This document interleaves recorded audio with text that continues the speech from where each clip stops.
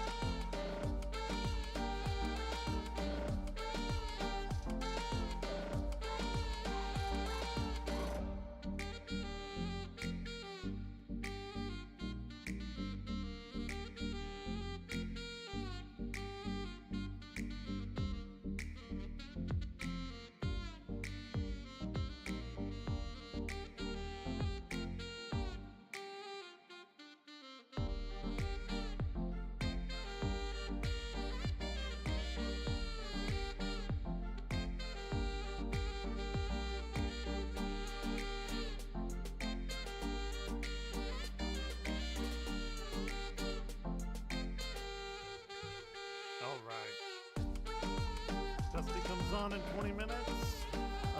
Let me do that. See, why is the microphone freaking... Oh, whatever. It doesn't matter.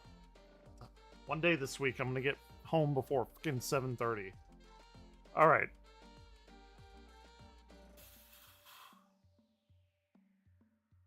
So until then, let's watch Dos Cavazos and their journey through South Park. Let me turn that down. Down, I said. Alright. Tonsil trouble. Okay. Let me... As a child. I guess I had him taken out I did because not. I had tonsil trouble, actually. Applicable. Yeah.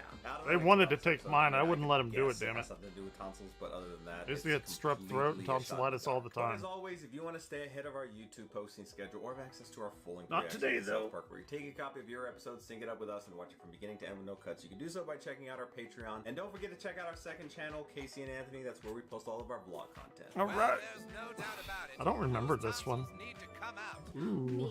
What exactly does that entail, Doctor? It's a very simple operation. Mine were so swollen I had like horrific night terrors as a child. I don't want my tonsils out, that's all. Well, then I guess you don't want all the ice cream you get after the surgery. You do get ice cream. Well, you did say free ice cream? That was silly. That's our Cartman. I didn't feel anything. You were right, man. I'm so proud of you, Eric. Oh, here's the doctor now. Oh, what's wrong? Eric, I'm afraid that we've accidentally infected you with the AIDS virus. I did not expect that. During the tonsil surgery, we had to supply you with donor blood. A mistake was made and you were given blood contaminated with HIV. Oh my gosh. But I'm oh, that's Was the it one in HIV a billion positive. fluke? Have AIDS? Not yet, but we've confirmed that you now have the virus that causes AIDS. Oh my goodness. We are very sorry. Sorry? You gave me AIDS and you're sorry? You better sue. Mom, you said nothing would go wrong. Oh, God. Oh, no. You don't have AIDS yet. You have HIV. Put him on prep. We're going It's to do HIV everything positive. in our power to make this up to you, Eric. For starters, I think I owe you some ice cream. That'll fix it. Fuck your ice cream! You said I'd be fine! You all said I'd be fine! It's medical malpractice. Thank you for coming, everyone. Boys, please take a seat. Do they have to like tell all the friends? Eric Cartman has been diagnosed with HIV. My gosh, how are they gonna react? Cartman has HIV. I feel like they're gonna laugh. Let's Yep. all be as supportive as we can and show him lots of love, okay? That's not gonna happen. Hey, Why is he wearing that? P stand for park. You know, I think you're a real special little guy. And even though you have AIDS, I ain't gonna act any different towards you. Oh, it's so sweet. Excuse me, I have to step out for a minute. He's gonna go laugh. Oh, he's sad. Oh no, he's laughing out, right? Diabolically laughing. He's really taking it hard. Is Kyle laughing out there? This isn't a time for funny jokes. I'm gonna die. We are here tonight to salute the bravery and the courage of one very special little boy who's living with HIV. There's no one here. Great benefit, Eric. The Italian meatballs are fantastic. I'm afraid AIDS benefits aren't as popular as they used to be. AIDS was more the 80s, 90s disease. I was gonna be like, it's not the 80s. Of all the times to get AIDS, I get it right when everyone stops giving a crap. I mean, wouldn't you be glad that you're in a time of medical advancement? They weren't giving out that Fauci medicine that killed people. Just bring out Elton John already. Play Tiny Dancer. That's my favorite. Oh, we're sorry, Elton couldn't make it. He had to play at a cancer benefit. Oh, It's all right, we got somebody better. Jimmy Buffett. oh, but that's good. I wrote this song for a very brave little boy. You go, Jimmy. AIDS burger in paradise. Nobody likes Jimmy Buffett except for frat boys and alcoholic chicks from the South. Are you an alcoholic chick from the South? I guess so. How are we all feeling tonight? Fuck you, Jimmy Buffett. The one thing worse than Cartman getting HIV is him not getting enough attention about it. Seems like all of America's forgot that HIV is a serious disease. Well, did Elton John sing a song for you? No, as a matter of fact, Jimmy Buffett came instead. Oh, Oh, yeah, it's real fucking funny, Kyle. Jesus Christ, can you believe that, asshole? He does feel bad for you, Cartman. He just thinks it's ironic. Nobody deserves this illness, Stan. And maybe somebody needs to teach Kyle how to have some compassion. Oh, I feel like he's gonna give him AIDS. Oh my Yep. gosh, he's gonna give him AIDS. Yep. Called it. what? Who'd have thought? What is I going look on like here? I'm black Butters is hair. in blackface. What are you going to do? Kyle thinks that HIV is funny, so we're gonna make him look funny. That would be insane if he does that. I mean, he in is terms insane. of things he's done, this is just another Tuesday. Are you sure Kyle has to be taught a lesson? I'm not just sure, Butters. I'm HIV positive. So There it dumb, but is. That was like kind of my humor. You think HIV is something to be laughed at, Oh my Kyle? gosh. Just see how funny it is now, asshole. Oh my gosh. He is freaking crazy. I mean, that's not a shock, but goodness. Little boy, have you been having unprotected anal sex? Little Kyle here is infected with HIV. Little boy, are you sure you haven't taken it up the hoo-hoo just once or twice? I'm telling you, you're wrong. There's no way I can have HIV. Unless maybe that son of a bitch. Pass me the ball, Craig, you stupid asshole. You have HIV, huh, Kyle? Guess it isn't so funny now, is it? What did you do? Wow. Nothing. Then why did Butters say he helped you sneak into my room last Friday night? Oh shit, here we go. Oh, nice, Butters. Hey, that's enough! Break it up, you They're having an HIV fight. Boys, now what is this fighting all about? He gave me AIDS. Is that true, Eric? Did you give Kyle AIDS? Well, he was being a total dick, and he's a big tattletale going around talking crap about me. So that excused that? Did you infect Kyle with the HIV virus, yes or no? Kind of. I'm surprised he admitted it. That is not appropriate behavior. That is not appropriate behavior. I think you owe Kyle an apology. That's it? Oh my gosh. I'm sorry for giving you AIDS, Kyle. And now, Kyle, maybe you should also admit you were wrong for tattling. They're treating this just like, you know, No. something minuscule. Tattling's bad, okay, because nobody likes a tattletale, okay? He infected me with AIDS. See, he's tattling again. Oh! Well, Kyle, I guess we're even now. Should we just call it a truce? That situation did not get the escalation it deserved. But also, the hospital didn't get, like... In trouble for giving him AIDS? Right. So, like, nobody's being held accountable. I'm going to break everything that you own. What is that supposed to be? I apologize, Kyle. Kyle, hold on, you asshole. He's so slow. Mel Gibson. Ah, he is breaking it! Wow. Not Mel. God damn it, don't. All his toys? Kyle, not Clyde Frog. Clyde Clyde Frog. Frog. No, The not the Xbox? Xbox, Kyle. Not the wait a second. I'm sorry I gave you HIV, all right? Give me a chance, and I can cure you. Yeah, you can't even cure yourself. There really is hope. What's hope? Break my Xbox, and you'll never know. You're lying. So you're not gonna all right, cure Kyle. yourself? Magic Johnson, Kyle. Magic? He had HIV at one point. Oh. Still, I guess, does? I don't know. He got HIV like 50 years ago, and he's still totally fine. We can track him down and isolate his genetic prototype. We have a chance of beating this thing, buddy. If you don't find a cure for HIV, I will break your Xbox. If you don't cure HIV, I will break your Xbox. The motivation for this. We need 2 tickets to Los Angeles as soon as possible. That would be $400 each. Sir, you don't understand. You see, we have AIDS. AIDS? Wow, that's really retro. Don't you get it? We are 2 pals, afflicted with an illness, and who only have each other in a race against time. Innocent, playful children who are stricken with a deadly disease for no reason. He has a reason. I mean, yours technically could be like a fluke still. Oh, please, no reason.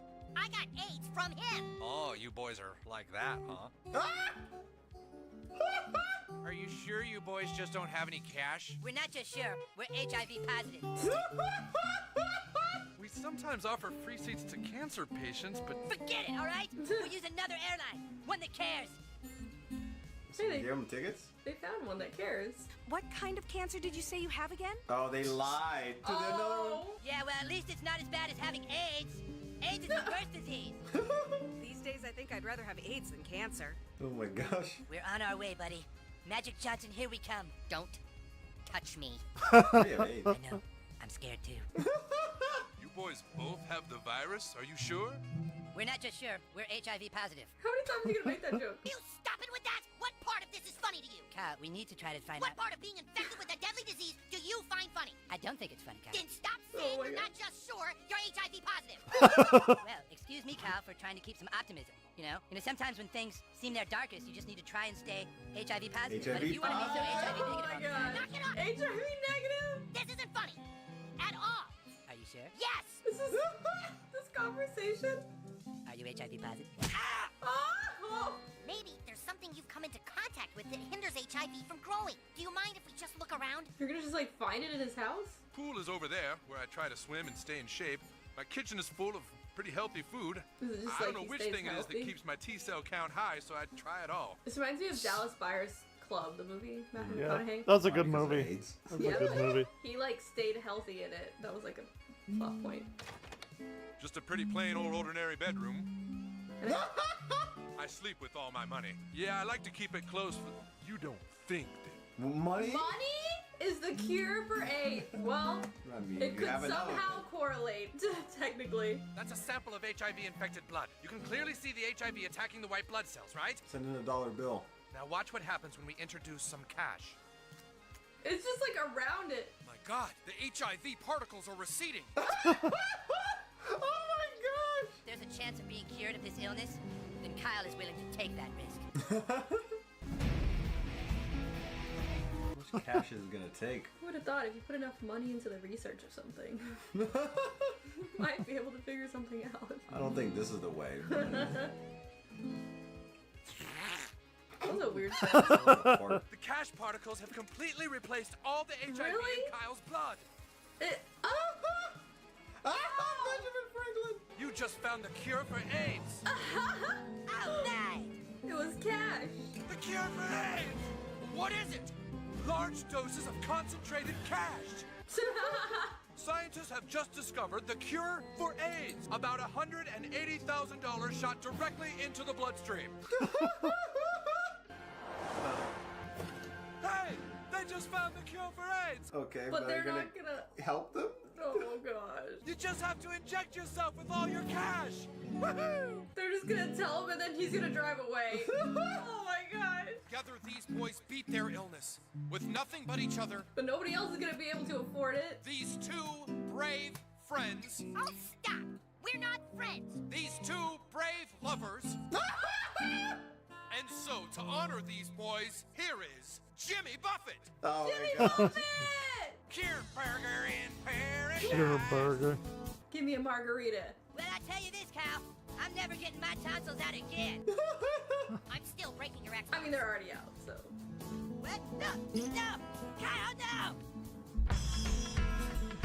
So yeah, when I saw the title Tonsil Trouble, I didn't think we were going to AIDS. I know. And I mean, the fact that Cartman would give Kyle AIDS intentionally, or HIV, I guess. I mean, it's crazy, but also when you really look at his track record, it's not that crazy. Does it even rank in the top 10? I know, but that's wild to say because he's done so many other insane things. Yeah, you know, you brought up the whole Dallas Buyers Club thing, and I saw that movie. I think we saw it together, but I just don't really remember it too much. I remember Matthew McConaughey and, like, you know, using alternative medicines, but I don't know what was, like, what kind of filled the gap, I guess, between, like, what drug they were pushing in the 80s, which I kind of mentioned. I think it was AZT, if I'm not mistaken. That was, like, that whole Fauci thing. And then what they use now, which is PrEP.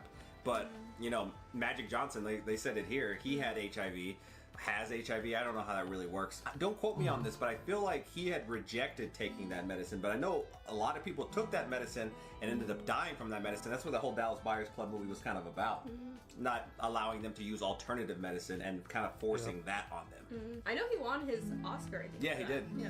Now I want to rewatch that. Matthew McConaughey is a really good actor. I like watching him. And he's an Austinite. All right. But like I said before the episode, if you want to stay ahead of our YouTube posting schedule or have access to our full-length reactions to South Park, Patreon is where to do it. Alright, it's Dusty time. Let's go.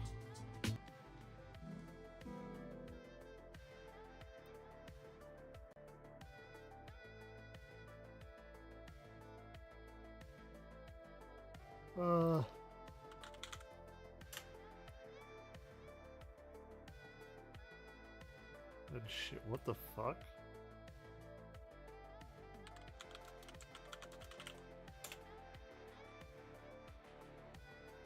Here we go!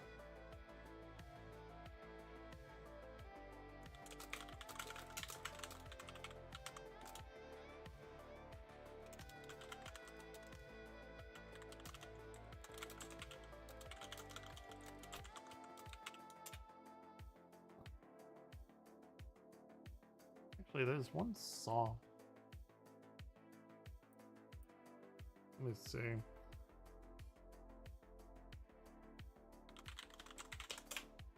I completely forgot about this song, and I used to play it all the time.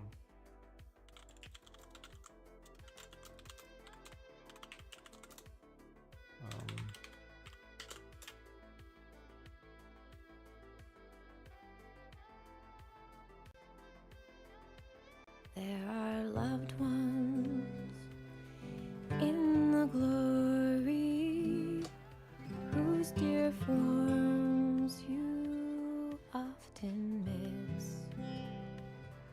when you close your earthly story join them in their bliss?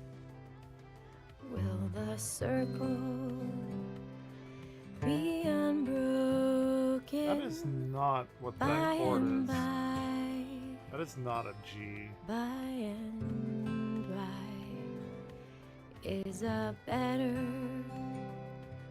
home awaiting in the sky, in the sky, in the joyous days of childhood. Oft they told of wondrous love, pointed to the dying Savior. Now they dwell with him above.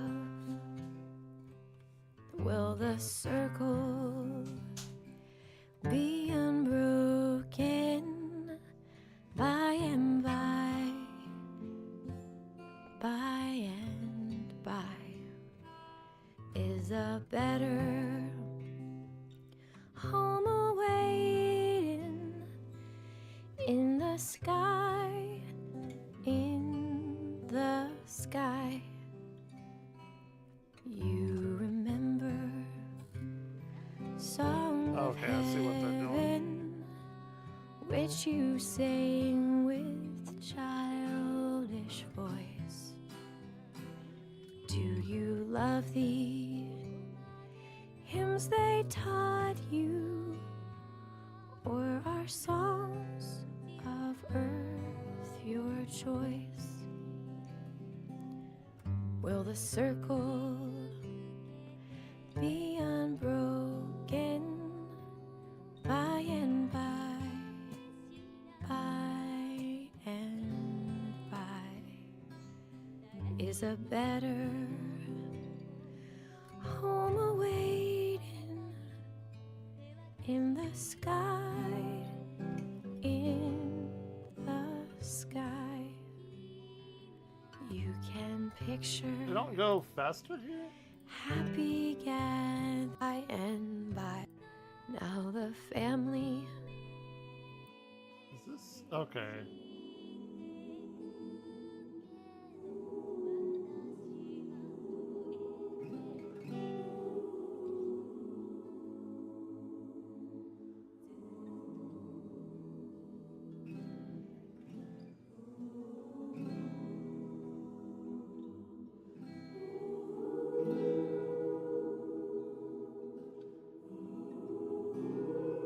Oh, that's on a different key.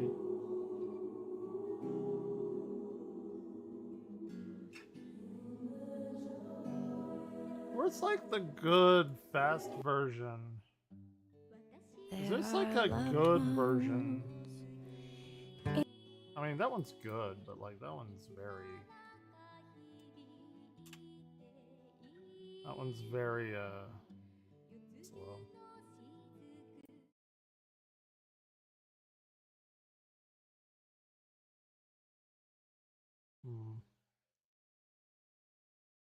Is it this one? Which one did I listen to? It's like Randy Travis or something. No, it's not that one. All right, hell yeah! I just finished, guys. Hey, Worked let's my ass go. off on this one. Another Let's long, fucking go. strong show for Wednesday night. Let's fucking do it.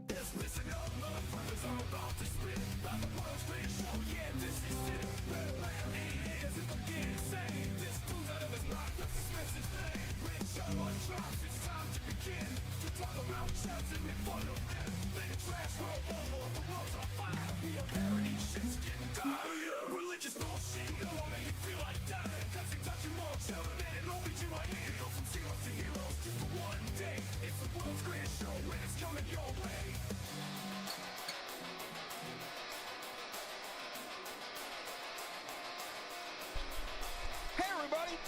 Raw! What the fuck is going on, everybody? Welcome to the universe's only news program. It's the Dusty Show. Thank you for joining me on this Wednesday night. Gonna do what we do here and fucking kill it, so I appreciate you hanging out with me. Guys, might have noticed I missed the Monday show. Dusty, derelict in his duties as usual. So let me tell you what happened. Okay. I got food poisoning, allegedly. Food poisoning. I was sick all goddamn weekend. Puking my fucking guts up, y'all. And I know the haters are going to say it's the Mexican Ozempic. But no. Okay, maybe it was the Mexican Ozempic. God damn it, Mexican Ozempic.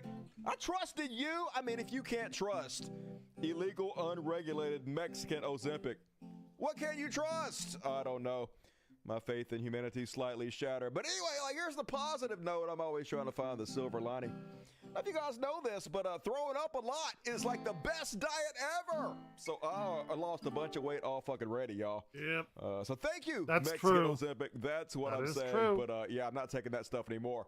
Not going to take any more for now. We'll see what happens later. I might want to puke a lot in the future. But for now, I'm all svelte and beautiful again. So mission accomplished. And also, I could have done a show yesterday, probably could have pulled it off, but I didn't work on my book all this weekend because I was too busy, puking my guts up.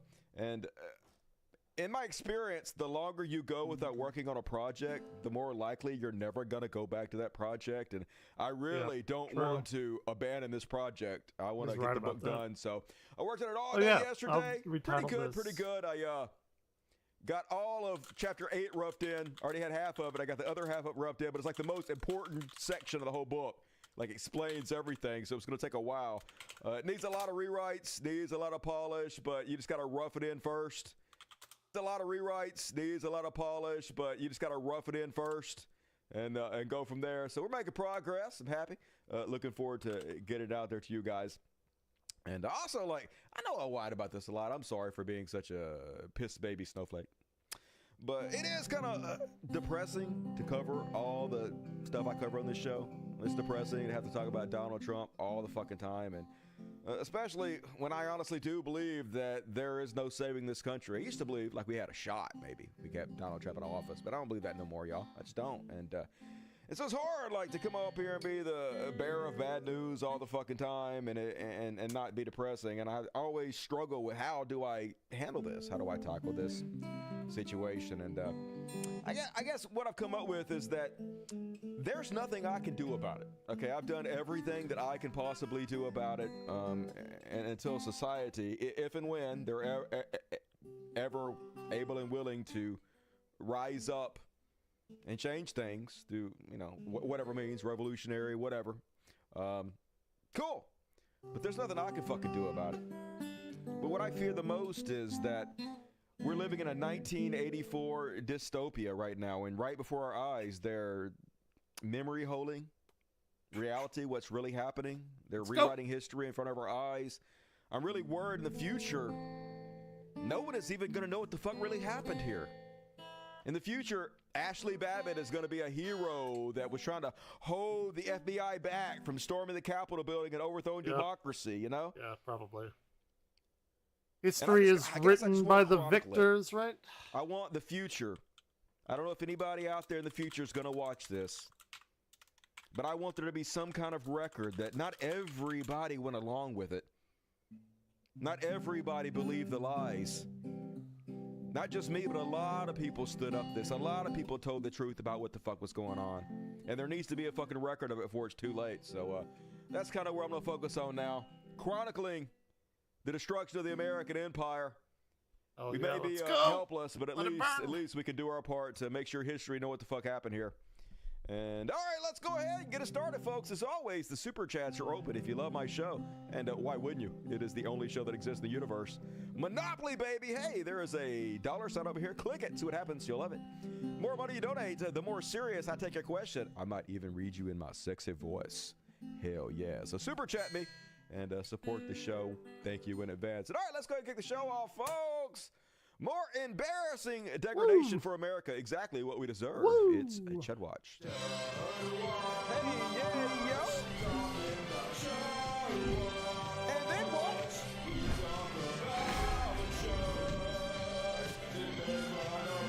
Shouting dog. And first off, so you guys remember when the party of meritocracy Jesus Christ. nominated this guy to be in charge of our military. That's right, meritocracy, baby. Only the best of the best for America. So, Drunken Pete, you may know he was a part-time correspondent on Fox News. Perfect for running our entire military. Here's a video of him kicking a skateboard into his own nuts. Yay! Super geniuses rule us all. Hey, I know what you're thinking. At least it's not black. Yeah. So, meritocracy running wild in America, baby. God, I freaking hate everything. Yeah. I run the military. Basically, I saw that. Basically, he's in charge of the Pentagon. We got little Ralph Wiggum there. Seems bad to me. Oh no. From Inside Observer. Not the best, but hey, what could possibly go wrong when you have the dumbest, low of the lowest, the worst of the worst alcoholics ruling us? I guess this. The Trump administration accidentally texted me its war plans. What? U.S. national security leaders included me in a group chat about upcoming military strike in Yemen.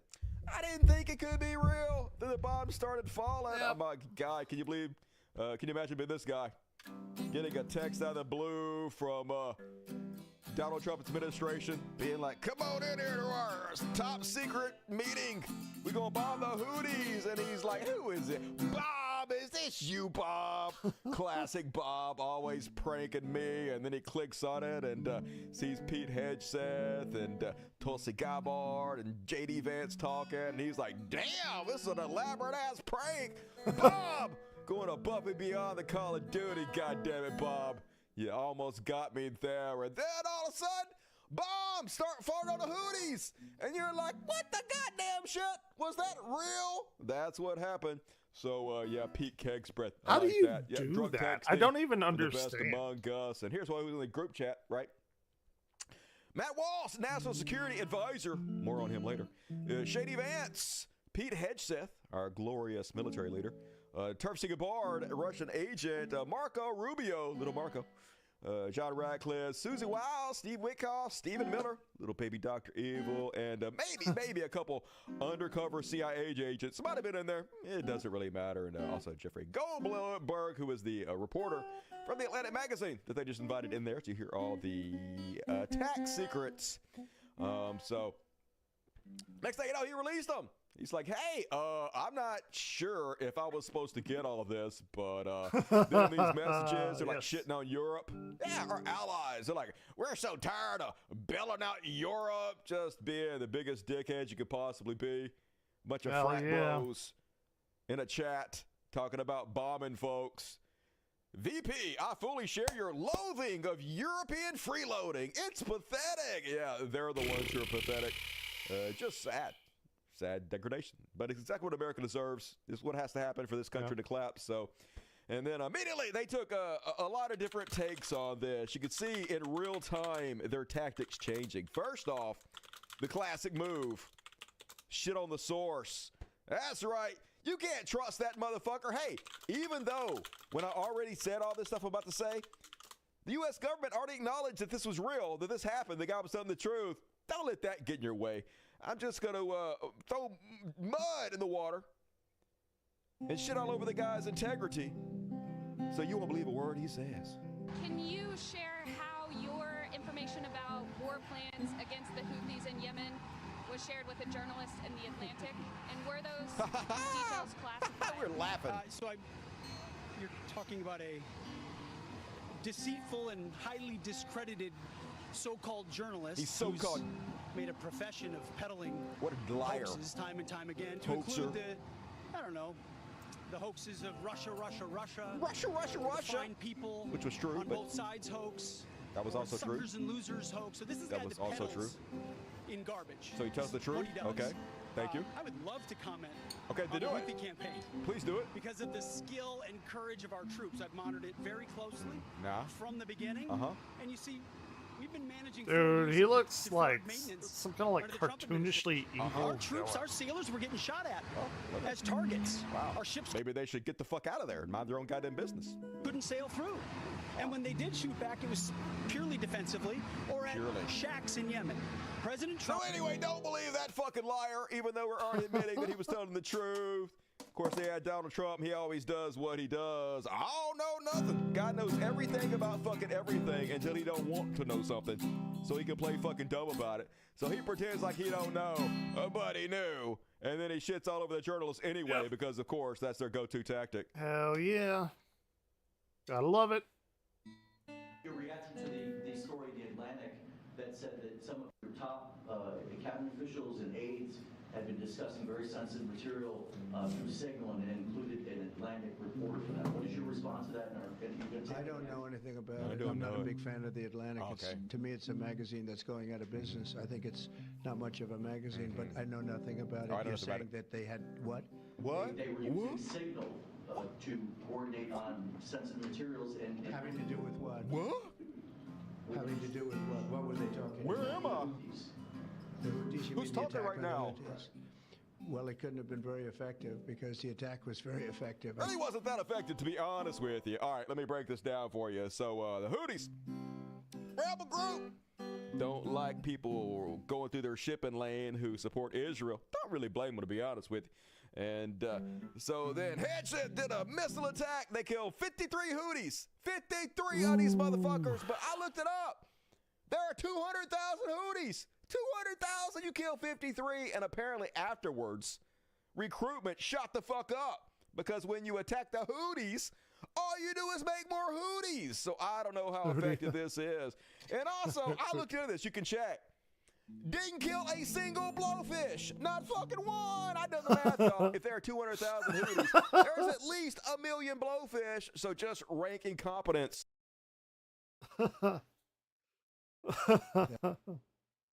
It's so fucking stupid.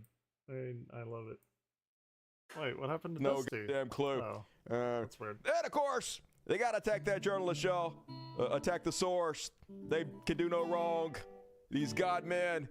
It's always somebody else's fault. It's the journalist for getting a link to classified information. He must have hacked it. The hacker journalist. It's like Goldberg will sometimes send out fake Dude, names he's with the a contact biggest with their fucking cells dick sucker, to I swear to deceive God. politicians. Wall says Elon and Big Balls are on the case. Oh, great. This wouldn't surprise me if Goldberg sneaked his way in. He's the lowest of the low. I mean, they don't even commit to their bits. They just seem bored when they're reading. Big Balls and Elon are in on it. He snuck into the meeting. He's the lowest of the low. Just good God, he's making millions of dollars. Put some fucking heart into it. I'm making like minimum fucking wage. I got more energy than you do. Fake bitch. Anyway, Big Balls and Elon are investigating. Just this fucking country. It's hilarious if you want it to collapse. Here's the guy that did it. Mike Walls. Mike Walls. He's the one that's in charge of the CIA. Now, Tulsi Gabbard's over him. She's in charge of all the spy agencies. But this guy, the guy in charge of the CIA. And he's like, I don't know how I did that. It couldn't have been my fucking fault. I can't be a complete goddamn moron as the guy running the CIA. So the only alternative solution is I got hacked. Yeah. I built the group to my job is to make sure everything's coordinated. But how we did the number? execute I mean, I don't mean to be pedantic here, but how did the number? Have you ever had somebody's contact that shows their name and then you have somebody else's number there? Make those mistakes. I've literally, what are you even talking about? I've literally never had that happen. True. How does that even happen? True. Right? You got somebody else's number on someone else's contact. Why? So of course I didn't see this loser. Why? If you're the head of the CIA and you're doing OPSEC, which is operational security, you should be checking the phone numbers and making sure the people in your secret meeting are who they fucking say they are. That's like the least that you should be doing, right? Even if your story is true, it doesn't make you look good. You still look incompetent as fuck. In the group, it looked like someone else. Now, whether he did it deliberately or it happened in some other technical means is something we're trying to figure out. Whether he did it deliberately, I'm a complete fucking moron who accidentally, drunkenly invited a journalist, one that I don't even like, to be part of our top secret meeting. Who can say? And then Trump finally figured out what was going on. He finally heard about it for the first time. And of course, hackers! He must have hacked the goddamn phone. This Jeffrey Goldberg, this evil journalist. The person that was on just happens to be a sleazebag, so maybe that's just coincidence. It's coincidence. Would it be a problem if the Atlantic released all the text messages if they're not classified? Well, I don't know. I'd have to ask the military about that. 'Cause, you know, maybe you wouldn't want that. Let's go. Yeah, Turpsy already said they weren't classified, so why can't you release them? I'll say this: that from what I heard, the man that we're talking about, who's not somebody that I don't think most people have ever heard of. He left. He found it very boring, and he left early. Yeah, he left immediately because he didn't want to get charged for crimes for illegally sitting on a classified meetings when he doesn't have the fucking clearance. Yeah, exactly what you should do, I guess, in that situation. But he's going to make it say, it was so boring. He left because it was so boring. No, that's not what happened, is it? Trump has like the vocabulary of a 2-year-old. So it's very big. I can't Nobody's speak ever to it seen other anything that. bigger So than it. He's made up a lot of stories, and you know, I think he's basically bad for the country. But it's what are you going to do? Deport him? Very failing venture. They're very upset. Yeah, what's he going to do? Deport him since he's bad for the publicity country? for them, but I don't think we should allow people that are very good, like that man sitting right at the end of the table, who's done a great job. We shouldn't allow them to be hurt by it. Yeah, you should be hurt by the fact that you're completely incompetent. Hey, Michael, I'm sending you a message out there. Don't believe this message, even though we've already confirmed it's true. Even though they have the text and they're just quoting us directly, don't believe it. Hey, The Atlantic is a failing magazine. That guy's a liar. So who you gonna believe, me or me? And Benny Johnson, funded by billionaires. Benny Johnson calling for this journalist to be imprisoned. Yeah, why not? Benny Johnson calls for charging Goldberg. He was lurking like a peeping Tom in the girls' locker room. Yeah, hey, I clicked on a link that you guys sent me. Straight to jail for Dude, the free that's press. fucked up. That would be and, fucked hey, guys, up. when you're watching this in the future and you wonder how America collapsed, it's because Benny Johnson, a guy who was directly funded by Russia and also other billionaires who has no talent whatsoever, gets propped up by billionaires and others on the right, and then talks people into voting against their own best interest and jailing journalists for clicking on links. That's how it happened. That would be in case fucked you're up. wondering. And Goddamn. Europe, man, they read some of those texts, y'all. Pathetic is what they called Europe. Both J.D. Vance and also Pete Hegseth. I fully share your loathing of Europe. They're pathetic. And Europe was like, motherfucker, we were supposed to be friends. What the shit is happening? Why you guys being such douchebags? But they're making it very clear. America don't want to be friends with you, Canada. We don't want to be friends with you, Europe. We don't want to be friends with any of our allies anymore. We only want to be friends with dictatorships. We're gonna play a game while we're watching brutal Dusty. dictatorships, because that's what we're becoming. Sonic or something, We maybe, know probably. that when it becomes more obvious to everybody that we are a dictatorship, we already are, but it's not obvious to everybody yet. When it becomes completely clear to everybody, we know it's going to be Europe and Canada who's going to stand up against it, and it's going to be Russia, North Korea, and China who's going to fucking back us. And so that's why they're our new allies, right?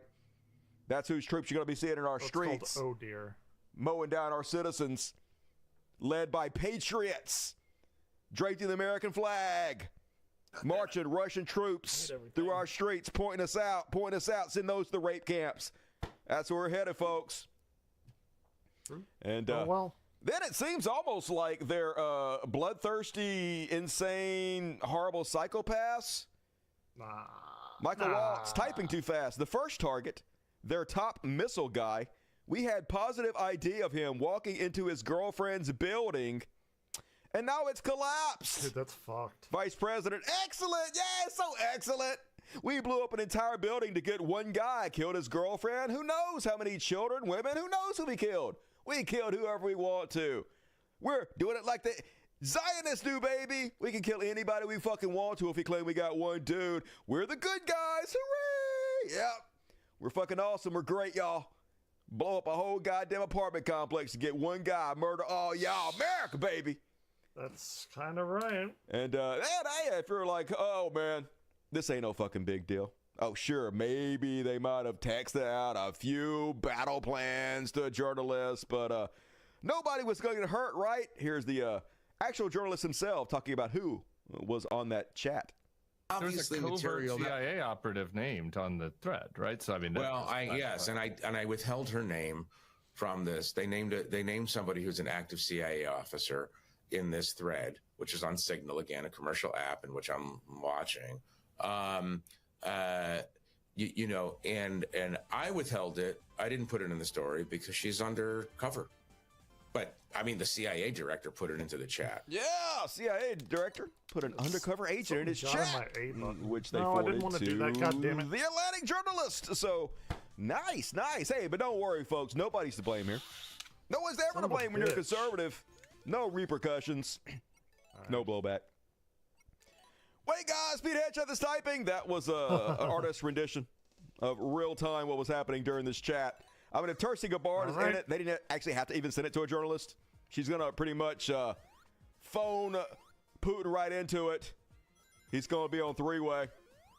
Jesus Christ. And then, you know, it's sad because Pete that's Hedge like texting out war plans like invites to a frat party. anymore. Yep. But the funniest response here, folks, is the MAGA cope. Like I said, if you're a conservative, you can do nothing wrong. You can literally murder whoever you want to. You can rape kids. It don't fucking matter. They'll find some way to explain it away. Like Patty Schulmeister, whose mental gymnastics allowed her to turn this into a good thing. She says, "This is called transparency, you liar. This is something the Democrats have no idea about.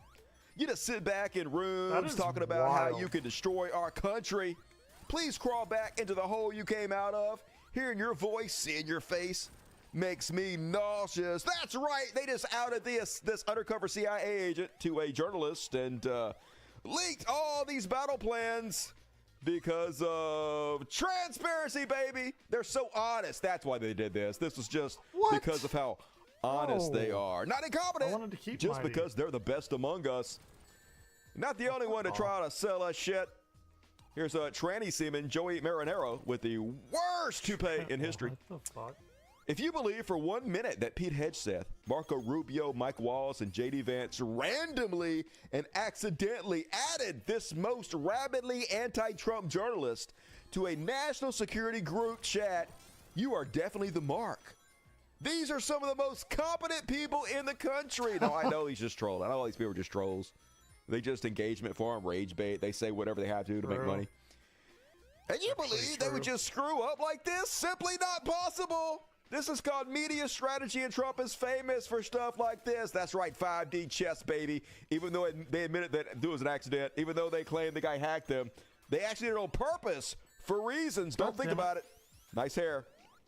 For reasons. And the shamelessness, though. The shamelessness is what gets me. Shamelessness is their superpower if they had one. Speaker Mike Johnson, what you should really be thinking is how competent and great at their job these people are. What you did Dude, see, I though, hate think, him was too. top-level officials doing their He's their like job, doing Stephen it well. Colbert in the Well, Colbert Report, but he's like real. On a plan with precision. Flawless That execution. mission was a success. So successful. No one was jeopardized because of it. We're Especially grateful no for that, but blowfish. we'll certainly, I'm sure, make sure that doesn't happen. That's right. Such a good job. Why are you guys not focusing on the amazing job these complete fucking imbeciles did? You are the problem here. And Fox News, proud. They're proud. Oh, no.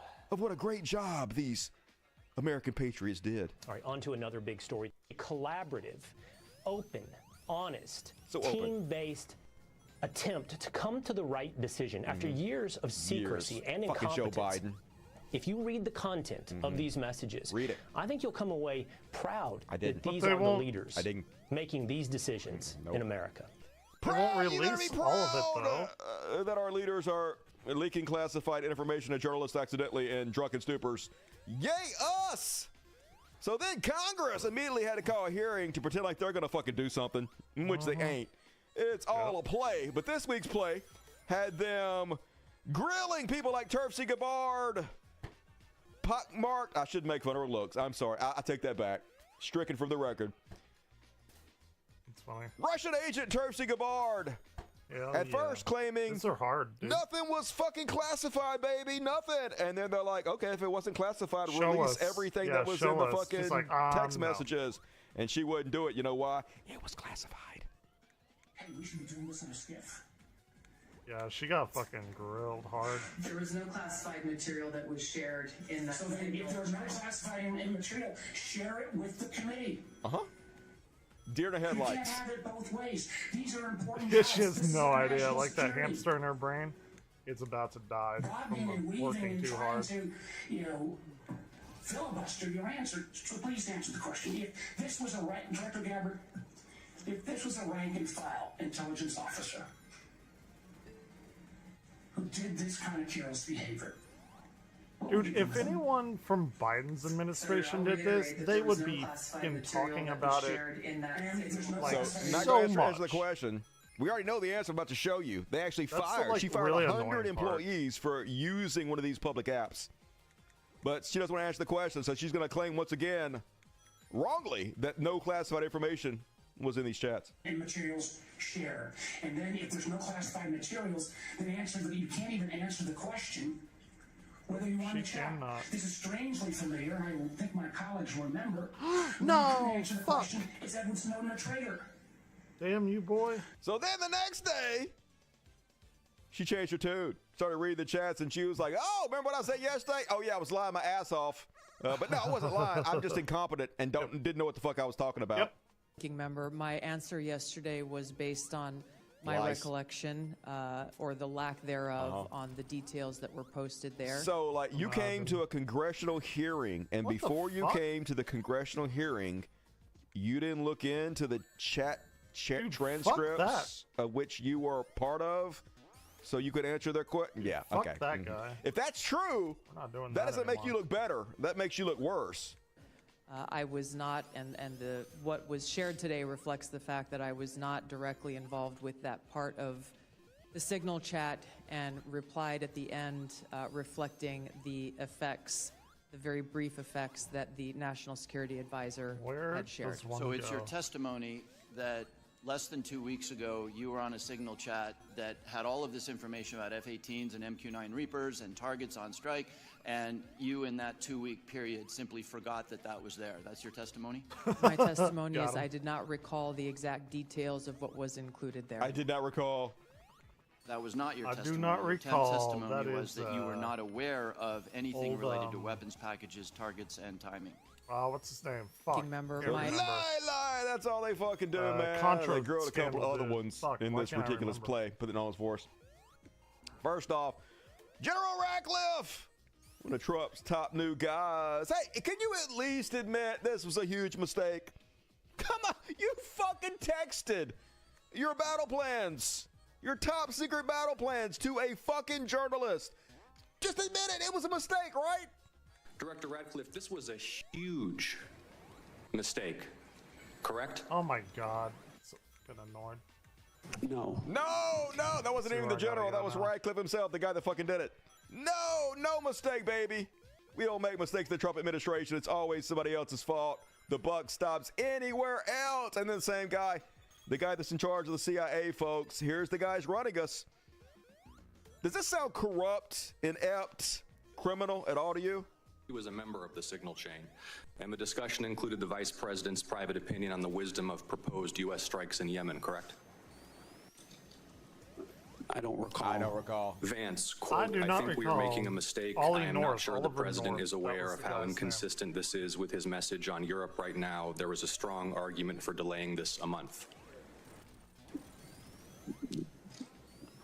You don't recall?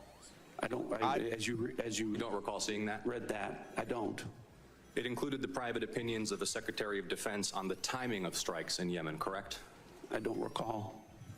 I do not Director recall. Radcliffe, surely you Says Ollie prepared for North this about hearing today. selling You were weapons to the part of a group Contra, of principals, senior echelons of the U.S. in government, Iran, in now a or whatever. widely publicized breach of sensitive information. You don't recall whether the vice president opined on the wisdom of the strikes? That's your testimony today under oath? In that setting, I don't recall. Here's what Secretary Hegseth said, quote, Read that. waiting a few weeks or What are we months does getting? not fundamentally change the calculus. Two immediate risks on waiting. One, this leaks and we look indecisive. Two, Israel takes an action first or Gaza ceasefire I falls want it. apart and we don't get to start this on our own terms. Your testimony is you don't recall the Secretary of Defense sending that message or reading it? I recall there being an exchange. I don't recall the specifics as you're reading it. I don't recall any of this. And hey, I knew I was coming to this hearing, and I did not reread any of this stuff to make sure I couldn't answer any of your questions. But hey, the most transparent administration ever, folks. But yes, hey, once Oh, again, this is yeah. good. This is what has to happen for this country to fucking collapse. Okay? This is the destruction of the American empire right in front of our face. And DOD rapid response. So then they what's changed going their on? tactics, folks. So Yeah. first off, don't listen to what's that going on? journalist. He's fucking crooked as shit. What a liar. And then they admitted everything he said was true. And then maybe he hacked us. Maybe he hacked us. And then no, he didn't hack us. And now, oh my God, at first he said that we shared war plans, but we actually only shared attack plans. It wasn't war plans, it was attack plans. So Lupo, you guys just gotta forget about all of the things that we did, pretended like we didn't fuck up here, because this guy used the word war instead of the word attack, and literally, that is their talking point now. Every one of them on a goddamn Let's go. The same page. Here's the DOD. They backpedaled the whole war plans things really, really fast. Yeah, we got them, y'all. They're now saying, here are the attack plans. Look, yelling it out. Attack, not war. Attack. That's so, different. That's they different. was lying. Just good God, yes, this really is the lame-ass defense they're going with, and it is. Because they were saying it all over the place. Here's White House spokesperson Levitt. Spread this bullshit. Day, but the mainstream media continues to be focused on a sensationalized story from the failing Atlantic magazine that is falling apart by the hour. Here are the facts. The National Security Advisor has taken responsibility for this matter. No, they haven't. And the National Security Council immediately said, alongside the White House counsel's office, that they are looking into how a reporter's number was inadvertently added to this messaging thread. They're investigating themselves, folks. I'm sure they're going to find they were incredibly guilty. We have said all along that no classified material was sent on this messaging thread. We saw it. It was there classified. were no locations, no sources, or methods revealed, and there were certainly no war plans discussed. The Atlantic has even admitted this themselves. Their release of these internal messages validates the truth, which we have been saying all along. If this story proves anything, it proves that Democrats and their propagandists in the mainstream media know how to fabricate, orchestrate, and disseminate a misinformation campaign quite. That's right. We are the bad guys here, not the people who gave out classified information to journalists. Us for talking about it. And also, they said war when it was an attack plan. So and also, while we're on this chick, you guys see her old nose? What is it with conservative women and plastic surgery? You look so much better before this Michael Jackson abomination. Holy God, you have a lawsuit just sitting there waiting for you, girl. Sue that butcher. And not the only one, folks. Pete Hegseth immediately got his talking points. He's still pretty cute, I'll go out there and claim there was no war plans. If I say war plans over and over again, then that backs up the other people that have said war plans over and over again. And that justifies the incredible fuck up that we did. This is what we're here to do. Nobody's texting Oh, war it's plans. getting back. Well, I noticed this morning, out came something that doesn't look like war plans. War plans? And as a matter of fact, Give they this even man changed the a title to gold attack medal plan. for the Attack mental plans. gymnastics. No, it's not war plans. It's not war plans. There's no units, Who said war no plans? locations, no routes, Who's attacks? no flight paths, no sources, no methods, No methods. no classified information. There's lots of You know who classified- sees war plans? I see them every single day. Well, that's terrifying. We're in trouble. And Why is he in charge of the I love this military? one. I'm just Here's so a big brave curious. Pete He's a Hegseth reporter. running away as journalists ask him the most basic of questions. Strength, and we'll keep putting our troops first. Thank you very much. We're heading off. We'll keep putting our troops first as Elon fires. Yeah, get out of here. Before they launched, Mr. Stupid. Secretary, how do you square what you said with what your messages show? Mr. Secretary, did you share classified He's not. information?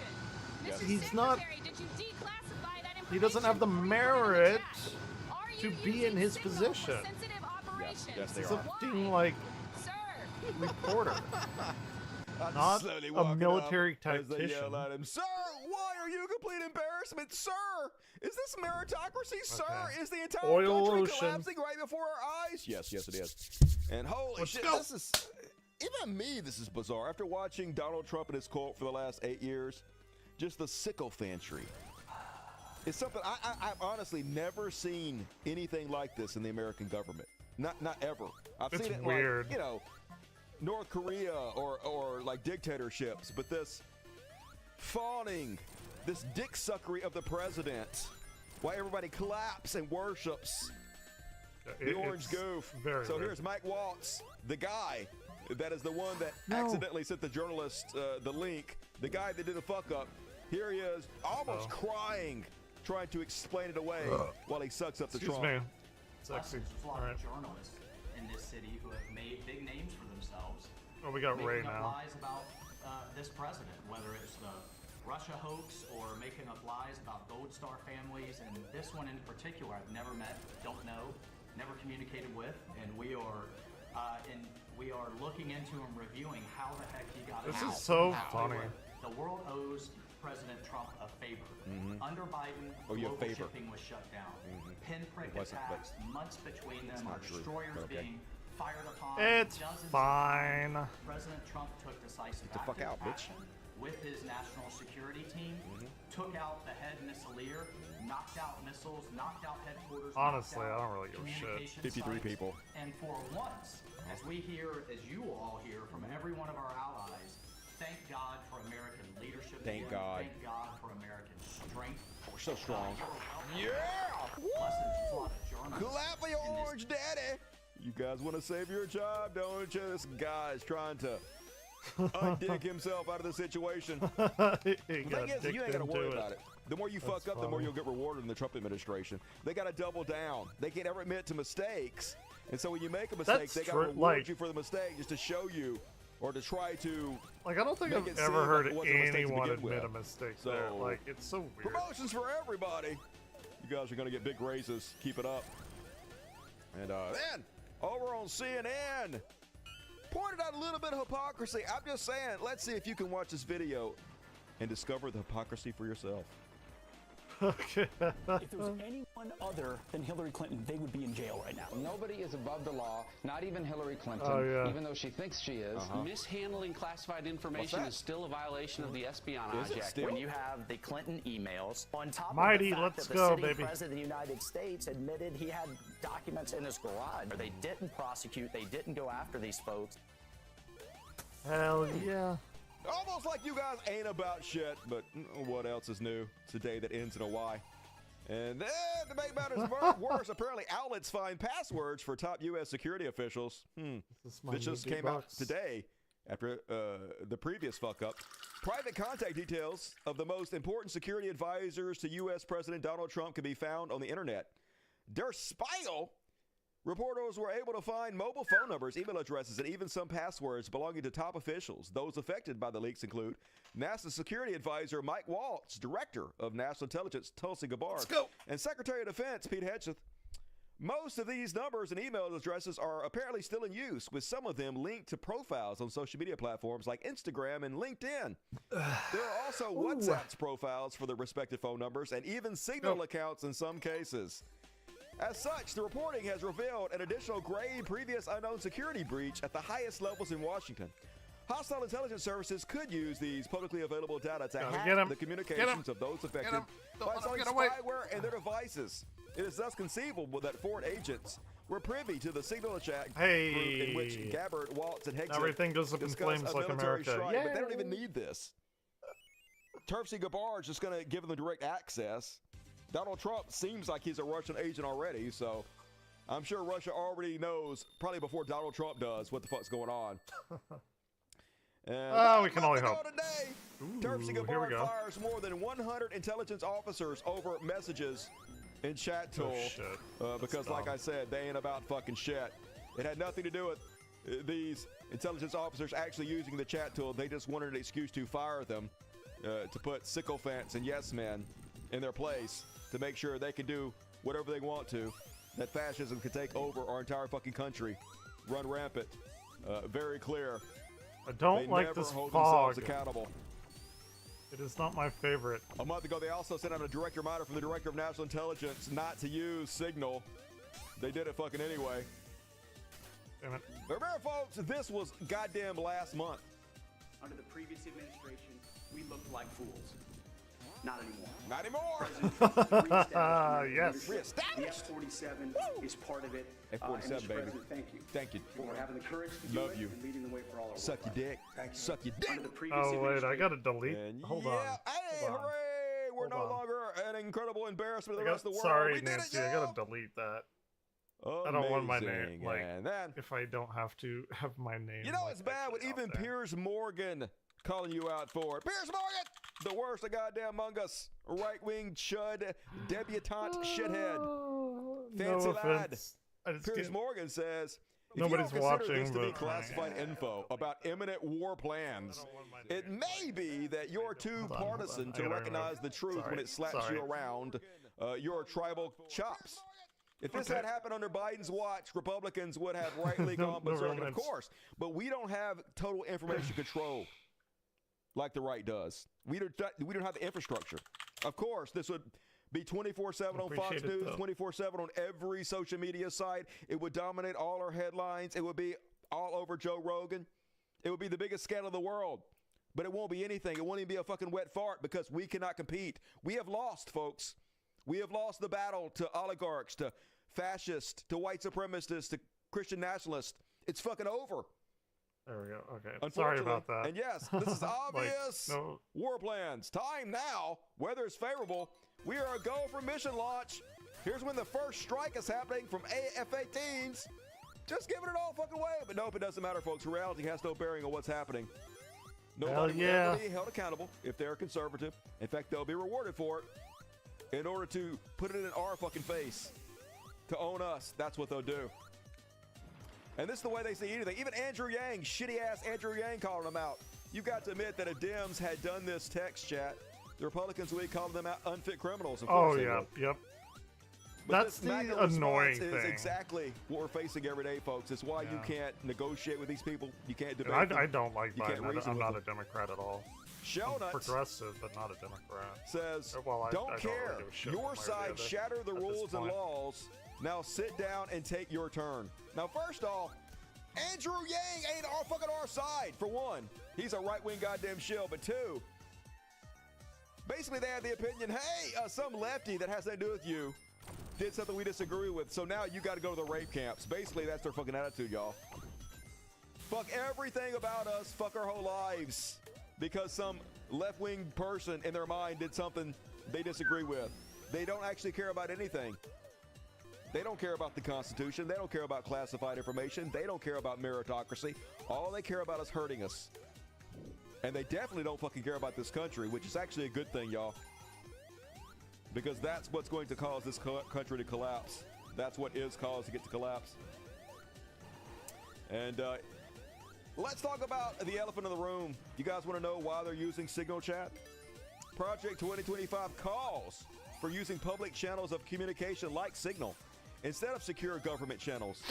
Because they can delete them. Freedom of information access request. Because they're and consider encrypted. damning information from the public. This was no rookie mistake. It's the plan. Yep, do it. So they don't have to answer to us because they don't answer to us anymore, folks. We already have a dictatorship. They don't work for us. And as long as they can hide that fact, the better it is for them. Not hiding it very well, though, in my opinion. Damn it. And then... Son of a bitch! More degradation from co-president Trump. Now, y'all, the most Ooh, American he looks like he had a president of big all time shit. is selling White Might be House looking like that Easter in a egg minute. roll sponsorships. You know, the resurrection of Christ, baby, is now sponsored by Coca-Cola in the greatest country in the world. The White House, through an outside event production company called Harbinger, is soliciting corporate sponsors for this year's Easter egg roll, which is promoting major probably concerns shouldn't from the call ethics experts your and company shock from something former like White House officials from both Harbinger. parties. No, it's not. The sponsorships offers ranges from $75,000 to $200,000 with the promise of logo and branding opportunities, according to a 9-page document sent to potential sponsors. Yay! Where you at, Christians? Where you at? They're literally putting sponsors on the resurrection of your Lord and Savior Jesus Christ, and you guys don't give a fuck. You don't give a fuck, because you ain't about shit. The fakest motherfuckers on the goddamn planet. Imagine if you actually believed in Jesus. Imagine if you actually Dude, I'd believed be in this. You would pissed. be incensed by this fucking blasphemy. But you fucking ain't, because you don't actually goddamn believe it. I like We I see like right the Ray. fuck I through really you. like Ray the Squirrel.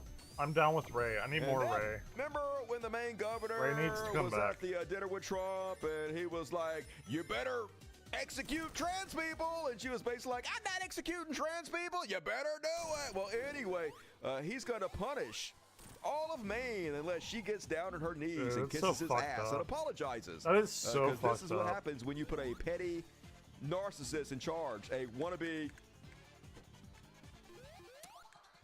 thug, a wannabe Tony Soprano mob boss. I've never seen The Sopranos. Has apologized for their governor's strong but totally incorrect statement about men playing in women's sports while at the White House Governor's Conference. This is not good. We have not heard from the governor herself, and she is one that matters in such cases. Therefore, we need a full-throated apology from the governor herself and a statement that she will never make such an awful challenge to the federal government again. Before this case can be settled, Tails. I'm sure she will be able to do it quite easily. Tails Thank never you fails, for your attention baby. to this matter. Let's go. Make America great again. Yes, he's going to withhold funds to a college, y'all, to research, to people that need that money, because this woman dared speak up to him. Can't have fucking that. I believe in collective punishment. I am the dictator here. You will all fucking suffer unless this one woman bends the fucking knee. Now, bend it! And hey, you know, to be honest with you, it's gonna work. She's gonna do it. What else is her choice? What is she gonna do? Let her people suffer? Oh shit. Okay. Not take a little indignity? Man, I'll tell you one thing. Everything Trump says in public is fucking idiotic, just like Elon Musk. But I would give them one thing. The way they're executing their plans is fucking amazing. Oh yeah. It is awe-inspiring. It is. It's kind of the way I look at televangelists. They're the worst among us. Fraudsters, con man, evil as shit. Yeah. But boy, are they good at what they do. Oh yeah, it's actually commendable. Are they so talented as far as like at ripping off roofs? Talent. Yeah. And the way these guys are implementing the destruction of America, the absolute fucking takeover. Get wrecked, Dr. Robotnik. It's beautiful in a way, to be honest with you. It's amazing to watch. I'm impressed by how well they're pulling it off. Let's go. Now, I know Trump has billionaires, has think tanks. Let's go. Has some of the brightest minds of the planet behind him, helping him every step Metallic of the way. Madness. It is fucking working. I think we're going to Metallic Madness. The entire fabric of society eroding right in front of our very eyes, and it's only been 2 months. Oh no, Lava Reef. Okay. Thought we were going Metallic Madness. And here's Madness. another way they're doing it, folks. If you dare be a blue state, and if you dare in any way support Democrats or push back, what they're going to do is they're going to take all the money for your state and they're going to give it to red states. They're going to bankrupt your state. I really wish we had and give all your money to in red here states and where you Vector can't possibly afford to go against them. Trumpet Man plans green energy cuts in blue states. That really bothers me. Keep in red states. Not gonna lie. The list circulating inside the Energy Department suggests cutting funding for the development of 4 hydrogen production hubs in mostly Democratic-leaning states, while maintaining funding for 3 hubs spread across mostly red states. So yes, they're going to take your tax dollars. All the grants that go to blue states taken away. Red states get all the fucking money. It's not that they don't. What are you going to do about it? It's not that they want to drill and pump more shit into our atmosphere. It's that you're not going to do they actively want to dissuade Are you going to be bankrupt? any alternatives. We own you, and that's what they're doing, folks. That's and it's so working. Every business is working. Bothersome to me. Like, even if you don't believe in like climate change, global warming. But guess what? They do have plenty of money, folks. They don't have money for you and me. They don't have money for. Shouldn't we not pump toxic shit into our atmosphere? You know what patriots? Like it just in a general sense. Not so fast, black folks. No, but I took care of them. I said I was going to, and I did. Is there any talk of, because they lost opportunity, they lost income, any kind of compensation fund? Well, there's talk about that. There are a lot of people talk about it. A lot of the people that are in government now talk about it because a lot of the people in government really like that group of people. Yeah, a lot of people in government. Hey, we're all talking about giving the January 6 criminals reparations. Yeah, baby. Hey, yeah. They might have tried to overthrow the government a little bitty bit. Okay, they might have attacked police officers, right? They might have tried to did a treason. Put a dictator in. But let's reward them for it. Let's give them, I don't know, free money for life, never paying taxes again. So what he's doing here is he's sending a clear message. Not only is he doing this to own the libs, but he wants all of his cult to know that if they try to push me out, You have my permission to do anything to keep me in. You can violently overthrow whatever you want to. You can attack cops. You can bring guns. You can do whatever the fuck you want to do. Not only will I pardon you for it, not only is it legal, but then I'll reward you for it. Fuck me. You want to get a paycheck for the rest of your life? Go stop somebody from stopping me from being a dictator.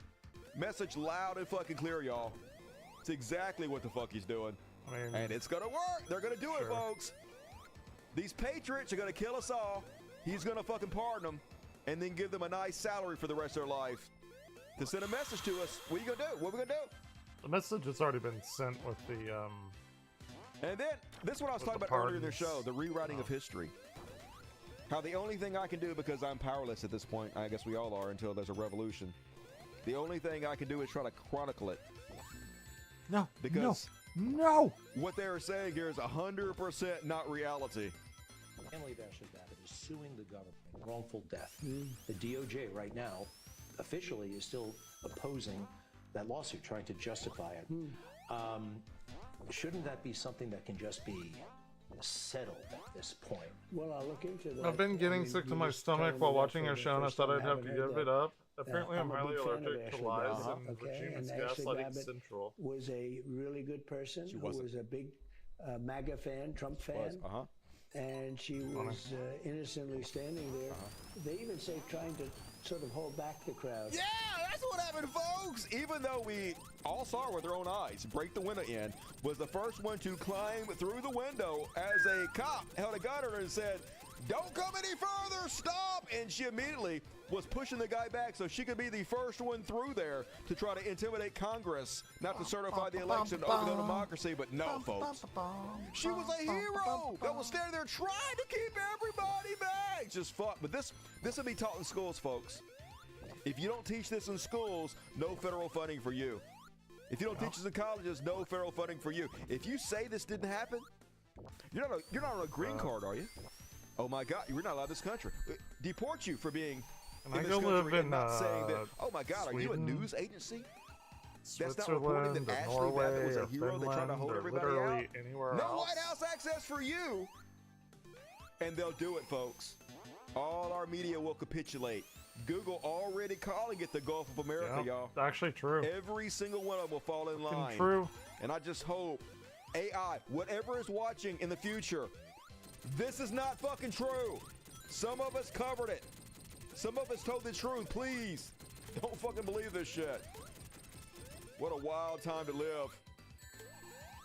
Moon pies. What a time to be alive. Got plenty of money for the traitors who try to overthrow our democracy. You know who he doesn't have money for? The working people. This flew under the radar, says not Robert the Reich. working people. But Trump revoked I'm a one of those minimum people, wage hike for companies that contract with the government. Hold on 1 second. An estimated 390,000 workers will now see significant pay cuts.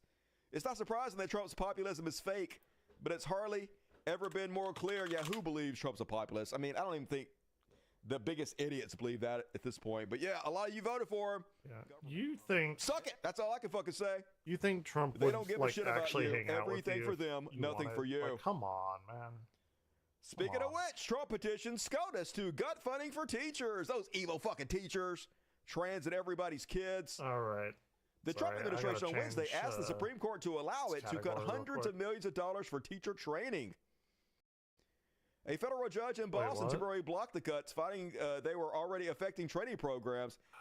So, yeah, no money for fucking teachers, no money for your kids. Dude, that shit pisses me off so much. $20 As the planetarium director, as a professor. Billions of dollars in government contracts for Elon Musk. Whatever. While they're at it, U.S. to end vaccination programs in poor countries. Money hey, or no not, money to save I'll teach kids. whoever the fuck wants to learn. All over the world, we save millions of lives. Just a small bit of the good we do, and it's mostly small. The Trump administration intends to terminate the United States financial support for Gavi, the organization that has helped purchase critical vaccines for children in developing countries, saving millions of lives.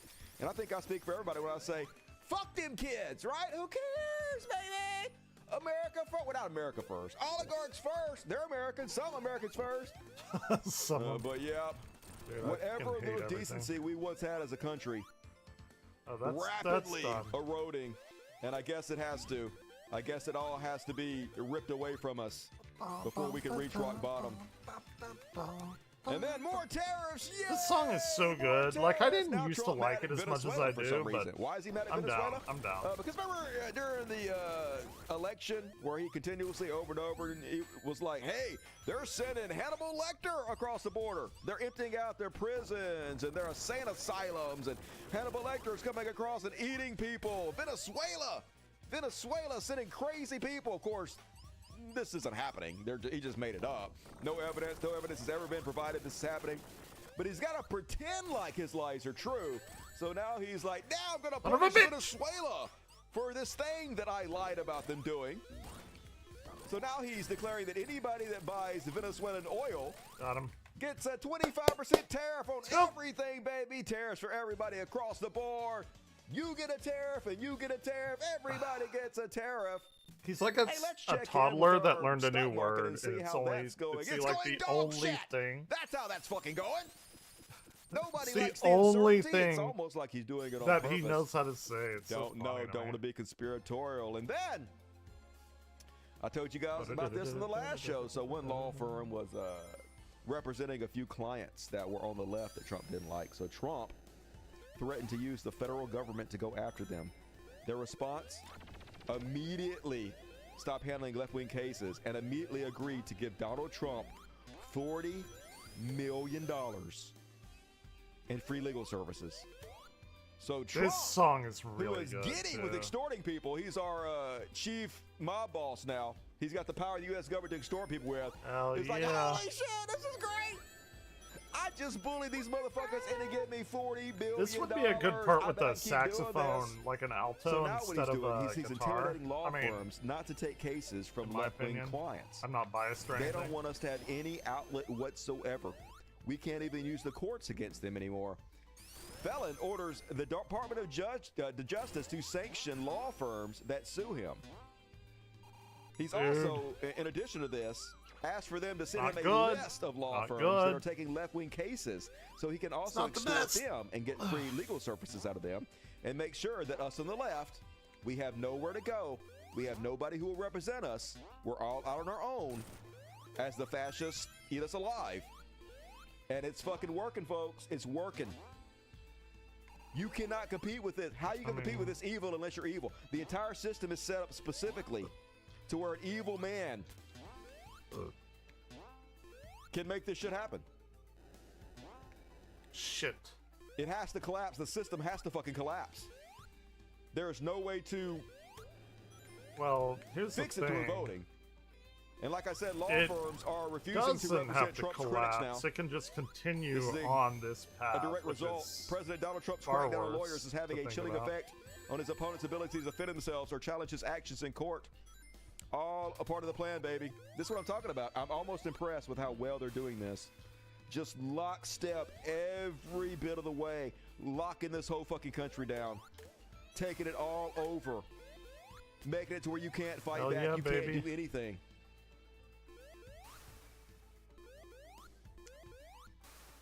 And now they want the red states to be in control of government grants from the Department of Education. So they're abolishing the Department of Education, but they still have some grant money that the Department of Education gives out.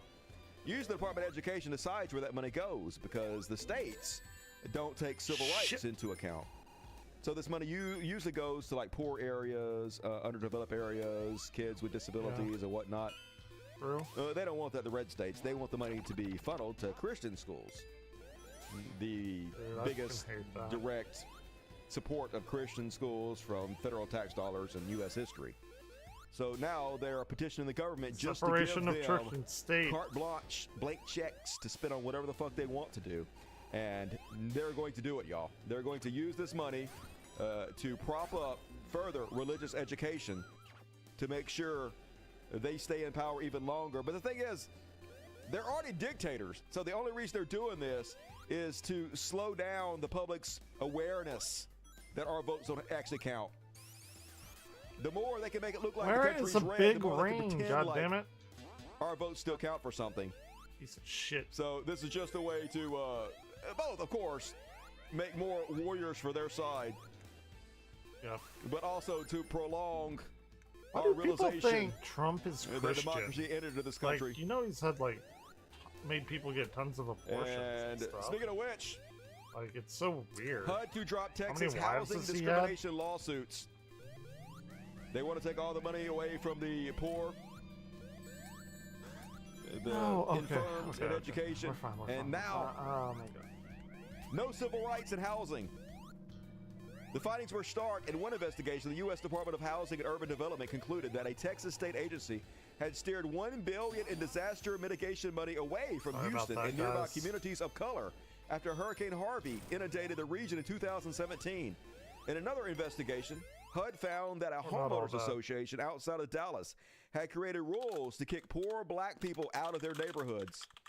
The episodes amounted to egregious violations of civil rights laws. Officials at the housing agency believed enough to warrant litigation against the alleged culprits. That, at least, was the view during the President of Joe Biden's. Anyway, you know how this ends. They don't give a shit about racism anymore. They don't give a shit about discrimination. It's legal now. It's perfectly fine to not hire somebody because they're black. It's perfectly fine not to give them federal funds because they're black or they're gay or they're a woman. Whatever. It's fine, baby. White supremacy all goddamn day long. They're not even trying to hide it anymore. Eventually going to regress us back to before the civil rights movement. But folks, before you feel sorry for a lot of Americans that are going to be hurt by what's coming, even more than they already are, just know that such a large segment of our population deserves every fucking thing that is going to happen to them. So reserve your pity for those that actually need it, right? Those that deserve it. Here's CNN to tell us that Donald Trump right now is at the most popular he's ever been.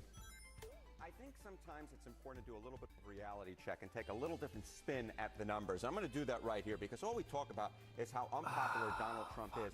But in reality, he's basically more popular than he was at any point in term number one and more popular than he was when he won election back in November of 2024. What are we talking about? His net favorable rating right now comes in at -4 points. Compare that to where he was when he won in November of 2024 when he was at -7 points, or March of 2017 when he was at -10 points. So when you compare Trump against himself, he's actually closer to the apex than he is to the bottom of the trough. And so, yeah, hey, a lot of us gonna have to burn, but at least we get to watch a lot of these motherfuckers burn with us. Might be a small joy, but we have to take what the fuck we can get. And then on to the rape camps. Washington Post says Trump administration is disappearing detainees. Yeah. Henry Albornoz Quinternos, nailed it, family had been tracking his whereabouts through an online detainee locator ever since he was arrested and put in a deportation proceedings after a routine check-in with immigration officials in late January. But on Friday, less than a week before the expected birth of his son, the Venezuelan man disappeared from the database. Your search has returned 0 matching records, the government website states. The families and lawyers of dozens of Venezuelans and Salvadorian men who have been detained by ICE say their relatives and clients have similarly disappeared over the past week, with no explanation provided by the government over where they may be. This is a trial balloon, folks. First they came for the illegals, and I didn't say anything, but I'm saying something, because they're definitely coming for fucking us next. And it doesn't appear anybody's gonna goddamn stop them. And have you guys seen the rape prison that they're sending all these guys to? I watched a little documentary on it. Heard from in a video that's since Oh, that's not even it. That's another one. This is the Chrome Detention Center, where 2 people have died. Shit. Everyone, we've heard from Boss many time. distraught Let's family go. members Let's of go. loved ones allegedly Boss time. experiencing harsh Come on. conditions at the Chrome Come on. Detention Center. Boss NBC time. 6's Sofia Hernandez had a chance to speak to those who are expressing their concerns about the amount of people there and the conditions. Come on, Ray. Those family members inside of this facility say that there is overcrowding, lack of food, Mighty's people like sick. OP. Now, we did reach Mighty's out too to OP. ICE with these concerns, and they say that some of their They don't give a facilities fuck. are experiencing temporary overcrowding due to recent increases. So they ain't got no food, they ain't got no water, they're all cramped together, and people are dying. They've lost 3 total in ICE and 2 at that particular camp. And 4K Bosco. And these are one of the people they sent to that rape camp in El Salvador, folks. This guy is the one they claim was a gang member. So dangerous, we had to send him to a foreign prison camp. This guy, this hairstylist, y'all. Isn't he a gang member? Isn't he clearly fucking a danger to our society? But they disappeared him to the harshest prison on the face of the fucking planet that houses some of the worst killers on earth. I watched a documentary about this goddamn hellhole, folks. A lot of people in there are killed, like 40 and 50 people. Tattooed from head to toe like faces of skull tattoos, these people. The whole fucking prison of them. That's where they sent this guy to. And it's a trial run, y'all. And they're even admitting it. Hey, I'm sorry, but there are going to be some collateral arrest. Some people that we're not even after might have to get sent to the gulags. This is Tom Hammond, the person who's in charge of all these deportations. We strongly urge ICE to release information on all the individuals detained in order to ensure transparency. All right, joining us now, Border Czar Tom Hoyland. All right, Tom, will you share information with the mayor on those arrested? Yeah, we don't. I can't change? I can tell you, they say Damn. it's safer. It's safer now because the actions of ICE. ICE Dude, took, I hate that guy. we arrested 370 illegal aliens in Boston and the surrounding counties, not just Boston. Majority of them were criminals. We had, numerous collateral arrests, and I've said it before in the show, and I'll keep saying it. Collateral arrests are going to be, people who aren't criminals that are found when we're looking for the criminal are going to be taken into custody. That's why we want access to the jail. Why can't they, why can't Doge make it more efficient? We'll find them. Most likely be with others. If they're in the country illegally, they're coming too. That's right, maybe some collateral arrest. Hey, maybe you're not even a criminal, but you might have to get sent to the rape camps. That's why you guys might want to let us into the prison so we can get them there. We would hate to snatch up some innocent people and send them to the rape camps, so better let us do what we want. If this guy is not the Tony Soprano mob wannabe, this fucking human thumb lackey, the exact kind of thug you would imagine Donald Trump would put in charge of this, doesn't give a shit about human rights whatsoever, doesn't care about anything except for hurting people. And then they asked them, folks, what about their due process? Everybody's supposed to have due process. How do we even know if these people are criminals? How do we even know if they're illegal? How do we even know they're gang members? How do we know who they are, what they are, if they don't have due process? You don't deserve due process, baby. Shit. How do you, what we've heard from lawyers representing some of these people is that they deny that they're members of this gang. Or either, Tren de Aragua or MS-13. Do they get a chance to prove that before you take them out of the country and put them in to a notorious prison in a country that they're not even from? Do they have any due process at all? Look, due process. Where was Laken Riley's due process? Where were all these young women that were killed and raped by members of TDA? Where was their due process? Yeah, what about Laken Riley? So Laken Riley is That's a woman that was killed by an undocumented worker. And hey, we have to take your constitutional amendment rights away from you because of Laken Riley. And what I love about this is, in this scenario, he is the killer of Laken Riley. He's like, yeah, hey, we have to take the due process away from illegal aliens because an illegal alien took the due process away from Laken Riley. But the answer is very clear, no. You don't have due process. We don't have to prove who you are. We don't have to prove what you do. We can just say you're bad and send you to the fucking rape camps and disappear you in the middle of the night. And no judge has the right to tell us shit about it. Literally what they're saying here, folks. Even Brian Kilmeade on Fox News shilling this point. Not everybody deserves due process in this country, baby.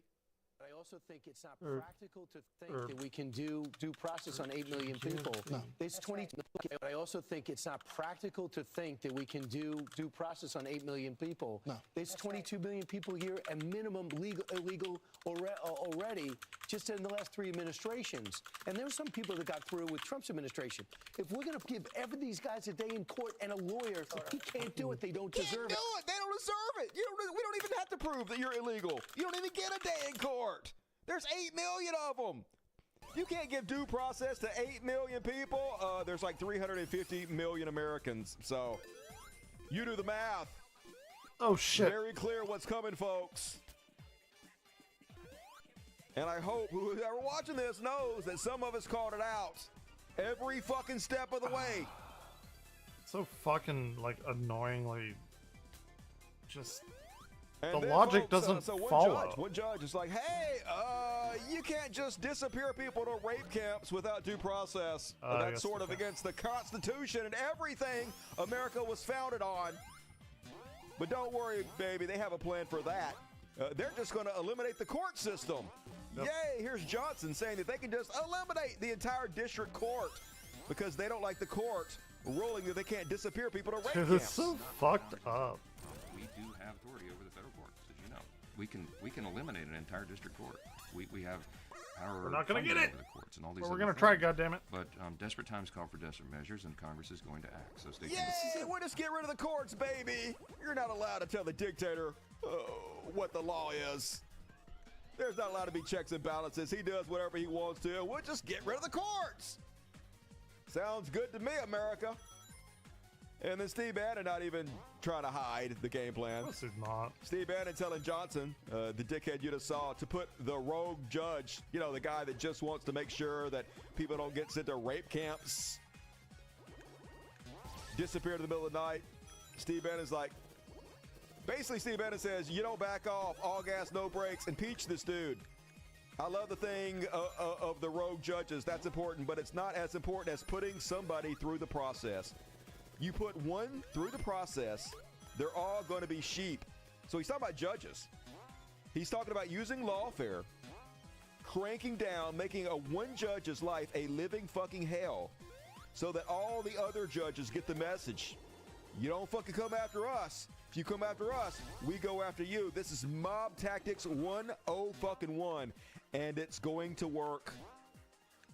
So when I chronicle how fascism took over this country, how American theocracy destroyed America, this is how it happened, folks.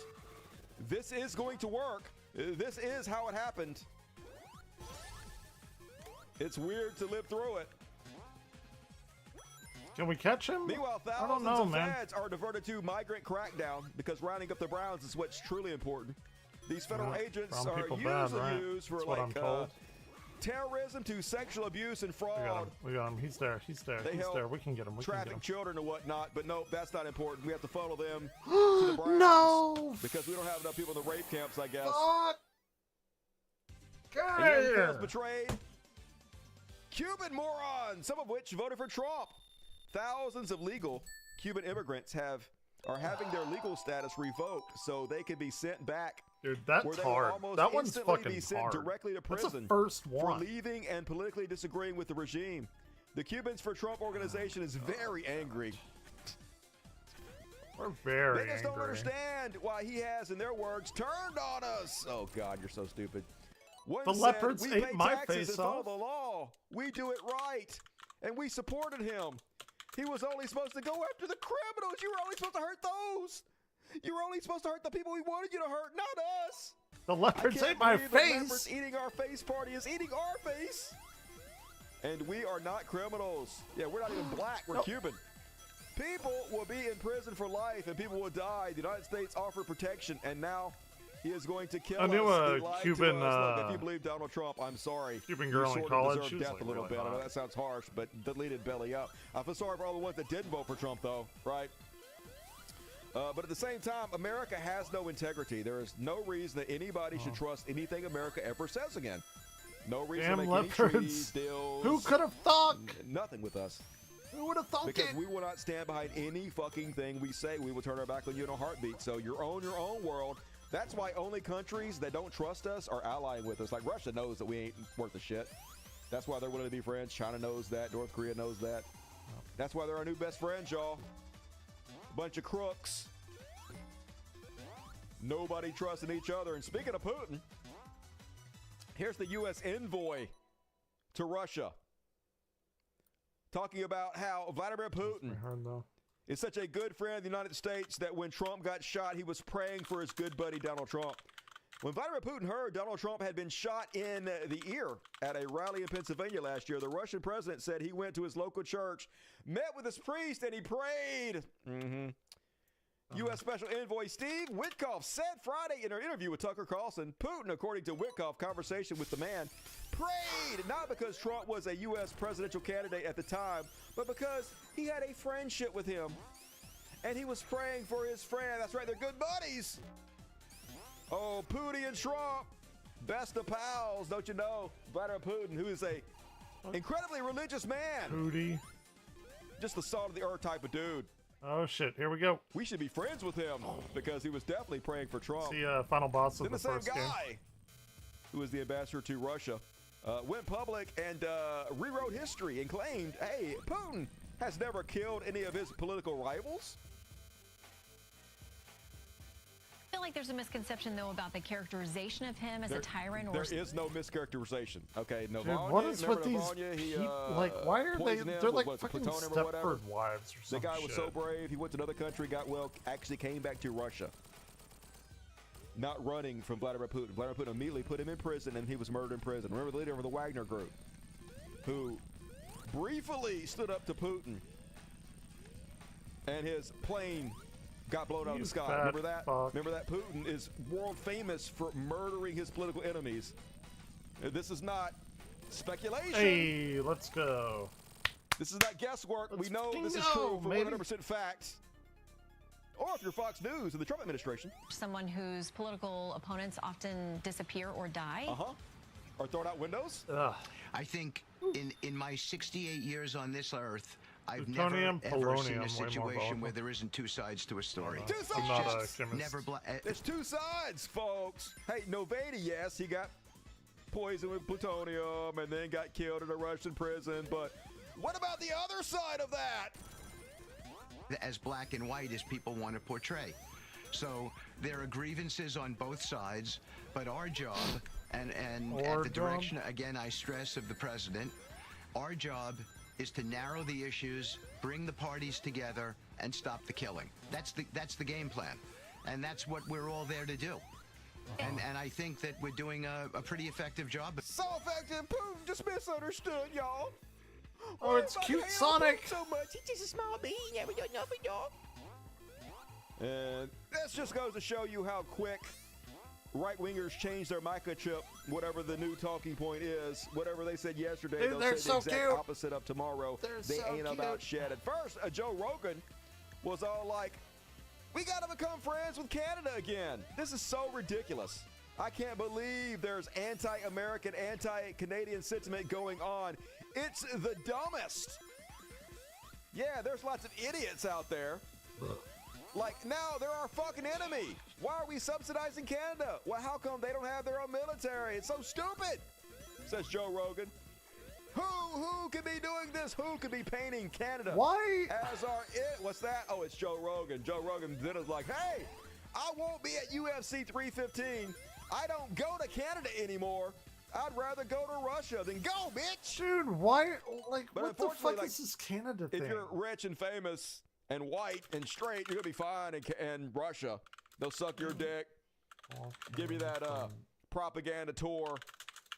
But hey, wait to be part of the problem that you called out, Joe Rogan. Good God, this is how money changes you, folks. This is why I'm sort of glad I'm not rich, not entirely, but sort of. And then, folks, this is how crazy the world we're living in now. Ian Mouse Chong has made it to the floors of Congress. Apparently, Turf Sigabard asked, why are you retweeting a Malaysian agent that pretends to be an American Asian conservative and interferes in our elections? You're the director of all the spy agencies. Why are you retweeting this guy that works for Russia Today? Let's see if her answer satisfies So you. annoying, dude. Like, what the fuck? Like, why? There's no reason to hate Canada. Retweeted a post from Ian Miles Chong, It's so who was fucking listed dumb, on dude. RT, that's Russia Today's website, as, quote, a political and cultural commentator who has contributed content to RT since at least 2022. Director Gabbard, do you think that it's responsible for you as head of the intelligence community and the principal presidential intelligence advisor to retweet posts from individuals affiliated with Russian state media?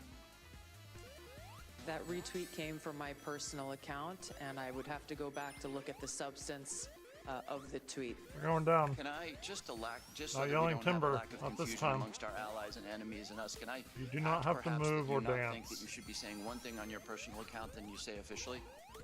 Shit! I maintain my First Amendment rights to be able to express my own personal views on different issues. Yeah, I'll retweet a Russian agent anytime I want to because I am a Russian agent, baby. It's just so weird, man. I've been covering Ian Miles Chong for a long fucking time. And it's amazing to watch this little fucking incel dweeb not only make so much fucking money, but literally get retweeted by the highest members of our government. And they It's talked about wild. congressional Like, floor. I don't get that. Wow. What a kooky I don't existence know this how is, and, how the fuck did he get so folks, I'm prominent? sure this is just complete goddamn coincidence. But some people have noticed that it seems a little bit like exactly the words spoken on Russian propaganda TV are exactly the same words that come out of Trump's mouth. Ray! Oh, Sonic. Zelensky shouldn't have allowed this war to happen. He's no angel. He shouldn't have allowed this war to happen. Zelensky had a desire to fight Russia. Zelensky decided that I want to fight. Zelensky is gambling with World War III. You're gambling with World War III. Zelensky's poll ratings are low. His poll numbers aren't particularly great. So, Ukraine has to have elections if it wants to sit at the negotiating Like, table. I If they want a just... seat at the table, you could say the people have to... Wouldn't the people of Ukraine have to say, like, you know, it's been a long time since we've had an election. Zelensky is disrespectful because he is used to talking to the Biden idiot. What you're doing is very disrespectful. That wasn't with me. That was with a guy named Biden, who is not a smart person. There is great probability Yeah. that Ukraine will become Trump Russia. is a very smart person, clearly. Americans have adopted our point of view. What has been said in this studio for a long time is now being said by the American administration. It's such a pleasure to watch. We rejoice whenever this happens in the enemy camp. There's another thing. I'm almost impressed with Russia. I gotta be honest with you guys. Unlike America, Russia's Russia a is little actually a bitch. serious fucking country. Are they a good country? No, they're not. They're evil as fuck. But are they serious? Yes, they're serious. And they managed to dismantle their greatest enemy without firing a single fucking shot, y'all. Just feeding into the rot that was already happening in our country and just letting it deteriorate from within. It's actually sort of impressive how well they fucking done. They seemed like they were outgunned, but they sure came through in the end, didn't they? And then you guys see MTG demanding that NPR and PBS are transing the children. Oh my God, they're transing the children. Dude, I love Conservative, NPR. Republican, and independent All right, voters. I'm not going to say that whole thing, but I'm looking forward to holding the hearing tomorrow at 10 a.m., she said. We need to Where capture we will be tails, I shining an think. intense spotlight on how Americans' hard-earned tax dollars have been used by PBS and NPR and the type Come of public on! broadcasting programs and radio shows they have been pushing across the country. It has leaned further and further left, so much so that they now have drag queen story Okay, time we're at instead of the- good old Sesame Street. They are now part of transing the children, brainwashing children about gender. So once again, folks, this is amazing. This is great. If a country can be destroyed by trans panic, it should be destroyed by trans panic. True. The fucking immense stupidity using this fear to get people to justify defunding NPR and PBS will have exactly the results it should. We're definitely going to get what we deserve. And then apparently they're demanding FDA pull approval for all COVID vaccines. So What? I guess we won't have the COVID vaccine before too long. That sounds great. Good. Who needs that, right? Who needs vaccines for pandemics? I guess we'll all just get COVID again. Hey, my grandma already died, so whatever. Whatever, Grandma. Deleted. Rest in peace. Get up there. And then, did you say Boomer? Boomer threatening y'all. Remember how awesome it was when they changed the name of Gulf of Mexico to Gulf America? It changed everything. Well, hey, we didn't own the left enough with that one. Oh, yeah. Now we're going to change the District of Columbia to the District of America. Eat it, fucking libtards. I would caution my colleagues, Boobert says, on the other side of the aisle to refrain from making fun of the Gulf of America, because next up may end up being the District of America that we are working on. Okay, we gotta ring. We gotta ring. Keep the jokes at bay. Yeah, I thought comedy was legal. President Elon said it was. Fuck Boobert. me. Okay. And maybe we'll just. I don't think I've ever with the gotten Gulf of above America this. for now. Yeah, don't make us change the name. I don't give a fuck. Change the name, wear the goddamn shit you want to. What the fuck do I care? No. This is the lamest goddamn threat ever. Yeah, whatever. But at least we did this, ain't it grand? And also a reminder, in case you guys didn't know this, that Kelsey Grammer is a giant fucking piece of shit. I know most of you already know this, but I like holy Kelsey God, that looks Grammer's like a Photoshop roles, picture. though. Kelsey Grammer with Kimberly Guilfoyle at Mar-a-Lago this weekend. And fuck that dude. Not It's an old Beast. picture. She looks too good in that picture. She looks Kelsey much Grammer less looks pretty Squidward. old, though. It has to be Not Beast. AI or Come something. on, dude. And, oh yeah, more I like news Frasier. on the former Trump sycophant and politician, the one that put forth the bill. But I can to separate make the it art from the artist. Mental illness. If you don't like Donald Trump, Trump derangement syndrome. You don't dislike Trump, do you? Hey, we might have to take your guns away and lock you up. Well, anyway, and you're gonna laugh. It turns out he was a pedo. Yeah, I know. We're all shocked. Anyway, police have new details. Next, 4 and 3. Justin. Oh, Justin. I think everybody knows about Justin. We all know Justin here, so I'm not going to get into that too much, other than to say that, as everybody knows right now, he is under federal prosecution. And if you want to say one thing that Justin said that you might not know, the decoy had told him that they live with their aunt, and that their aunt was gone till next week. And then Justin had asked if he could have sex in his car. Oh, cool. Because he asked that, and he came here trying to have sex with a child. You will notice a nice white Toyota outside with the Bloomington police logo on it, because we're forfeiting his vehicle administratively because he wanted to come here and commit a felony. What a fucking idiot. I mean, besides everything else, why would you ever think any woman would want to have sex with you? I know it's a child that you were going to rape, but still, look at yourself. Good God. How did you not know this is a setup? Look, dude, in the future, if you ever get out of jail, if you don't kill yourself, whatever, just, if any woman ever says she wants to have sex with you, it's a setup. Oh my God, they're so I think stupid. the little Sonic 2 man. buses are cute. New allegations. Hey, let's see how his life is going for him. Let's just randomly pick one of these. We've learned former state senator Justin Eichhorn's wife has filed for divorce amid accusations he tried to solicit a minor for sex.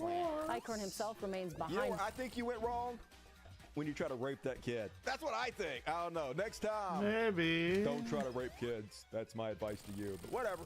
You do you. Hey, I ain't your dad.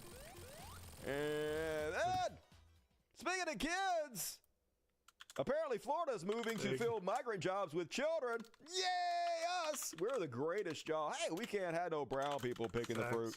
But you know who we can't have? Little Billy! You don't need to go to school today, Billy. Those oranges ain't gonna pick themselves. Florida has been working for years to crack down on employers that hire undocumented immigrants, but that presents a problem for businesses. Yeah, nobody picking the fruit. So anyway, long story short, it's going to be your kid. It's going to be you and your kid. They're going to fire all the people from the government, so you don't have those jobs. You're going to fire everybody from the tech industry, so you don't have those jobs. They're going to hire AI to take most of your jobs. Then they're going to deport all the brown people doing the low-skill jobs, and then you do them. You're going to do them. So I hope you love it, because that's your fucking future. I hope you like the sun. Use sunscreen. And then a few town halls happened this week. And folks, I've said this repeatedly. I gotta go get they're water. acting very much like they don't believe that they need your vote anymore.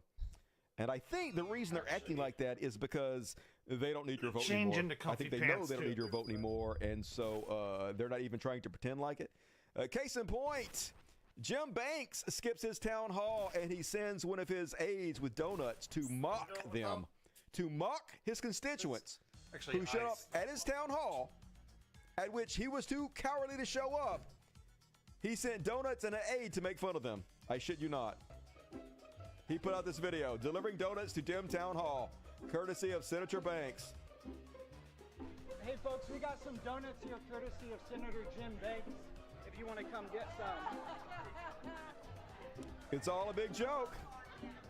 Oh, don't do that, it'll ruin them. Some good ones here. Tell me your vote counts. Tell me it does. Look me in the fucking eye and tell me seriously your vote counts. Bullshit, no it don't. They are. They know it don't. But once again, folks, this is good. America needs to get used to the idea that we are no longer democracy. That's the only way things are going to change. We're being sold this fiction by all sides that you can vote your way out of this, and you cannot. And the sooner people wake up and realize that, the sooner Okay, I'm back. we might I'm back, baby. fix the Nobody cares. problem. Let's go. But you gotta do something, I guess. I ain't trying to shit on them. I know they gotta feel like they have some kind of power. So here they are out at this town hall screaming, tax the rich.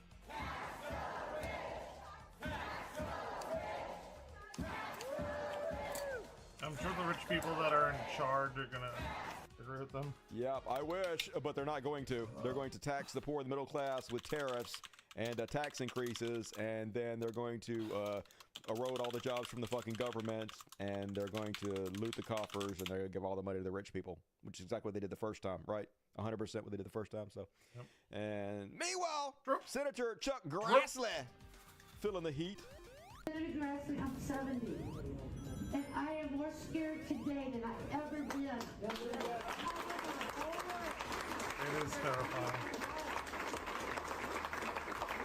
And I don't care if you're a Trump supporter or not, the man has divided us. And he's taken someone like you that I've looked up to all my life. He don't speak for us. Senator Grassley, Yeah, I'm well, sorry. he's not going to. It's never going to fucking happen. They're spineless. They don't work for you. Your vote doesn't doesn't count. They don't give a shit. Your vote doesn't give a shit. That's what I was going to say. And that a nice PBS section. I thought I would play this little segment for you. It's 3 minutes. And the only reason I'm playing this, well, I like the content, first of all, but also, who knows how much longer PBS is going to exist. This kind of content is not going to exist much longer. This will be replaced by Newsmax or some kind of right-wing propaganda outlet. And we won't even have the truth anymore, folks. We're at a time where we're inundated 24/7 with lies, a fire hose of lies at all times, but at least there are a few places we can find the truth. We can find reality. We can figure out what's going on, but that's almost a privilege that we're experiencing right now. It won't always be this way. So one of the things you hear day in and day out from conservatives and why they're not going to these town halls is because George Soros bussing people in. Paid protesters. These aren't real people. This isn't grassroots. This is a sham, a democratic setup. But of course, that's not the fucking case. Here's PBS doing a great segment on who's actually coming to the town halls. There is no organized protest, but in this deep red congressional district, those here have deep-seated concern about President Trump and Elon Musk. So are we going to sit at home on the couch and let these billionaires control the country? Yes. Hell no. Yes, you are. I just kind of want to cry. It's just I don't see any hope. Okay, where are you from? There's no hope. Columbus. Contrary to some Republican claims that outside groups come to disrupt. Who's from the congressional district? All of you are from the congressional district. Has anyone been paid to be here? No. No one. I'm actually taking work off to be You're taking work off. I'm losing money to be here. Same here. We are the boss, not the president. We are their constituents. You don't have to follow all of us, but we have to have a voice. I know that some of you in this room are angry. I know that some of you in this room. I want you to feel comfortable telling me what you want me to know. And they most certainly do on Trump's slices to research. I have a 20-year-old daughter. Fuck off. And I lost a sister to breast cancer. on coming cuts to the Veterans Administration. I want to hear your comments on providing our veterans with the services that they've earned and that they deserve. Thank you. I've not seen any Republicans stand up for the hardworking federal workforce. Yeah, you're not going to. Not a single fucking one. Flood stands his conservative ground. I get it. There's a lot of people in this room that don't support what Doge is doing. But for the first time, we are making some progress identifying places that we can reduce the budget. And this is something we have to do as a country, as a nation. This doesn't go away. Elon needs his tax cuts. I mean, at least if they were pretending they were taking these savings and they were going to use it for tax cuts on the poor or to balance the budget, but they're not even pretending that. They've never once said we're taking any of this money and using it to balance the budget, because that's not what they're going to do. Unless we deal with the spending. You're not doing the spending. Literally, Trump just put out a $4 trillion budget. They're saying in the next 4 years he might spend $11 trillion. He spent $8 trillion his first presidency, more than any president has ever fucking spent. How do you get that? It's just all 100% lies all the time. Frustration rises. And for some, so does the shouting. Raise the cap, Mike!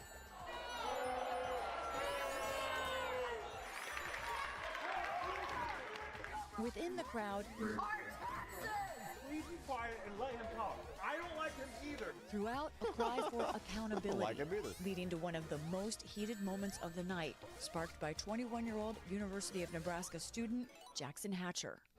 Why is Elon Musk a better person to audit our government for waste, fraud, and abuse? All right, we already saw that with the last show, but yeah, get him. I guess you got to feel like you're doing something. But if his response doesn't let you guys know that your vote doesn't count, I don't know what will. And, all right, that's it. Fuck, we're at halftime. Finally.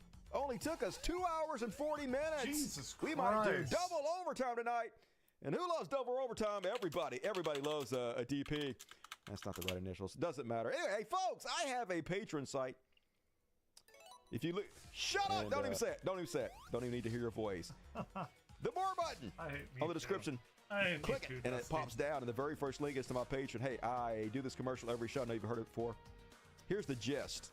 This show is 100% user supported. I only make money off the super chats and off my patrons. I don't sell nothing. I don't con anybody out of money. I don't bullshit. I just make free content. And if you guys like it, I ask that you please support it.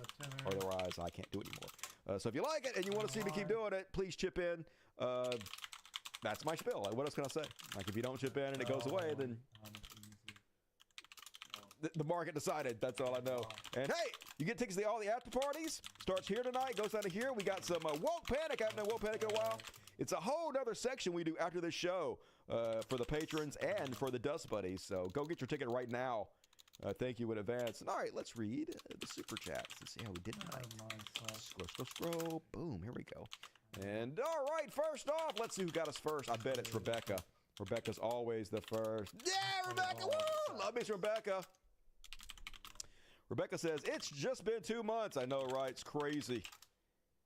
Of this presidency. On a bright note, special elections for commissioner in PA was won by a Dem in a district that Trump won with 15% lead. See you all tomorrow. Yeah, I did read that. I think that's one of the very rare cases where Elon didn't put his money in time, because he could have easily bought up that race. I know he's kicking himself.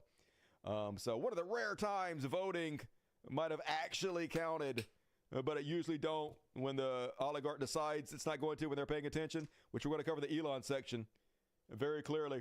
Thank you, Rebecca. Appreciate you. Look forward to hanging out with you tomorrow. And everybody, heap your love on Rebecca or go to hell. And BBC, $10. What a BBC. As always, love BBC. Super King and 5 tickets. Fuck yeah, I gave 5 tickets. If you got a ticket, give BBC your love and show up at the after party tonight. Check the community section of YouTube for your link to the after party. Thank you, BBC. And welcome to the Dust Buddies movie. You ought to spam that chat with customized emojis. You got them now. Use them. Eric Moyer, $20. Hey, yeah, hook 'em horns. Hell Satan, Eric. Thank you. I appreciate you. Jeremiah, $1. $1. Woo, I got you. Appreciate you. Darnez, $5. Thanks, Dusty. Feel better soon. But I got bubble guts now. I need to hurry and get the show over so I can go take care of business. I hadn't pooped in a goddamn week, y'all, because of this goddamn sickness. Ain't nothing in my booty hole. You're too much information. Thank you, Darnell. So Incubus, five tickets. Hell yeah, love you, Incubus. Everybody loves Incubus. Ember, $5. The Transposition weekly trans news show is a year old tomorrow. Join us 8 p.m. Eastern Thursday on YouTube at symbol the Transpositions. Hell yeah, go support Ember at the Transpositions. Hey, great way to advertise your show. Send me $5. I'll give you a shout out. Wednesday, what up, Haley? PTL Hero, that's the way to fucking do it. Get the 10. Oh, hell yeah, on top of the hero. Love you, Haley. If you got your ticket, be sure to give Haley your love and show up at the after party. Nothing from Jason Ashby. Fuck yeah. Thank you, Jason. Appreciate you. Haley D, $5. How do you live in a world where Benny Johnson exists and not want to blow your brains out? Yeah, knowing that he... I won't whine about it. I know you guys are sick of hearing me whine. Comparison is the thief of joy. And so let me not compare myself to people that are much less talented than me. Thank you, Haley. Smoke a stew, delicious smoke a stew.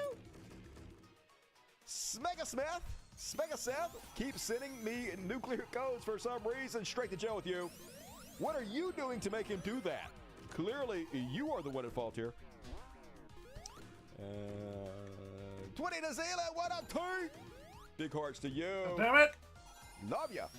You down under, motherfucker. I know you're not technically down under, but you're close enough. You're future adjacent. Smoky Stew, 5 tickets. Fuck yeah, Smokey. Love me some Smoky Stew. God damn it. Eat me a big old bowl of Smoky Stew. Auto Dash Chat Twitters. Love to hand over $50. I love you too, to be honest with you. So that makes 2 of us. But like all of us saving money for the next Great Depression, I don't blame you. Hey, buddy, can you spare a dime? Hell no, but I appreciate your 20. Thank you, Otto. I appreciate you. Good to see you, Nod. And guess who gets some toots? Coach James, get some toots. Love me some Coach James. Name my first kid after you, which I'm definitely going to have. Holy shit, Fred Rick's going to make me read him sexy. So, I've been getting sick to my stomach while watching your show, and I thought I'd have to give it up. Apparently, I'm highly allergic to lies, and this regime is gaslighting central. I'm switching to watching you record it so I can skip the lies. That's going to be a short-ass show, dude. Gonna be like 5 seconds. Hey, guys, welcome to the Dusty Show. See you guys next week. That's going to be the entire show. Hey, thank you for the $100 for Rick's. That is very generous and makes you tonight's Super Chat. Oh, wait, what do they want me to do? You even crash. You crashed my shit. That's how awesome you are. Everybody, heap your love upon awesome Fred Ricks for his generosity. Help me suck his dick. Big meaty dick. All right. We are living in the worst of 1984 meets the Prince. Multiplied by that one Australian guy's book. It's all bad. Oh, fuck you all the way down. Thank you, Jake. Dude, 5 tickets from Smoky Stew. More tickets from Delicious Stew. That's the way to do it. Give me your love. Thank you, Dusty. Love the show. Hey, the show loves you, Nocturnal Bass. Appreciate you. Tell me, Dusty, something the best shows on earth. I dare you. Who you got? Okay. I don't want to be conceited. And thank you, Bob. $50 Australian. You fucking rock, Bob. I've been telling people for 15 years that this corporate oligarchy, no one wanted to listen to me. Well, we're listening now. Now that's way fucking too late. What you gotta do? Better late than never. You're boned. Thank you, Jake. Obsessive Audio, $10 Canadian. For anyone curious, look up 2 things: the 1933 business plot and the 1971 Powell Memorandum. These help explain the long-term efforts to get us where we are today. All right, I haven't heard of any of that, but I will go check that out. Thank you for the recommendation. Sounds scary. Obsessive Audio. Cole James, $20. Did I do that already? Yep, I did it. All right. Folks! Am I missing anything? I feel like I'm missing something. I feel like there's something big I'm missing, and I hate that. So I got the red one from... It's not even showing up over here. Oh, no, it's not fucking showing up. That's crazy. The fucking big one, red one I just read. It's not fucking showing up. I hate this. All right, shows up over here. Here we go. I see it. Here we go, it's baby. Fred Rick. Let's go. I got Fred Rick. All right, I guess there's something. We're gonna if I miss something, you guys please let me know. Take it. Because I feel like shit when somebody sends me money and I don't read their fucking comments because it's literally my whole goddamn job. For shame. And folks, if you want to get your super chats in, you know what? You can. You really can. We only need one. Plenty of show left. We're only like halftime. One is the only one that we need. Almost 2 hours in and halftime. God damn it, I spoil you. So reward me with super chats. But for now, we're going to move on. And if you know the words of this song, God damn it, sing along. Elon, no, baby, this motherfucker gotta go. Yeah. And first off, on President Elon, our true ruler and leader. So first off, I showed you guys in the last show, his daughter had a photo shoot, was getting herself out there. That's a nice picture. She looked pretty. I liked it. She seems smart. Vivian, is her name? So immediately he had to go public to declare that she's dead. What? Exactly. My son Xavier died. He was killed by the woke mind virus. Now the woke mind virus will die. It's just, good God, this is so fucking stupid. Dude, your child is alive. Yeah, she wants nothing to do with you on account of the fact that you're awful. But she ain't dead. Imagine being this horrible of a parent, pretending like your child, who is very fucking much alive, is dead, and then blaming it on this stupid shit you just made the fuck up. Just so lame. I don't like so, this level. She responded. Here's her response to her daddy, saying she dead. I look pretty good for a dead bitch. She does look pretty good for a dead bitch. I'll give her that. Pretty good for a dead bitch. And he immediately, after she responded with that, had to take to the airwaves to paint her as a sexual predator or pedophile. Sexual offenders per million. Biological women, only 3. Biological men, 395. Trans women, 2,000. Oh my God. This complete fucking bullshit he made up in order to shit on his daughter is infuriating. Of course, none of this is true. Obvious fuckingly. No, it's not. Well, yeah, part of it is because prostitution is considered a sex offense, and yes, a lot of trans people, because of the way society treats them, ends up being sex workers, and also trans people make a shit ton of money as sex workers because trans fetishes are huge. It's all the rage right now. So hot right now. Trans prostitutes. But anyway, what a piece of shit. And then last week, it was leaked by the Pentagon that President Elon was headed to the Pentagon to be briefed on a possible war with China. Nothing to see here, folks. I'm sure it's fine that we are briefing an unelected South African billionaire about our war plans. Seems perfectly normal to me. Anyway, wasn't true. They swear it wasn't true. Fake news, goddammit. Fake fucking news. Never happened. And you know how you can tell it didn't happen? Elon Musk immediately is having lie detector tests for everybody at the Pentagon to see who leaked the information. Yeah, somebody leaked it. This is so fucking dumb. I guess they leaked a lie for some reason because that makes sense. Now, if they would have just said, the New York Times is making this up, nobody actually told them that, maybe I could say, all right, I believe you. But making the claim that somebody in the Pentagon actually did leak that to the New York Times, but the leaker was lying, it doesn't seem very credible. So, bullshit, obviously. And then, oh yeah, now he's taking Social Security money away from children.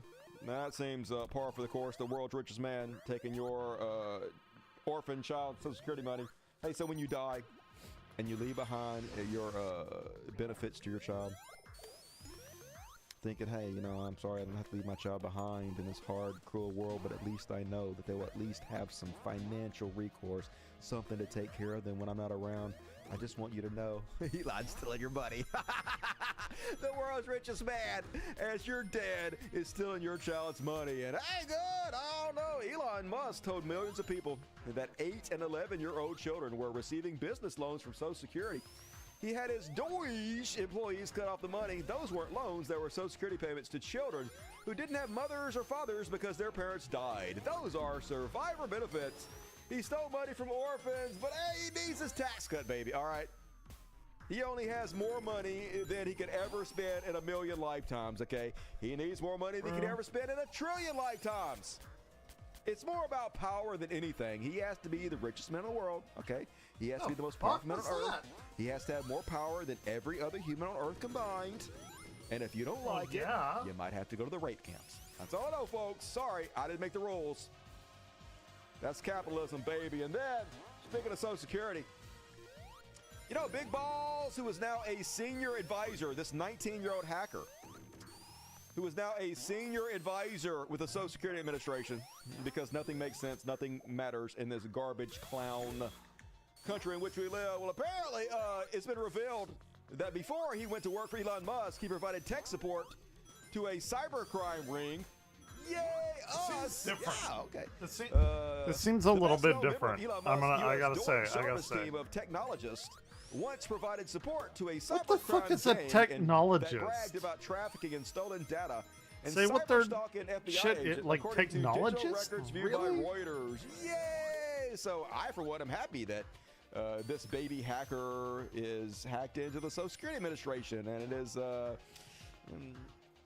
one of the key guys there now, right?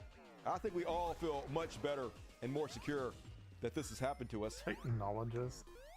And speaking of Social Security, remember this guy? I told you guys about this guy on a previous show. So it's what Yeah, he's a technologist. Like Deutsche I'm a goes to Social musicist. Security, and they're like, "Hey, we want to illegally hack into the servers. Well, I am a put physicist, back so doors that doesn't so work. We can hack into the servers whenever the fuck we want to. A We wanna physicer, harness all I the guess, I don't know. information from Americans. We want to collect all your data and put it in our AI programs and basically use it for no oversight whatsoever for whatever we want it to. The world's rich man want to do this, and the Shit. administration was like, yeah, that's illegal. You're not supposed to do that.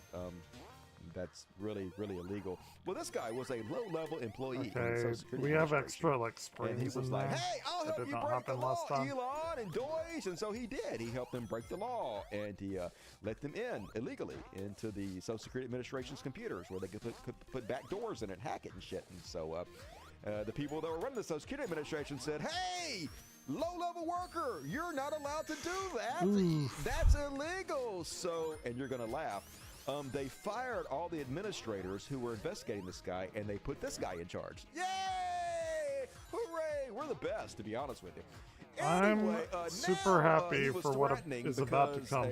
A court wouldn't let Deutsche just do whatever they wanted to. He was threatening to also ban his own employees from being able to view files of the Social Security Administration. Yeah, fuck you. Acting Social Security Commissioner Bad Leland Nick, Dudnick man. threatened Thursday evening to bar Social Security Administration employees from accessing its computer system in response to a judge's order blocking the U.S. Deutsche service from nope. accessing sensitive taxpayer data. Yay! A little bit difficult, a little bit more difficult, a tiny bit. Collect all our data. It is definitely different, allow our though. own employees I know it to have is. access to the people of this Oh, country's except data. maybe either. this. Seems right. That just seems solid to me. Seems like a finely operating machine, in my opinion. And then, so he was only temporary, though, y'all. I'm just saying, I got to be honest here. That guy, that low-level criminal who is now in charge of all our Social Security Administration, is only temporary. They have a replacement in mind, y'all. Yeah, wait. A guy. That's different. Who's going to do That's a bang different. I'm pretty fucking sure. job. Here is that guy being asked by Bernie Sanders, "Hey, you already admitted that Social Security is Mr. struggling, Bernard Sanderson? that they were way underfunded and have way Sorry, too I'll never few do that again. employees. So why are you suggesting that we also fire 50% more employees at this point? Isn't that a bad idea?" Watch how this guy struggles to admit it's probably not a good idea to fire 50% of the staff at the Social Security Administration. Why, if right now it is hard for people to get through in Vermont and all over this country, why do you think the Social Security Administration is now closing down Dude, I offices love Bernie. I and wish he laying wasn't off so old. 7,000 employees, and we Because, have like, heard from Mr. Dudek that he wants to cut He, up to I half mean, of he Social can't Security's run, workforce. right? Like, nobody's gonna do that. The department God is damn it. now understaffed. People can't get through. Do you think it makes sense to lay off half the staff? First and foremost, I'm not there, sir. Really? Just answer the question, please. Do you think it makes sense? I know you're not there. Do you think it makes sense to lay off But half of the I'm a staff when Bernie right now it is a 50-year low in terms of I'm a staffing? Bernie bro. Well, I don't know where Maybe, Mr. Dudek let's gets see. his information from. Something, and I I don't know, don't guys. communicate with Mr. Dudek. I'll just ask you, I mean, Yeah, it's strange. I think what Mr. Senator Dane said was right. Tough to get through right now. I think common sense would suggest that when it's bad now, you don't lay off half your staff. Would you agree with me? I believe that we can drive efficiency for the rest of our life. I also understand that it takes 20 plus minutes to answer the phone. On a good day. Right. Well, that's the average published, right? It's not how I would report the numbers because I think... All right, but all that I'm asking, when you have a system Man, that I'm is not getting there. working now, do you think it's a great idea to lay off half of the employees? I don't know if... do I think it's a great idea to lay off half of the employees when a system doesn't work? I think the answer would be probably no. Probably no, but he's going to do it anyway, folks. In fact, they're going to lay them all off. This is the guy that's going to be in charge of your grandma's Social Security and your my Social Security, of the thing we paid into our entire fucking life that they're going to steal from us. Don't you guys feel great about this? Man, can we get even greater? I suggest we cannot.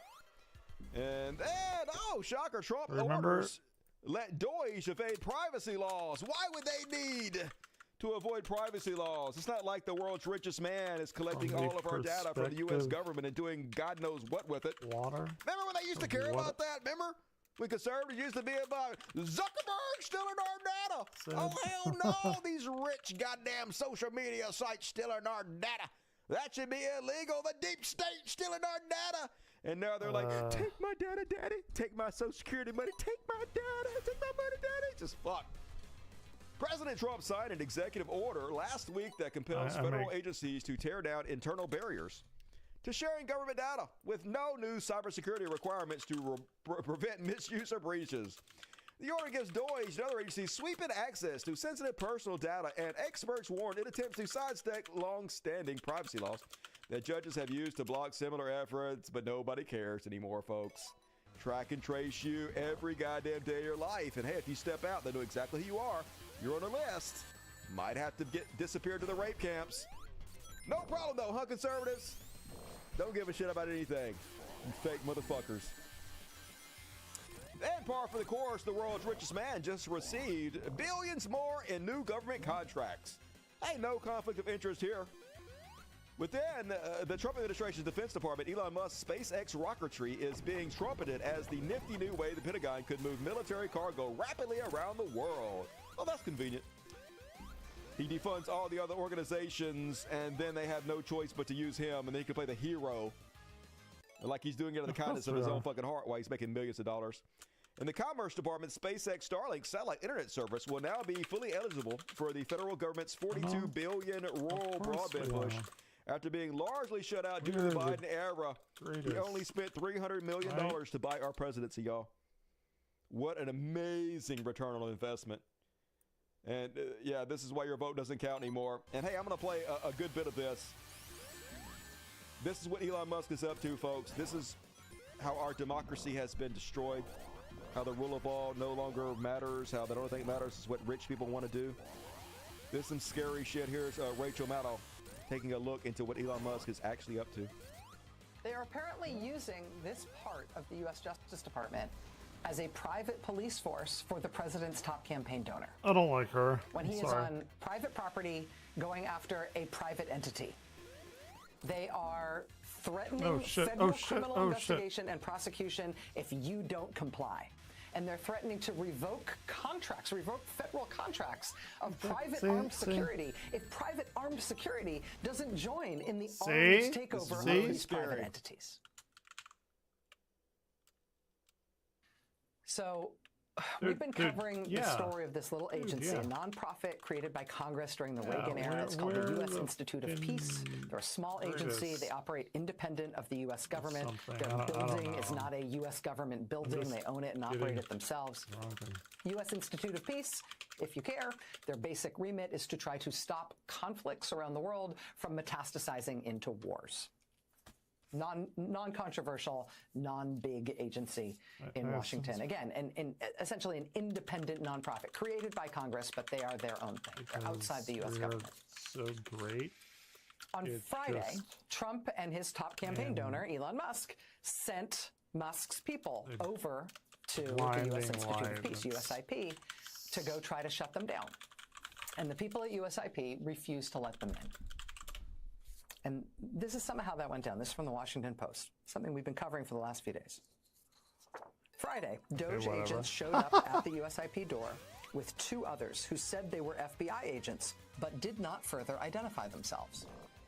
noting that the building was not the property of the U.S. government, but owned by USIP, a registered nonprofit, and that its personnel were not federal employees. No private the property Institute's anymore. officials asked if Doge had a court order for admission. The Doge agents acknowledged that they did not have a court order, and on Friday they withdrew. And this weekend, Sunday night, the longtime outside legal counsel for the Institute received a call from the head of the criminal division at the D.C. U.S. Attorney's Office, newly appointed You Jonathan fucking bullshit bitch. Hornock said his office was investigating suspicions of criminality at USIP. Suspicions of criminality? Oh, get What? the fuck away. Hornock said Trump's newly appointed supposed directors of the Institute, including Marco Rubio and Pete Hegseth, would like to inspect the books and records of the Fuck Institute. me, we're at a... Hornock said not anyone good. who obstructs That is our not efforts good. is subject to criminal investigation, according to one person familiar with the call. And again, no, in case you're wondering, no, this is not how prosecutors' offices are supposed to work, and this is not how prosecutors are supposed to talk. Okay, we got This some is not points. the kind of work that prosecutors are supposed to do or ever do. Not in this country. Okay, sure. But they used force of arms to get what they want. Threatened criminal prosecution and ultimately guns. According to the Washington Post, a private security company that works at that building was called by Doge and told that they would lose all of their federal contracts as a company if they did not help Doge personnel break into this building. Come on, Under get him that out of threat, here. These contractors Bro. then did help Doge force their way into the building. They forced their way in and then immediately went to the gun safe inside the building to get weapons. The Washington, D.C. Metropolitan Police were also enlisted to help force Doge into the building, including, reportedly, picking the lock on the office's internal door. Now, the D.C. police, why were they there? They have now said in a statement that the reason they did what they did was, surprise, because they were directed to by Ed Martin. They said they got a call from Ed Martin at the Washington, D.C. U.S. Attorney's Office telling them to do it. Beat him. And so they did it. So this is this bananas federal prosecutor's office in Washington, B-A-N-A-N-A-S. the U.S. Attorney's Office in Washington. Straight up Nazi shit, y'all. They don't give a fuck. There's no private property. Burn. No due process. Let it Nothing you can burn, do. man. They're going to use lawfare and strong arm you. The fascist takeover is nearly complete. And this is what I continuously say, folks. Your vote no longer counts. It may in some very small ways here and there, but overall, that is just a fugazi. That is a fiction to keep you from rioting in the streets. And the reason it doesn't really count anymore is because Elon Musk, with the money he finds in his couch cushions, can outspend every single one of us put together. And he only has to swing I like a that very, Sam very few Cedar amount of votes. clip. And they can do it It's easily. pretty good. It's nothing. They know. They don't have to worry about it. They order me to do it. Here's Yeah. Ben Winkler, the chairman of the Democratic Party of Wisconsin, explaining why Elon Musk has put $13.2 million into a local state Supreme Court election. More than has ever been put into a campaign like this, ever, by a long shot. Not only that, the next 5 state Supreme Court races could very easily be justices who've been elected running for re-election. And no justice who's been elected running for re-election is lost in the last half century. Shut up, This is robot. an open seat this year. So whoever wins Your this year might control shit the is majority difficult. through the 2030 redistricting 3 cycle, hours? meaning It's a long congressional one. maps, the House Damn. majority, the state legislative majorities could be determined gotta go. through 2042 I don't know. by what happens in the next what we're 15 gonna days. And these races, Republicans saw long ago that they were critical and flooded in money. Our side now is fighting. I guess we're finally, just gonna try and, with like, fire get with medals fire. and But we have stuff. I a don't huge know. battle ahead of us in these next 2 weeks.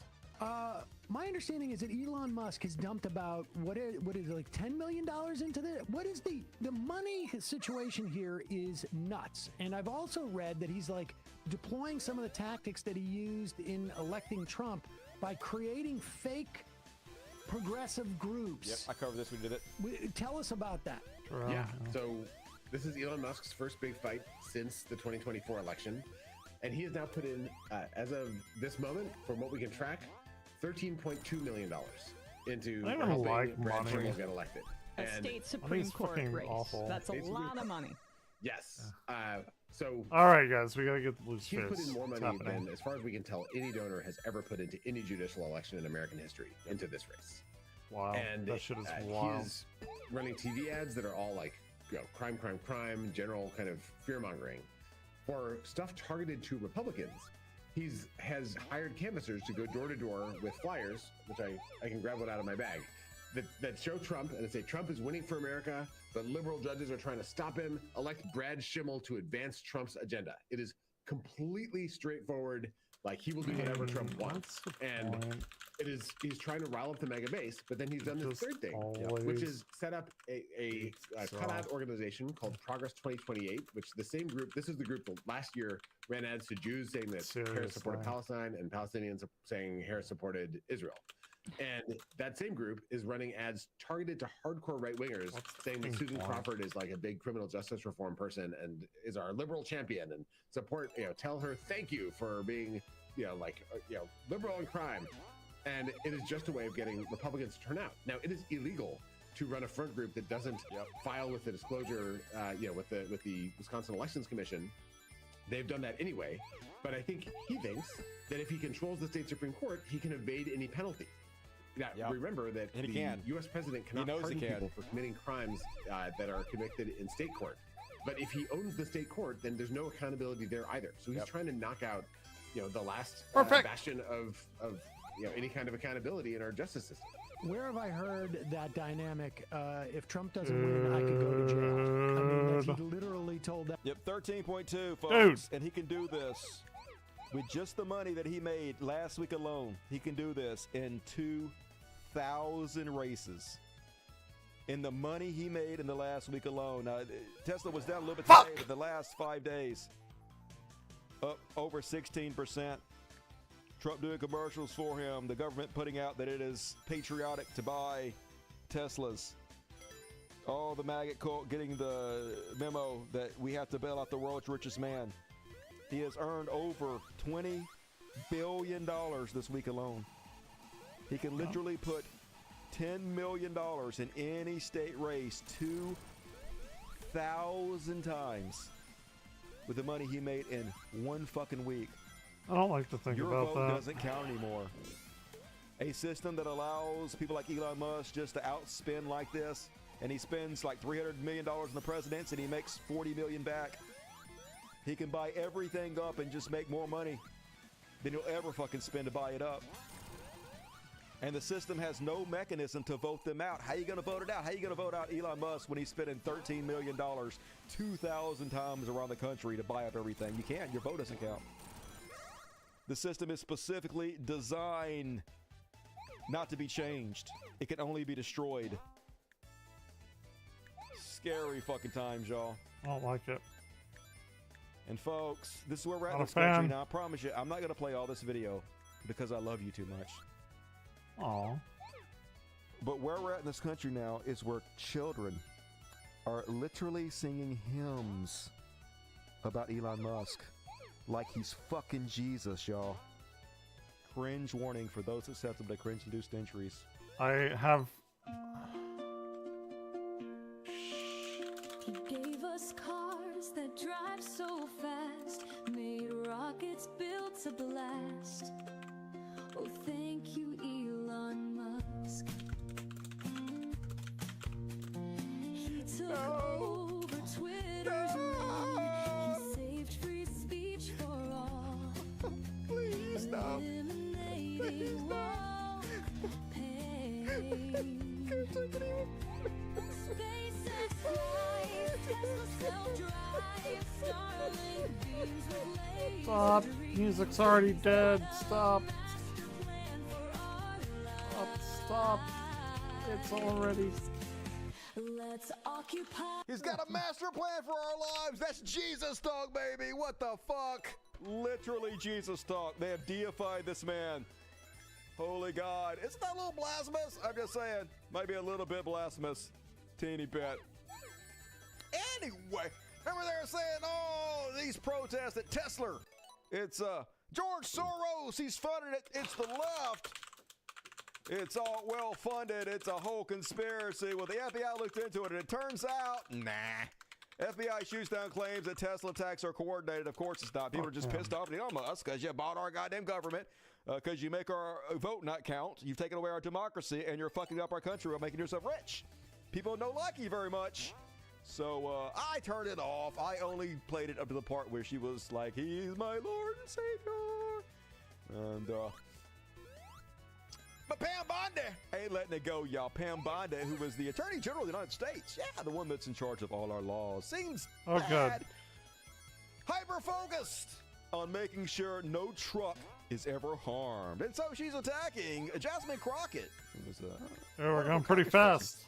Jasmine Crockett is trying to boycott Elon Musk. Shit, Yes, I lost repeatedly my... said, peacefully, we want to boycott him. We want to make his stock price sag because that's his money base that he's using to buy up our government. It'd be great if his stock tanked, but we're going to protest him peacefully. She said it over and over again. Doesn't matter. She's a terrorist, according to Pam Bondi. And Pam Bondi demands she apologized for daring speaking out against Daddy Elon. This one. This is ours. Well, I don't know how quick it gets, but... Yes, she didn't do that. Sean, it's interesting that these people wrap themselves in the First Amendment, but they hate Elon Musk because he's practicing. No! I got hubris. That's the hubris thing that people are talking about. Isn't that why we hate Elon Musk? Because he just loves free speech so much, and I hate free speech, goddammit. I can't stand no free speech, and that's the sole reason I'm against Elon, isn't it? Isn't this reality? Isn't this a steel man of my position? No, fucking course, it's not. That's nothing to do with that, you fucking idiot. Nobody hates free speech more than fucking Elon, but gaslight us some more, bitch. And, you know, they're words, but again, words have consequences, and she Mountains does of Gold, tread great song. very carefully. Yeah, tread We don't carefully with your freedom of speech. We'd hate if you get sent to the rape camps. know what else she's saying, what else she's doing, but she needs to immediately apologize and denounce this. Denounce. Because Dude, they didn't let me keep my home state, ring. So violence is fucking happening dumb. after she made these statements. Not violence. It's dangerous. She has to know it's dangerous, and she's calling for further insurrection on her birthday this week. Protest. Aren't there laws That's against protest. Protest is American as fucking apple pie. I know why you guys want to make it illegal, but it ain't yet. I mean, I guess it is. And here she is, once again, demanding this woman apologize for her freedom of speech. Okay, so if you talk about taking somebody out or taking them down or knocking somebody over the head and knocking them over the head hard, are those threats of violence? Nope. Yeah, Sean, it is. And you know, after she said that about Elon, she said, well, I didn't mean violence. Well, but, yes, right. However, your words have consequences. And what happened after So did she their said that words, about but Elon their Musk, words- she's a Texan in her own home state. After she said that, this morning, Oh my God. 3 explosive devices were found in Austin, Texas. So she needs Wow, suddenly you're responsible for what your followers do? I'm sure you guys are going to be consistent about this, aren't you? to unequivocally denounce the violence. She must apologize immediately, not only to Shut the all fuck Texans, up. but to our country, to Don't the apologize American to me, I'm shareholders with of her. Fuck Tesla, that. because she is promoting violence. And then you showed the clip of what she said. What stage of capitalism is this? This is so stupid. And then, folks, Stage weapons 4? of mass destruction. They broke it out the George W. Bush lines now. Uh-oh. This is how they got us to go to war Don't be with bad. Iraq, spend $5 trillion to kill 1 million people. Weapons of mass destruction, but this time, it's the Teslas we got to be concerned about. All right, we're doing it this time. It's going to happen this time. You know, that could be a weapon 100%. of mass destruction. It No, it literally could couldn't. not be a weapon of mass destruction. I'm sorry. It's a very area-based destruction, okay? Mass, not particularly, I wouldn't say. No. That they're throwing in Tesla dealerships, that they're lighting these Tesla charging stations on fire, that are in residential neighborhoods. residential I mean, it could neighborhoods? cause tremendous damages. Could cause and people need to damages. know the 3 Sure. people in custody right now, Going to the they rape will camps. receive severe and swift consequences. Fuck. They are facing up to 20 years in prison. We are not Damn. negotiating these. That's right. Somebody kills you, not near that time. Somebody can rape your daughter. They will do 20 years in prison. You fucking burn a Cybertruck, 20 years in rape Oh. camps, y'all. This is where we're at. Trucks have more rights than you do. Trucks are more valuable than you are. The world's richest man's property worth 10 times every single one of us.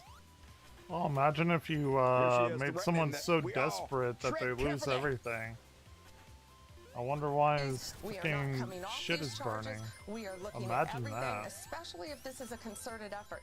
This is domestic terrorism. Terrorism! And Maria, now you have this congresswoman. Somebody would kill you where you stand, not terrorism. They could murder your entire fucking family, not terrorism. Rocket, I love this who is song, calling for Sonic. attacks on Elon Musk on her birthday. Oh, Let's wow. take him out on my birthday, she says. And yet she turns and says, oh, I'm not calling for violence. Right. Well, she is an elected public official. I know. And so she needs to tread very carefully. Very carefully. Shut the because fuck nothing will up. happen to Elon Musk, and we're going to fight to protect all of No, you're going to fight to protect the oligarchy. That's who you work for, not us, baby. no. That's who rules us. Yeah. We know. Thank you, though. And I heard, I don't know if this is true, but I heard now that posting didn't this get a picture whole is domestic terrorism. And oh my God! That's a weapon of mass destruction. Okay? funny. Just saying. Yikes! That is a shallow gene pull. And, I hate him so Fox much. I'll be right back. News. Mirror me. It seems to me, I don't know if I'm mishearing, but it seems to me like wine judge Janine might be admitting that Elon Musk is the president?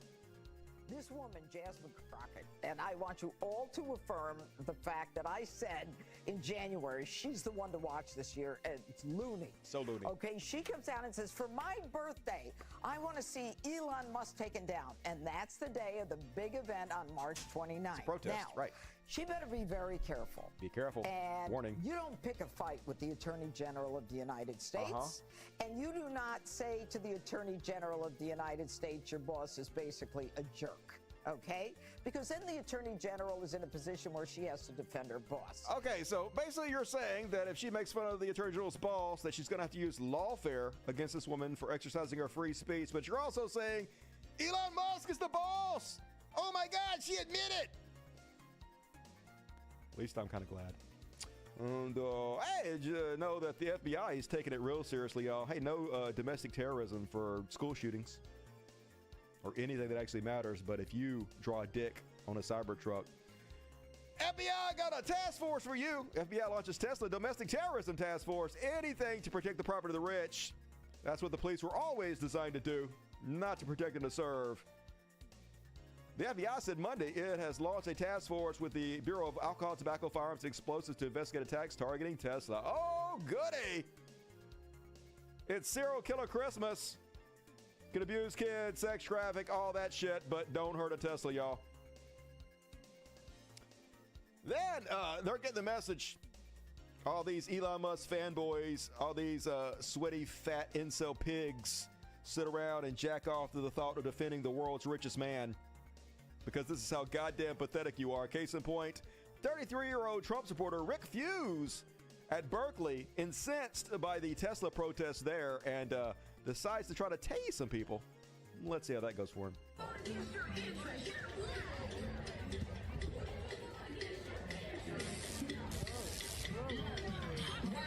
Oh no! She ain't fucking around! Fuck around and find out. You can't cage a wounded roar. Get his ass! It went poorly. It went poorly, y'all. And good. Oh, karma! I'm surprised the cops aren't giving him a medal, to be honest with you, but... Lock him up! It's fine. Trump will just pardon him. And then some Florida jackass drove his car into a bunch of Tesla protesters. And we've also seen protests outside of Tesla dealerships, with many demonstrators angry at Elon Musk's Department of Government Efficiency, or DOGE. But one protest down in Palm Beach County took a violent turn. A man was detained this afternoon after authorities say that he plowed his vehicle into protesters outside of the Tesla dealership in West Palm. Lick those Protesters boots. jumped out of the way to avoid getting hit. Andrew Dutil was arrested and taken to the Palm Beach County Jail.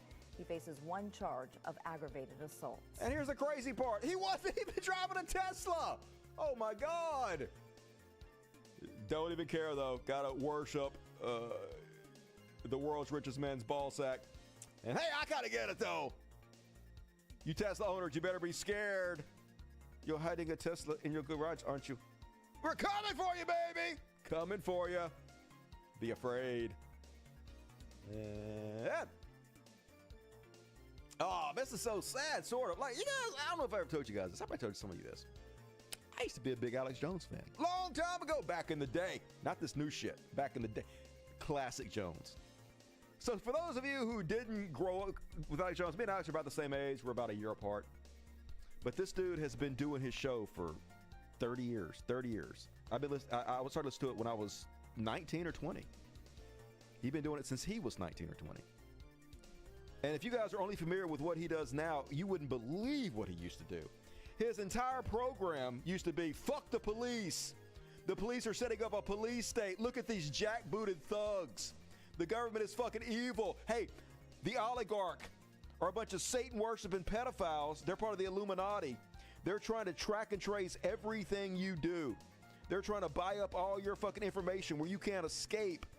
Globalism knows exactly what you're doing at all times. They're coming to get you. They're every fucking where at once. This was his entire fucking show.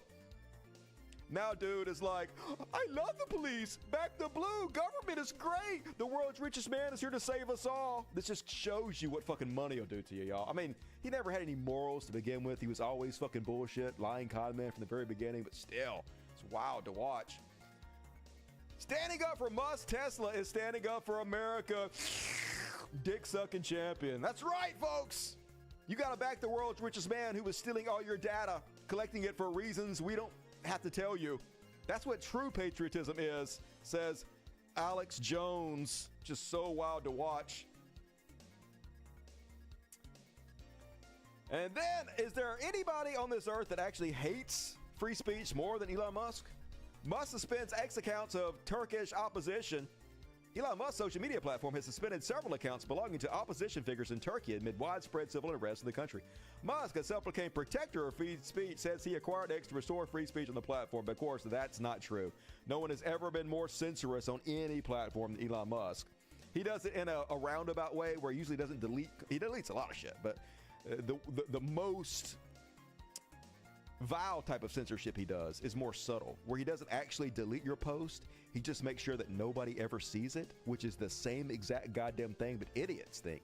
Well, it wasn't removed, so it's not a violation of my free speech. It's not censorship, but that is the most dangerous form of censorship because it's done in a way that you're not supposed to know that it's fucking happening. While he amplifies all the voices on the right, he silences your fucking voice. That is the epitome of goddamn censorship. But sometimes it's more outright than that, just like this, where he just bans anybody that any right-wing government tells him to do. The fact that he has followed more orders of right-wing governments to ban people than was ever done in the previous Twitter administration.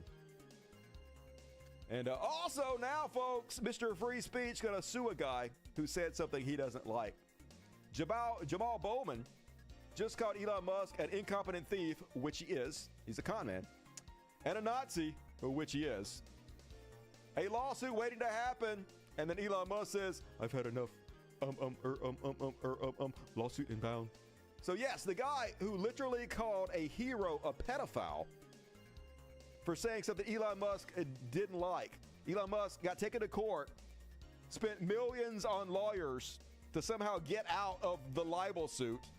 It's okay for Elon Musk to call some random guy a pedophile, but this guy's not allowed to tell the truth about him without getting sued. And this is how they feel about free speech, y'all.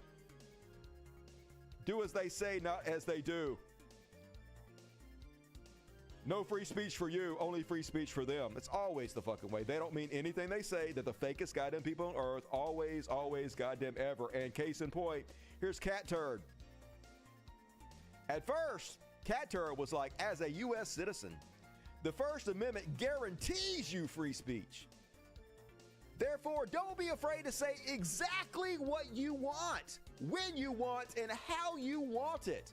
Until you don't give a fuck what anyone says about you, you will never be free. And if there's one thing I know about Cat Turd, it is how convicted he is on his moral principles. I'm just kidding. Then immediately he's like, take every dime, Elon. Sue that motherfucker for saying something you don't like. Sue him. Take every penny. Fuck free speech. Of course, that's how they all are. They don't actually believe any fucking thing that he say.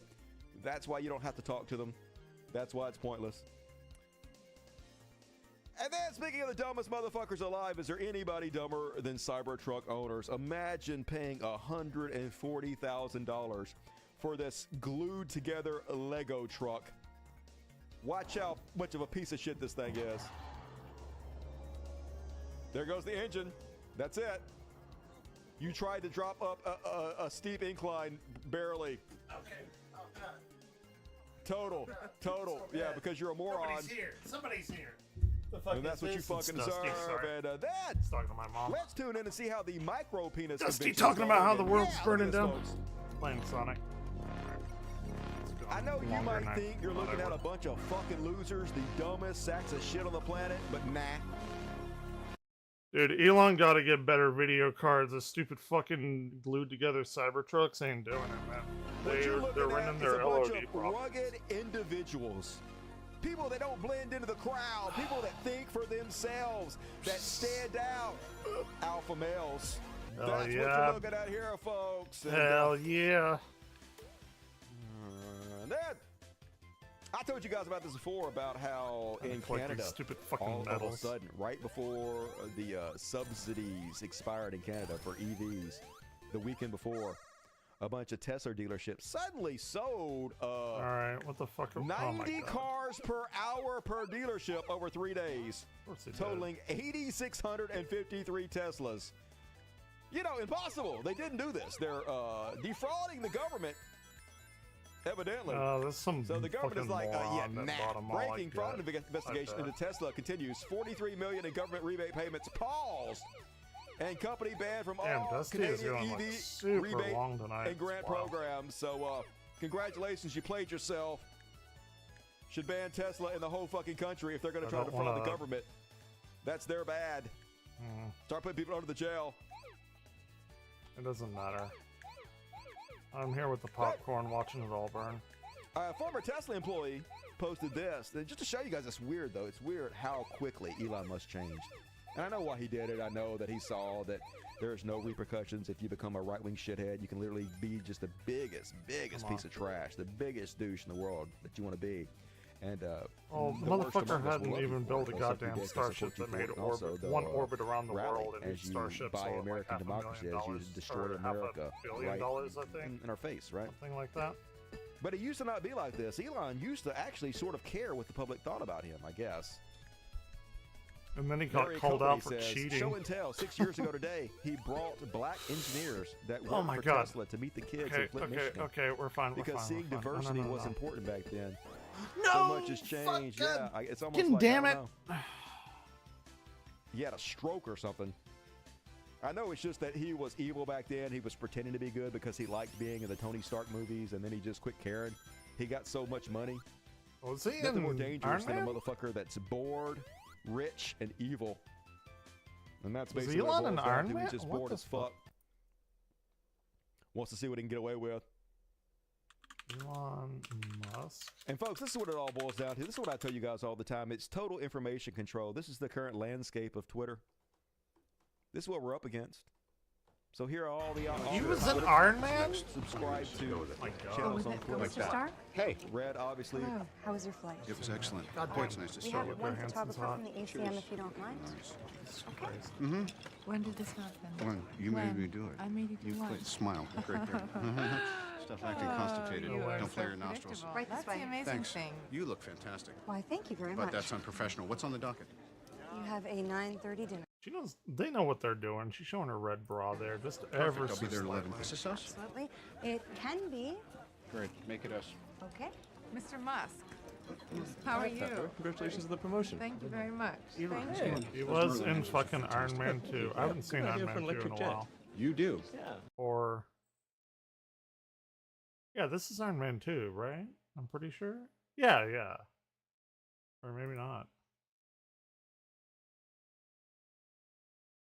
No, it was in Iron Man 2. Or wait, was it? Elon Musk in Iron Man 2. Those Merlin engines Okay, are it was. fantastic. Right. Thank you. Yeah, Yeah, good I idea kept for saying like- Iron Man. Don't know why. It's weird. Didn't know For that. Republican, Didn't blues for remember that Democrat. anyway. Look how we're outnumbered. Hassan is such a chicken shit retard. Dad, I he enjoy blocked watching me. Hassan. Yeah, a lot of people blocked you because you were using your position at Twitter to spam everybody's feed with nothing but right-wing propaganda and garbage, and the only way to get rid of it was to block you. It's not because we were scared of you. It's because nobody wants to see your bullshit the last second. clog up our feed. It's not supposed to fucking be there. It's supposed to be people that we subscribe to, not your Twitter diarrhea. And then Hassan responds, if Elon isn't chicken shit, he'll come on the stream. Just come on the stream. We Let's all see how know this he is won't. working. All right, He ducked all right. Mark It's not bad. Zuckerberg. He did. He Seems ran like away a from Jon fairly Stewart. He did. straightforward thing. And now he's ducking a Twitch streamer. 0% chance he's going to come on. Yeah, He is a won't come on. cowardly tub of goo. And then the greatest ownage you're going to see this week. Somebody needs to pay the intern at Ubisoft more money. Elon Hassan is a fraud. Sellout would be more accurate. Objectively, he's promoting a terrible game just for money. Talking about the new Assassin's Creed game, to which the publisher of Assassin's Creed posted, is that what the guy There's a playing new your Path Nintendo of Direct Exile 2 tomorrow. I account don't know if told it's a you? Switch 2 Oh, Direct or stop! not. Destroyed. Remember, Elon was going out there pretending he's a super genius who was in the top ranks of Path of Exile 2, and then he was forced to admit he actually pays a bunch of people to play the account for him. Just like everything else in his life, he's fake. He bought his account. And it only has 12,000 likes here, but now it has like 700,000, a million likes. No! Fuck! Fucking steamrolled him. Love to see it. And all right, I'll finish you guys off on a good note there on the President Elon section. Dude, Dusty's going hard tonight. You guys remember that new Dune game? Dune's coming out next month. It's like a online MMORPG. I might check that out. Oh, we should start our own the new Dune tribe. Ooh, fuck yeah! I can pay dude. some Chinese I'm gonna kid to earn keep money playing for us. that. I didn't know that What do was you say, coming out. guys? And all right, get your super chats in. Holy shit! 2.5 hours into the show. We're definitely doing double overtime tonight. Rewarding Yeah, for this double is a overtime, but for huge now, show. it's time for. Dude, fuck, that pisses me off so much. Hey, this makes me very sad.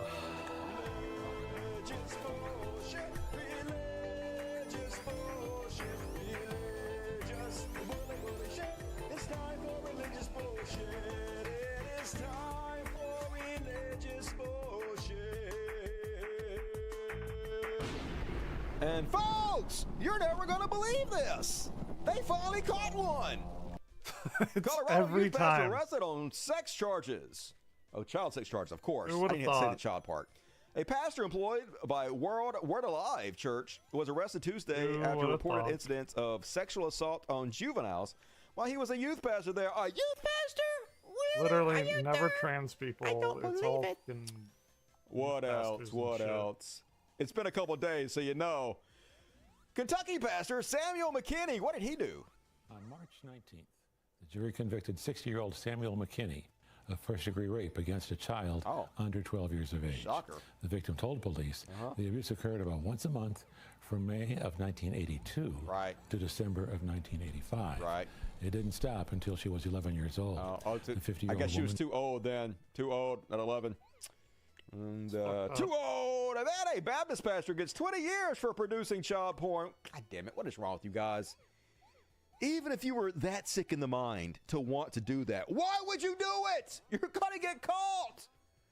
Just keep that fucking disgusting shit to yourself. A federal judge sentenced a former South Mississippi minister to 20 years in prison for sexual conduct with a young boy in a bathtub while video chatting with the residents of the United Kingdom. Just good God, Ooh, how do they that's think a they're going to get weird away one. with it? I just don't understand these people. That's a weird And Baptist charity executive who moonlit as erotic author arrested after a new book deemed child pornography. I'm sure it wasn't. What was the name of the book? Daddy's God Little damn Toy. it. Okay, maybe it was. These are tough. Okay. Starting to think maybe there's a pattern here. Yikes. Even the women, y'all. Even the women. Did you guys see this mega church pastor that got It's a terrifying home caught breaking into a woman's house? I love it. As soon as he sees the camera, he doesn't know he fucked up. invasion. A man with a flashlight enters a single mom's house and ends up caught on her security camera. Shit. And when she looked at the video, she knew who it was right away. Here's why. It's terrifying.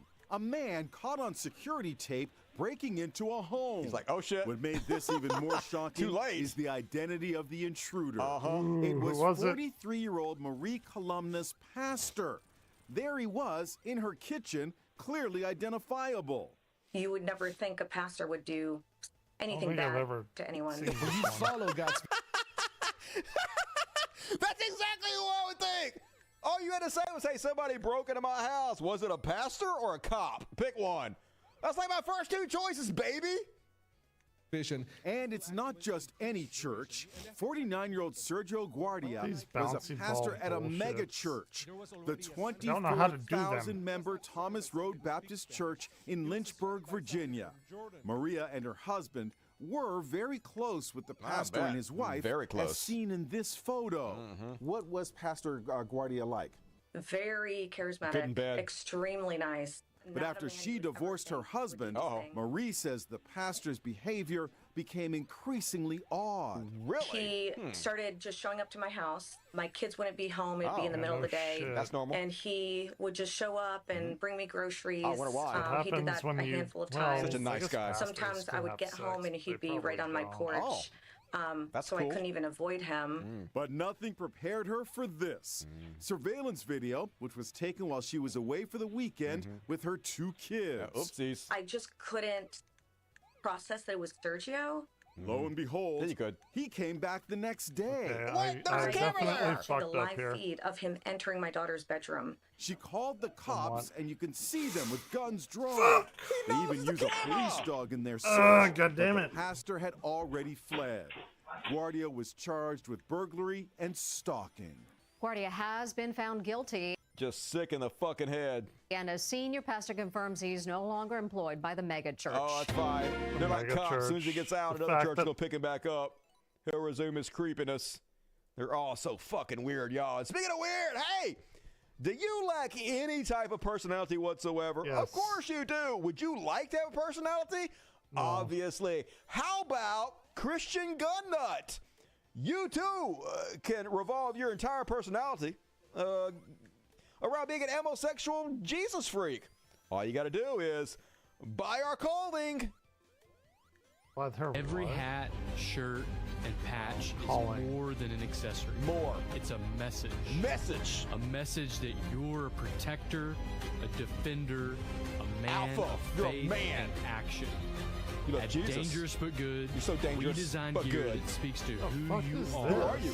and who you're becoming. This who you are. When you put it on, you're not just getting dressed. Nope. You're stepping into your identity. Oh my God, Be they said dangerous it. but good. Literally, Every they hat, said it. Shirt. You're stepping into your identity. Wearing these clothes is your identity now. This is you now. You're a Jesus freak is gun nut. this? You have a personality now. I guess I gotta say it's better than being a Trump supporter, right? Better than being MAGA. If you have to have a personality, that's not a good choice, but that's a better choice. Yeah, small dick energy. Don't get ahead of me. We're going to get into the ultimate small dick energy. And speaking of small dick energy, hold back, everybody. We got a badass here. What's he doing? I know what he's hitting. It's like a. He just did magazine or that. something. He I don't just get did it. that. I can't believe it. Wow. Shit. Better to enter I mean, the it's kingdom better of than heaven nothing, I without an guess. iPhone Oh, that's Oh, it's an profound. than to iPhone. enter into eternity without Jesus. That made no sense. And some of you go, you really just did that. You really just did that. Yeah, that was Yeah. a functioning Yeah. iPhone. Yeah, I did. Not anymore. Not anymore. Not anymore. I just broke that. I did that. I know you can't believe I it. borked it. But hey, I'm a badass motherfucker. I just break an iPhone right in front of you. I don't even give an F, y'all. I love these cool you don't give bastards. an F? Yeah. That person's never going to get over that financial setback from destroying the iPhone. So, Dude, this is a super weird lame. one. And hey, speaking of This is super lame, super weird one. this woman has a high-level job in our government right now. And I believe that when you honor God on Passover, starting on April 12th at sundown, Right. through Very Good awful. Friday, Good Friday. on the 18th, and concluding on Easter Sunday, Including. you can receive these You 7 probably need to supernatural go blessings. back. Supernatural For coming you your way. and your One. house. Your house, According to have it. Exodus 23, Exodus, y'all. God will assign an angel to you. Stuff. Angel. He'll be an enemy to your enemies. Fuck your enemies He'll up. give you prosperity. All kinds of money. He'll take sickness away from Not you. gonna be sick. He will give you long life. Live He'll forever. bring increase and inheritance. All and kinds he'll of money. give a special year of blessing. More You're blessings. not doing this to get something. Look. But you're doing it in honor to God. You're not giving this woman money to get something, even though she just told you the entire reason you do it was to get something. No, giving her money honors God, but also you're going to get something. Let's see how much money you have to give her for God to give you blessings, miracles, and angels. Realizing what you can receive. For your special Passover offering of $1,000 or more as the That's a Holy lot of Spirit dollars. leads, you will also receive the That's beautiful like 10-inch 450 crystal Of cross. course.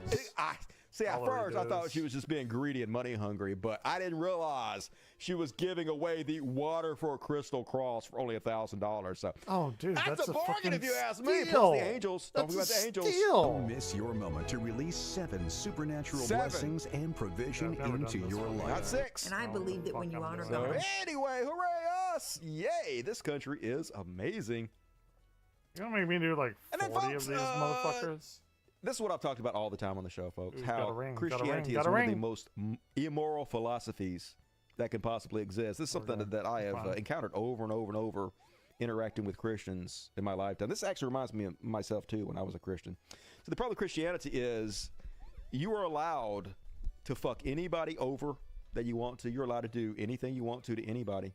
At the ring. No matter how egregious and harmful it is. I think this one's. And you don't gonna ever be, have to make amends to the person you hurt. All you have to do is apologize to your imaginary friend, and it's like it never Yeah, it's fucking happened. Presto Changeo deathbed conversion. And you can imagine if you have this kind of loophole that allows you to do anything and get away with it without ever having to have any kind of responsibility, comeuppance, ever having to own up on it. It might make you actually do more bad shit. Because if it's so easy to get out of, hey, baby, I'll just do whatever the fuck I want to, a deathbed confession, right? And that's exactly what you find. Feeling forgiven by God can reduce the likelihood of apologizing, study finds. Divine forgiveness can actually make people less likely to apologize by satisfying their eternal need for resolution. The findings are consistent across Christian, Jewish, and Muslim participants, and that's why we see so much evil. I had it. God. They don't have to do right by you.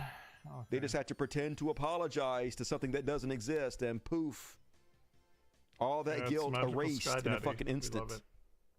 That's how true evil happens. We're getting this one. And this next 100%. video last illustrates What are, this what point are these weird quite fucking- well, to be honest with you. There's sin. Yuck! Sin looks like Yucky. Diet Coke.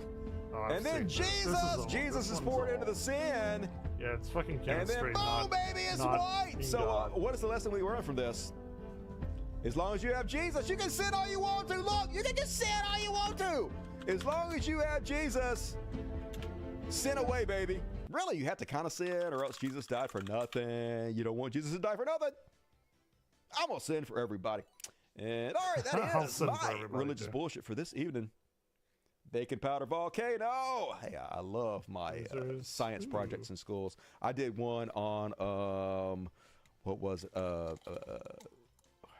Subliminal messages. Yeah, it was all fake. I lied about the whole I thing. did got mine. bad My grades. science project in All fifth right, grade was let's go on ahead heat and move on, transfer folks. We're between already in like the 10:45. absorption of soil. Definitely got to get triple sand, overtime and, tonight, so you better reward me for this amazing marathon show I'm putting on for you guys. But for now, it's time to get think it even was more the depressed third than we already one. I don't were. remember I know it, you're though. thinking, how? It's How, like the, how could you temperature of possibly soil depress us versus any temperature more of than you sand. already have? shining like a super high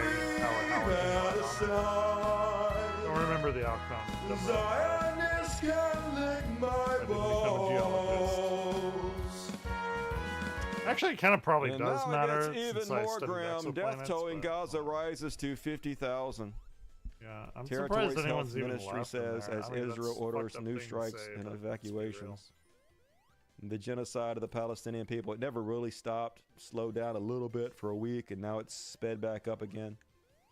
I agree with Emma damn it. Vigilante. The Gaza Strip right now is as if the Nazis had 21st century weaponry and bombed the shit out of the Warsaw Ghetto. The remaining people there are concentrated in squalid conditions, homeless, then blown apart in their tents. Jets and drones render extermination camps extraneous. That's right, they don't need the concentration camps anymore. They just kill them right where they sit, y'all. I've attempted It's this even before. more efficient. Done it. They don't have to have the bad press because they ain't getting no bad press. And Israel has murdered yet another journalist. It's like 200 they've killed, y'all. Nobody cares. The people that really care about the freedom of the press. Every one of us funding it here is Israel's journalist Hassam. Israel has murdered journalist Hassam Shabbat in Gaza's day. Right? Like nobody This is him embracing his mother after months of separations and ceasefires. They're not, so. And I feel like I'm completely helpless as always to do anything about this, but at least I can humanize these people. I can put a face to the fucking horror because these are real people. These are our fellow human beings. I know they're fucking brown. But unless you're an evil fucking sack of shit, it doesn't make them any less human than you. And then this shit, y'all. So you guys heard about the Oscar documentary? No Other Land won the Oscar for Best Documentary. About I have not. No. This guy was on Hassan's podcast a couple weeks ago, 3 weeks ago. Oh, actually, I did hear about that. The settlers kidnapped him and they've lynched him. I haven't seen him. If they've I did actually hear about that. Okay, fair enough. All right, come on. I don't I need know. more ice. There's video footage of it. It's real fucking drink, disturbing. but So this is the more guy that ice. just trying to make a documentary to highlight the trials and tribulations of the Palestinian people and try to stop the genocide. This is what the settlers who support the United States came out and first they threw a brick at his car and I don't. Here is a live footage of No. them snatching this dude up. I don't know how a person would Can we go do back to the that car? one. He was released. Oh, that's good. Be right This back. is scary as shit. I need to go get more Back to ice. the car. I'm not sure. Back to the car. Get in the car. Get in the car. It's fucking terrifying. There's the good guys. This God shows the people for you. Trying to lynch this dude. For dare trying to save children's lives. For trying to stop a genocide, y'all. I can't go. For simply This is the military. telling the truth. Telling the truth is a revolutionary act in times such as these. And Mark Ruffalo came out in his favor. I guess Mark Ruffalo helped him get released. That's good. Mark Ruffalo is one of the good ones, y'all. Every filmmaker and Academy member should be acting together in protest, no matter where you stand on this issue. This is an attack on our beloved art form from a film. Yeah, it is. And thank you for using your position, your platform, Mark, to try to do something decent in this world. I found it. Meanwhile, Pam Bondi is insinuating, she's not really insinuating, she's just outright saying it, that perhaps the protesters at our colleges who are just trying to stop the genocide and the ethnic cleansing just want to stop the murder of babies. Perhaps if you don't want Zionists to murder babies, you're a terrorist. If you do not comply with the law, if you do not protect our students on campus, these kids go to college to be safe, to learn in a safe environment, and that's not happening. here. And it's absurd that these universities are not stepping in to protect them, yet they're protecting these protesters who are also, I believe, some domestic terrorists. They're here inciting riots, inciting violence against students. They're literally not doing any of that. Like regular They're not people inciting explode. violence or riots. They're just trying to stop the extermination of the Palestinian people. And yet our government is going to label them domestic terrorists as a threat to send you to the rape camps, y'all. And to end free speech as we know it. And they're doing it all over the place. ICE is hunting for Yusingo Chung, a Columbia student who attended a pro-Palestinian protest. If you're here on visa, even if you have a green card, they want you to know you don't have free speech in this country. You don't have the basic rights. We're going to use you first as a trial run to take your rights away before we take the rights of regular American citizens away. And believe me, it's fucking coming, y'all. Over at Tufts, a PhD student was detained by ICE, y'all. She dared try to speak out. So here comes the jackbooted thugs gonna roll up on her and snatch her off the fucking streets. Osaka attorney says the Turkish national who was maintaining a valid F1 was detained by Department of Homeland Security agents. Was headed to meet friends to break her Ramadan fast. Come on. Okay. I've done Tufts this University one before, says they had no but pre-knowledge I of this incident. To perfection. They're just trying to send a very clear message. You're not allowed to speak out against your Lord and Savior Israel, against your Zionist rulers. Last. You don't have freedom of speech in this country. You have whatever speech they allow you, and you will fucking like it. You will send your hard-earned dollars to murder children, and you will fucking like it. The same ones they may have been, though. You don't want to get sent to the rape camp, do you?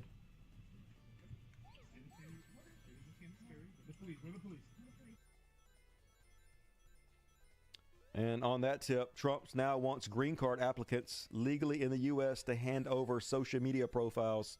Dude, that's fucked. It's 100% so they can check all your social media and see if you in any way support Palestine, if you in any way oppose the terrorist state of Israel, because they're going to get rid of you. You're not allowed in this country if you speak out against our overlords. You don't fucking have that right. And Columbia University agrees to ban masks on campus after $400 million funding. They want to make sure you can't wear masks so they can identify you, so they can make sure they take away your right to protest, your First Amendment rights. And every single one of these universities are going to cave because Trump is playing hardball like no president has ever fucking played before, and every single one of them going to give in to his demands because all it's about is fucking money. How can he They don't actually give a shit. You know what's surprising? The pocketbook is Glenn Greenwald in Congress. Fucking right-wing shill piece of shit. Glenn Greenwald actually speaking out against this. You know shit's getting bad when Glenn Greenwald's speaking out.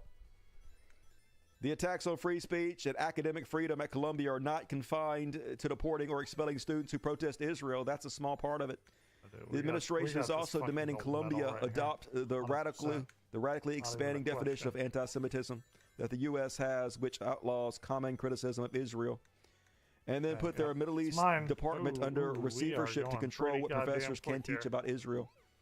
Just constant demands of Americans to sacrifice the country's core values and civil liberties for this one sacred foreign country.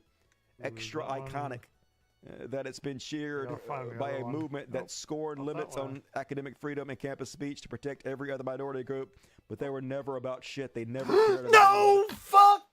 God damn it! Anti-Semitic folks accusing Jewish citizens of being more loyal to Israel. So many of these citizenship, they're 100% more loyal to Israel.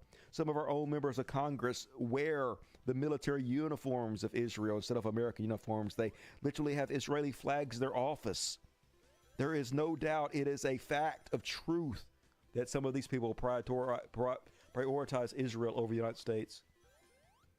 Denying the Jewish people their right to self-determination by claiming that the existence of the state of Israel is a racist endeavor. It is a racist endeavor. It is an ethno-state. That is a factual statement you're not allowed to say anymore.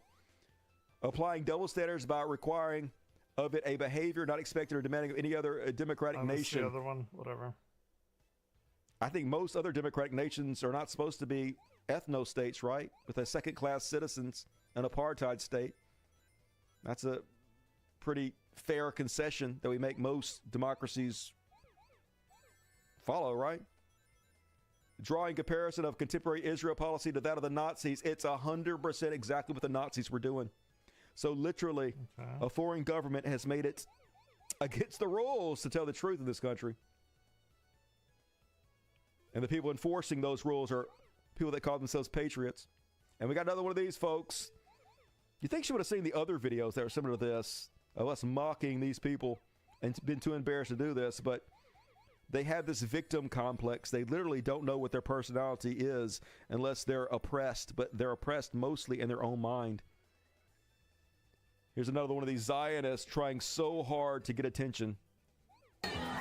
And yet, nobody gives a shit, you fucking idiot.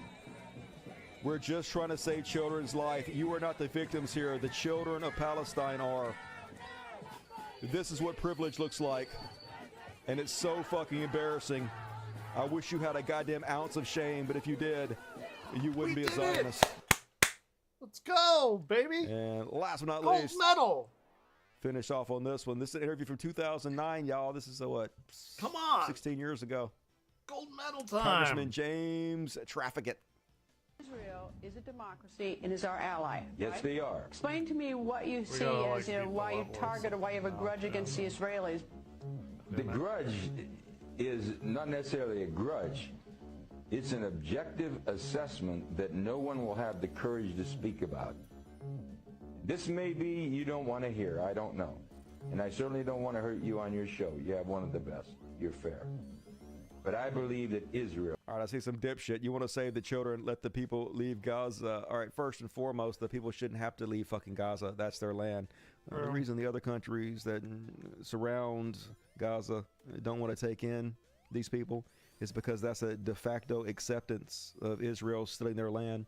It's sort of like if you had a house and somebody came over and they tried to kill you and take your house, and they were like, hey, just move in with your neighbor, and your neighbor's like, no, I'm not going to take them to my house, because if I take them to my house, then that's basically an approval for you to steal their fucking house. You don't get to steal their house. That's their house. That's the reason that we want the Gaza children to stay on their own fucking land.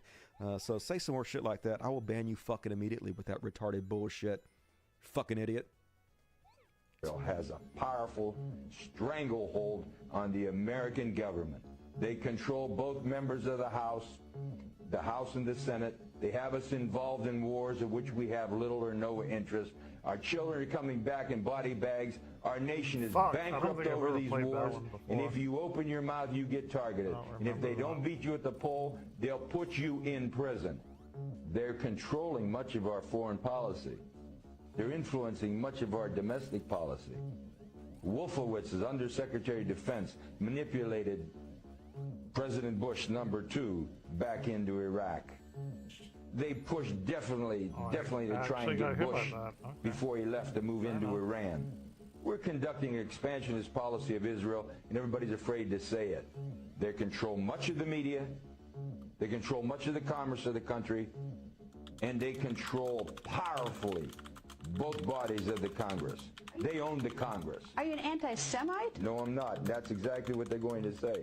We have a one-sided foreign policy in the Mideast, and we've alienated Arabs who have no way of fighting. So what they've done, and I predicted this on the House floor, is they would export violence to America, and they have. They have no other way to fight. I'm saying this to you right now. Israel gets approximately $15 billion a year from the American taxpayers. That $15 billion is $30,000 for every man, woman, and child. There's plenty of money for their health care, folks. Plenty of money for them, but no money for us. Because we're the biggest fucking suckers and losers on this goddamn planet. And that's why they don't have fucking respect for us. Why the fuck would they? And, all right, that is... Damn it. Free Palestine. We'll try to cheer it up a little bit. I didn't see the Jink thing. I'll try to check out Chunk Yogurt on the next show. We got another one coming at you Friday. So we'll get it covered, I promise. And, all right, folks. About to hit double overtime. Double overtime, y'all. Man. You know you love it. So if you do, be sure to reward me for all the hard work I did. But we still got plenty of show for you guys. We got a Beyond Parody. Then we got a What the Fuck Trash World. And then we got a Heroes. So holy shit, still plenty more show coming at you. It's unbelievable. I'm really putting in the work these days. But hey, let's go ahead and do... Hey, Beyond Parody's not supposed to be next. Beyond Parody is supposed to be at the end, Dusty. All right, we're going to skip Beyond Parody. We're going to come back to it. And we're going to do a What the Fuck Trash World combo. It goes something like, what's the Trash World? I don't know if this is going to get Hell yeah. me... And the first off, on tonight's What the Fuck Trash World. Perfect. We'll do What the Fuck first. Perfect. And, what the fuck? Y'all remember You guys see this one, the outrage this week? High school coach, they're at, I guess, the state championship. Gets cussed at by one of his players, decides to walk up and pull her hair. Zullo pulling on her hair. It looks like she's crying after that loss. Uh-huh. Zullo appears to say something to her and to that other player who you can see kind of intervenes there. She's pointing her finger. Local outlets report that girl is the coach's grandniece. The school district quickly fired Zullo and now says it's deeply disturbed by his conduct. And he's released a brief statement. It reads in part, quote, as a coach, under no circumstance is it acceptable to put my hands on a player and I am truly. Yeah, that's all we saw on video. Imagine what he's done that no one ever saw. What a fucking dick. I actually saw right-wingers defending that guy. That's what real fucking coaching is like. You better show some respect to your coach. But, of course, they know that's bullshit. They just are awful on purpose because that's what they get rewarded for. Whatever the most horrible take, that's what they choose because that's... Here it is. It's Myron Gaines. Fuck! Bro wasn't tolerating no fuckery from his athletes. This chick cussed at and disrespected the coach. Discipline is discipline. Respect authority. Of course, you know this pathetic asshole doesn't actually believe any of this. They literally get rewarded for being awful in this country. Discipline is discipline. That's who we are as a people now. So you didn't see win. Right through that train wreck bullshit. And folks, I mean, warning, it's like some kind warning! Of I'm not saying these people died. Okay, thing. I could not find any information whether these people lived or not, but you have been warned. This is some what the fuck. Okay, let's see it. So these brain geniuses doing donuts in the intersection. Sure, yeah. With the girls hanging out the window. Look at these genius girls hanging out the window. Don't they look fucking cool as shit? Holy God, these are the baddest. Oh, yeah, you're dead. There it is. Yeah, you're dead. There it yep, is. that's what happened to you. Uh-huh. Yeah, let's look at that one more time, I guess. Second verse, say this verse. Okay, so, super cool. I'm not saying you're not super cool, but I'm just saying it was about right here they realized they done fucked up. That's a lot of torque, too. Oh, shit. Don't do that. Don't do that, people. Darwinian at some point, to be honest with you. And speaking of fucking ready to find out, I don't know if this video is old or not, and I don't give an F. This has got to be the fucking Villages, so I don't know what the story behind this is, but I'm going to make up one. This boomer, drunk as shit. He's already bleeding, so either he fell down or he got punched. I'm going to say punched. And decided he's going to storm off, and he's going to drive his little golf cart home all pissed up. Let's see how that goes for him. He's gonna be like, no, you can't drive, dude. Dude, you can't even get in your golf cart. Do not drive. I don't think you should be driving. You should not be driving. You can't do anything at this point, really, or else. You just sit there. Oh, you tried this. You're already bleeding. Sit there. Do not drive off. Don't. You're gonna hurt yourself. Stay. Stay. Don't. Fuck. Okay, that's bad. Okay, you're fine. He's got it. Don't worry, folks. He's got it. No, not the flowers. Why? Don't do it. Okay, he's fine. It's all good. No, not the flowers. So anyway, oh yeah, and now, then you face plant on the ground. Yeah, now you're on the ground out. Yes. Yeah. Okay. That's pretty funny. I think you need to get help, dude. Yeah, take the keys. Take the keys from Grandpa. Okay, maybe go towards the light, Grandpa. Maybe it's time. And then on the Trash World section, George Foreman. Grandpa and his I thought that grill was gonna make him live forever. Fucking George Foreman dying. Anyway, George Foreman died? But, really? That's not even the Trash World part. Alex Jones, want you guys to know, it was the vaccine. The vaccine died suddenly. Wasn't he just a spring chicken in the prime of his youth? 76-year-old George Foreman died suddenly. It's notable that he was a prominent promoter of the COVID vax jab, even doing paid commercials. That was that jab that killed him. God damn it. Jab, yeah, he'd have lived forever if it wasn't for the vaccine he took 4 years ago. Proof. Like, they're killing us all, y'all. Just good God, Alex Jones. No shame whatsoever. And one more. Did you guys see Marjorie? Oh, no, this is not even it. What even? Oh, I got it. It's coming up in there. I forgot the Beyond Parody section's coming. Did you guys see in this trash world how Major League Baseball caves to Trump on diversity? Yeah, there's no black folks in baseball. Major League Baseball has removed the word diversity from its MLB careers homepage in reaction to President Trump's executive order ending equal opportunity. What does baseball need equal opportunity for? For people of color and women in recruiting. Yay! Yay! MLB's retreat makes it the latest entity to pull back on diversity, equity, and inclusion DEI practices amid threats of legal action from the Trump administration. This is what I was talking about earlier. I'm almost impressed with how efficiently they're dismantling the country with this fucking bullshit and how everybody is getting in line. Nobody is fighting back. It's all eroding away. Pretty there are impressive. literally no fucking heroes. Believe I got And good. I guess there shouldn't be. Let it burn, baby. 8. And that is my what the fuck trash world. Yeah. You collect jabs. Fuck yeah, I'll give you a jab, baby. Look at that one. Look at that jab. Look at that one.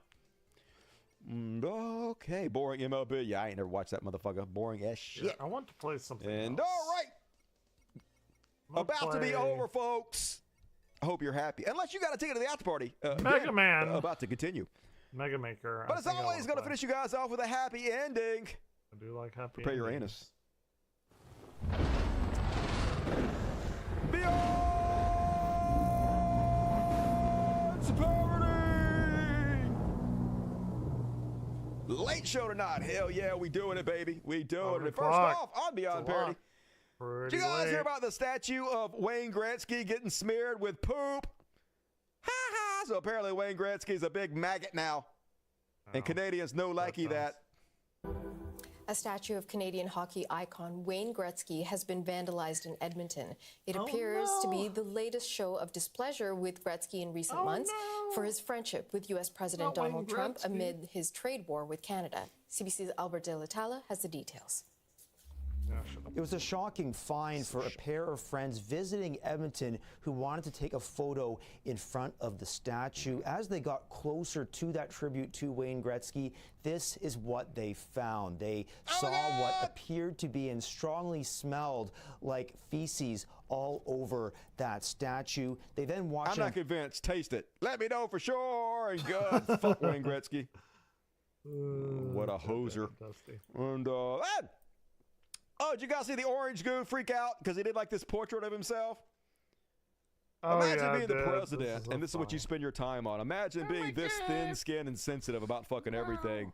Nobody likes a bad picture or painting of themselves, but the one in Colorado in the state capitol put up by the governor along with the other presidents was purposely distorted to a level that even I perhaps have never seen before.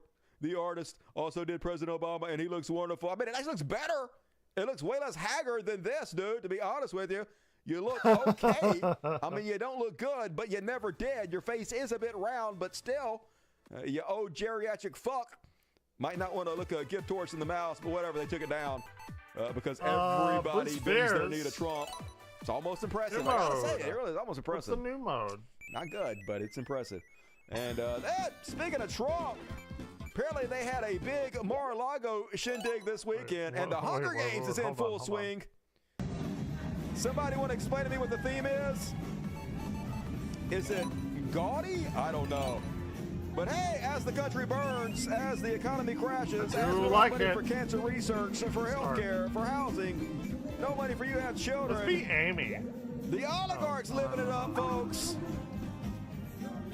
And good God, I'd rather be fucking dead. That looks boring as shit. Everything about this, all to the hell no. Dude, I'm all about the blue spheres. This world is just weird, y'all. It's weird. This country just, I don't even know what to say, y'all. And then, I know what you're thinking. Hey, that looks stupid as shit. I would die being seen there. What do the green ones do? But I bet at least the food was good. You'd be wrong as usual. Here's the food. What the fuck is this? What even is that? What is wrong with rich people? This looks disgusting. Everything about this is bad, wrong. What is this? Is that a tongue? Lobster? Is it? I don't even know. Is that a tongue? I don't even. Yuck. Anyway, I guess that's exactly what they deserve. They deserve to eat fucking shit. Or what you eat, motherfuckers. And I don't know if this is true, but I want it to be true, so it is. Farmers are quitting Trump. This says. Why not? Right.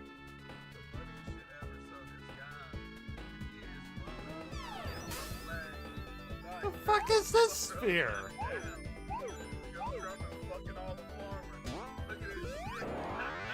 Dude, that's fucked up.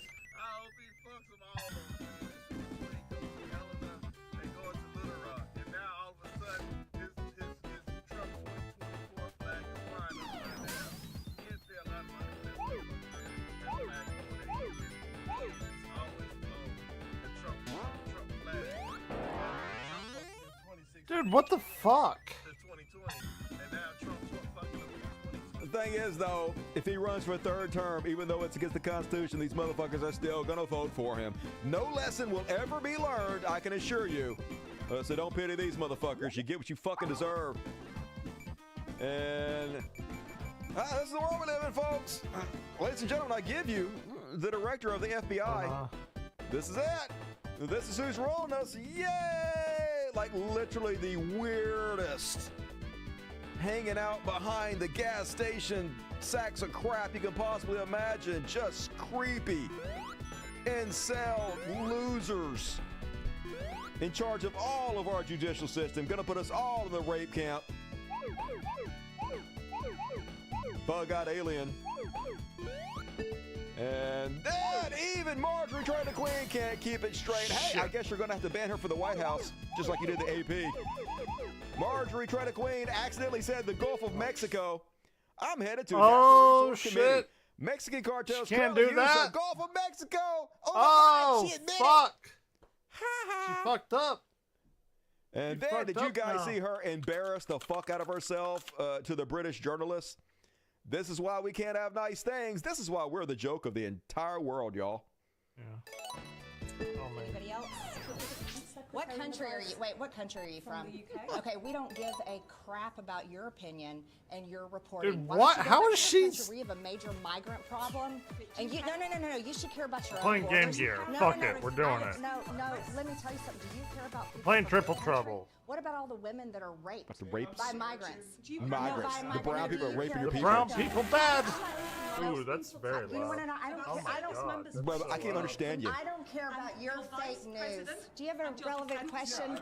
Yeah, this is an American journalist. Thank you. I'm an American, and I'd like to hear your answer to what she's asked. I'm not answering her question. Brown people because bad. I don't care about her network. If you would like to ask, I can answer. Do you have any concerns whatsoever about the complete disregard of operational Knuckles, goddamn Knuckles. I used to have this game. It's my favorite Game Gear game. You want to know about of all time. complete disregard? So I can just tell you what you said. She said Joe Biden. She ignored their question and she said Joe Biden. This is the danger of the news media. This is what they do, folks.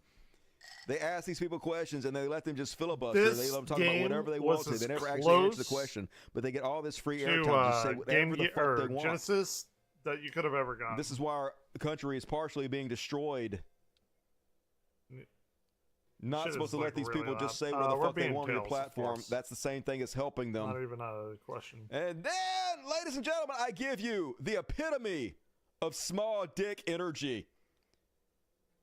Rob Schneider says, I got my anti-Tesla arson protection advice. Oh my God, we got a badass over here. Aren't we all terrified of Rob Schneider with a gun? I don't get to fly. You better not draw a dick on Rob Schneider's Tesla. He's going to murder everybody. This steely-eyed missile man, this genetic specimen, alpha, shit, look at the that. best of us all. I'm scared, y'all.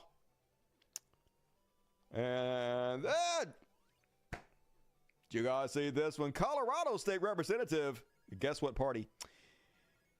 Amy Pascal was seen coloring on her iPad, y'all. Not even like watching YouTube videos or watching porn.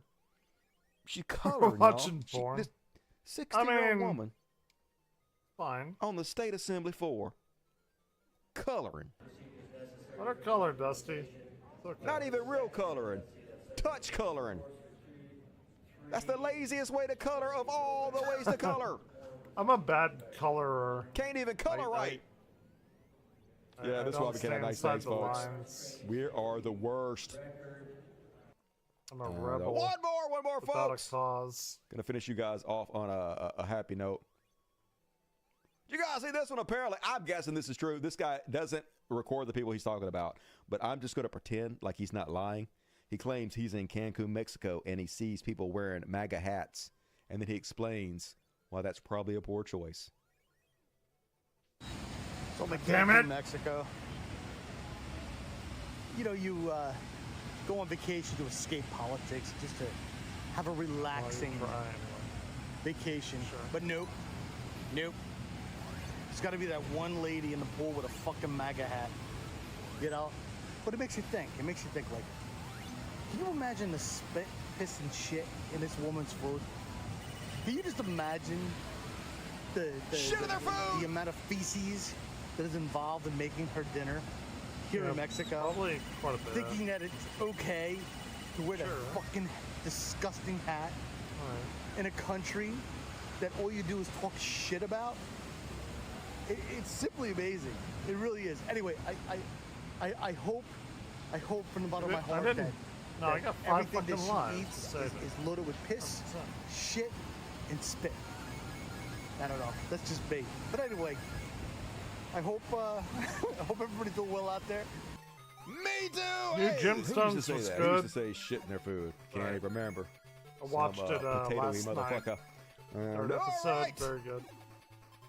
One more. I got one hero. So if you want to get your super chat in, it is your very last chance to reward me for this marathon amazing program I put on just for you guys. Pretty big program. So do it to it. And also go get your ticket for the after party coming up next. But let's go ahead and finish you guys off. I only got one, but it's a good one. It's time for some heroes.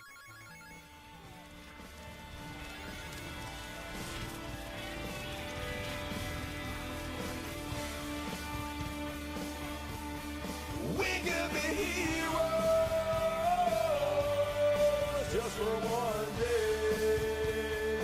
Best wins I just thought it bounced me. Everybody loves him. No, it just doesn't do Walter anything. Masterson, Okay. the best of us all, giving the business to the Deutsch idiots.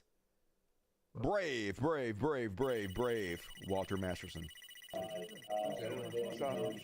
I just want to thank everyone here. Thank you for his support of Doge. And thank you for defunding Medicaid. You've done a great job. Medicaid, Social Security. Those grandmothers don't need all that money. They do not need, you know what, they can just buy dog food. They can just buy all the dog food. Cat food. He's still in my lines. He changed it to dog food, but he's still in my lines. I know you're watching, Wait, what? Walter. Get out of here. Get out of here. Whoa. Everybody calm down. Everybody calm down. Thank you, everyone here, for supporting President Musk. And a corporate oligarchy, you've done a great job. You're all true patriots. Did Walter get hot? Shit. What the fuck? Which expands work requirements for SNAP. What a glow up. Don't lift The people fuck's out of he poverty. doing? Fuck. It keeps eligible people from acquiring assistance and drive people deeper into poverty. Okay, I see. Oh, fuck. Okay. They got me on that one, for sure. Put people over. Hey, Lola. Get up Getting mad about it. What's he doing? Angry, aren't they? Fuck your protest. Finally saw you, the boomers. What?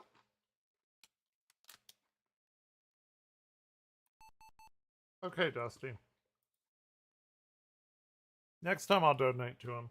Let's watch some weird shit. There's a few things I didn't watch last night. We got otherwise occupied. Good shit though. Love Dusty. Damn, that was a long fucking stream for him. Jesus Christ. It was like 3 goddamn hours or something. Eating like the rest of these stupid chips.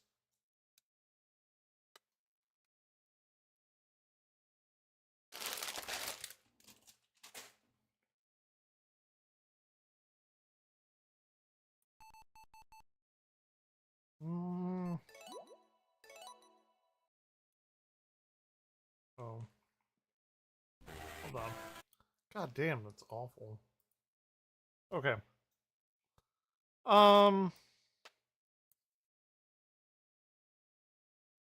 Playing some stuff. I know there's some weird shit to watch. Let me change my stream title. Weird stuff.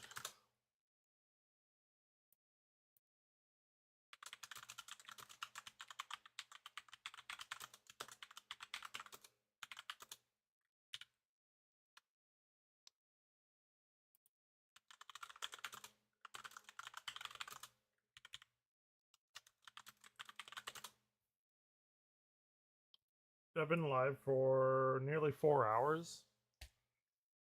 I've had one message. Whatever. It's what I do. I stream to nobody, baby. Super sexy. What is this? We get banned off of YouTube. Vanessa Kirby, okay. Invisible Woman. Captain America. Winter Soldier.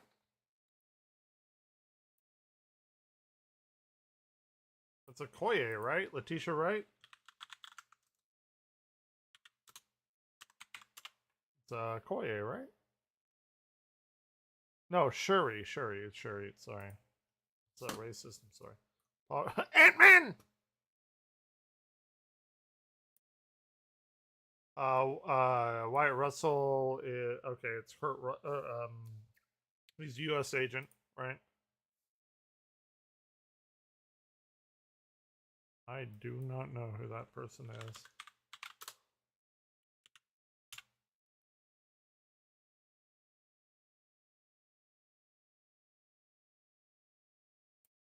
Oh, Namor. It's Namor. Okay.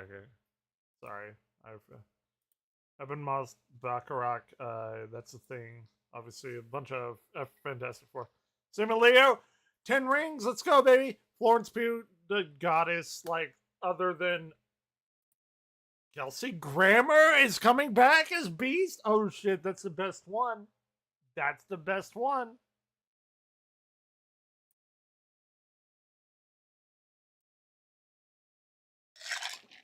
I don't know who that is. Louis Pullman. Let's look. Let's see.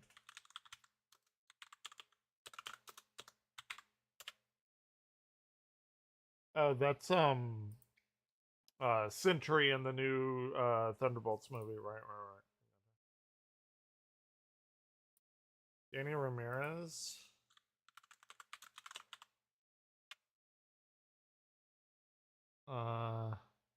Oh, he's the new Falcon. Right.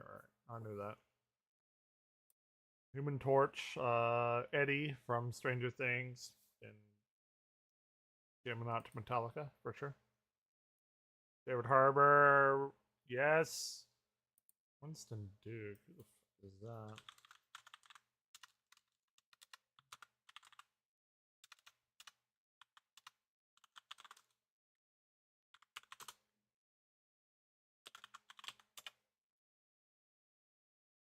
Oh, right. He was in he's one of the leaders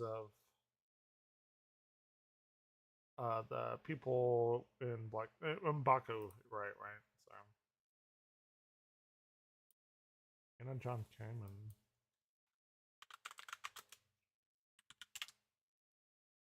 Oh, Ghost? Okay. I'm actually glad that she's getting, like, she's pretty cute. I'm glad she's getting more roles. Like, Ghost was kind of a throwaway character, but it seems like a lot of people from Thunderbolts are going to be in here, or all of them are. Tom Hiddleston. Oh my fucking god. Holy shit. We're doing it. Motherfucking Loki's back. God of Stories, Loki! This is a huge thing. This is a big one.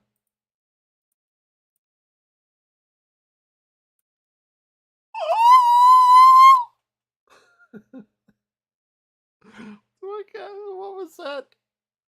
I breathed into my throat closed. Patrick's, are you fucking kidding me? There's no way, bro.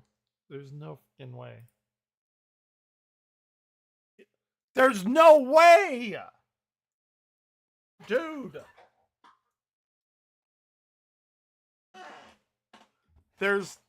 We are getting Patrick Stewart and Ian McKellen back?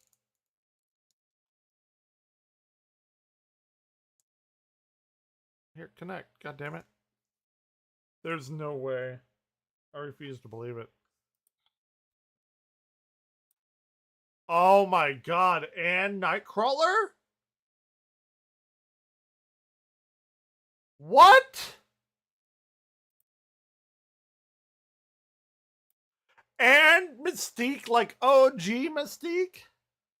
Rebecca Romaine? She was... I'd probably get banned if I tell you what I thought about her. Name's Marsden. Oh, Cyclops. Oh, we're getting fucking Gambit. Oh my god, there's no way. What even is this? We're getting Gambit back? Or again? Of course, Mr. Fantastic. RDJ. Dude, there is no fucking way. Holy shit. How can you not be super fucking pumped about this?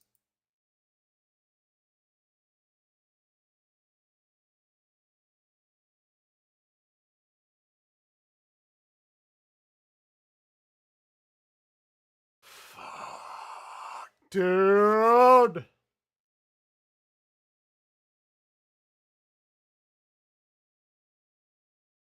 Oh my god, that may have been the most exciting teaser I've ever seen in the MCU. Kelsey Grammer coming back. Who is Beast. He is Beast. Ian McKellen and Patrick Stewart and Channing Tatum. We knew the Fantastic Four were going to be there. Most of the Thunderbolts are going to be there. Kind of sad Wanda isn't there, but this is Doomsday, and then we have the Secret Wars. So, I mean, everyone is going to be in Secret Wars. But and Alan Cumming, like, is fucking Nightcrawler. Dude, he noped out of that shit. He didn't want to do that. Like, and I don't blame him. He had to go through, like, what, 8 hours of makeup every day or something? Like 6 to 8 hours, something? Oh my god.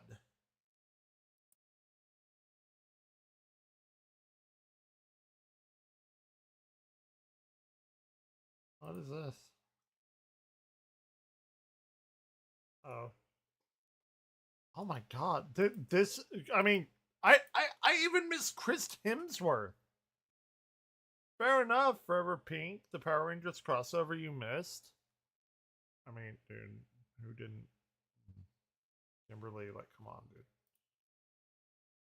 What in the flying fuck? Oh, I gotta get my third one. We only do 3 during the weekdays because your boy has to go and, you know,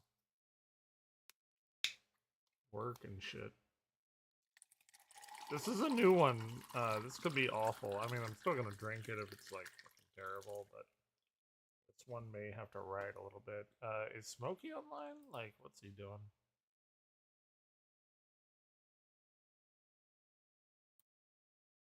Stream it. Fuck off.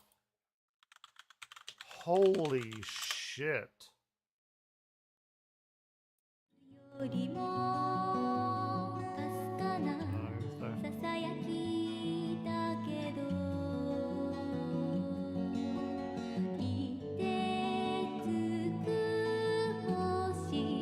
Oh, did he like just go away when I like clicked on his shit? Holy fuck.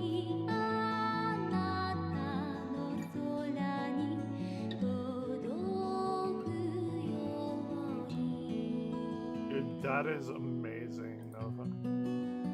So tomorrow, I don't even know what I'm gonna do tomorrow because that's coming up. Like, I'm gonna be at work, so I'm gonna have to either watch it at work or do a reaction after work. But I don't think I can avoid the spoilers because there's a lot of downtime at work.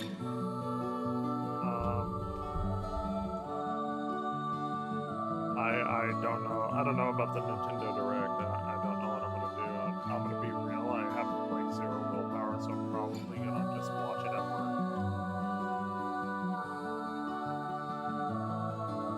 Oh, they watched VHS 99. That's a good one. I enjoyed that Dude, that fucking Marvel teaser was insane. It was absolutely fucking insane. Here, what? Yeah. Oh, emergency awesome. Let's hear what he has to say about it. Let's take some drinks. This is the most insane. Like, this isn't even anything. It's just telling us who's in the movie, but like, there's a lot to unpack here. Biggest surprise, honestly, was probably Patrick Stewart coming back, because he said that he was done. He was done, and then they got him back for Wanda. Multiverse of Madness. Not sorry, it's Doctor Strange's movie, but I'm a Wanda simp, so you know. But I mean, Wanda isn't in here, which is whatever. But in Loki, I mean, we know what happened with Loki. He's got a story, but dude, this is fucking wild shit. Like, look at this shit. Look at this shit. I'm not gonna pause it again, but like, we got Thor, Invisible Woman, Falcon, obviously, White Wolf, Winter Soldier, Shuri, Black Panther, Paul Rudd. That's okay. Okay. Wyatt Russell,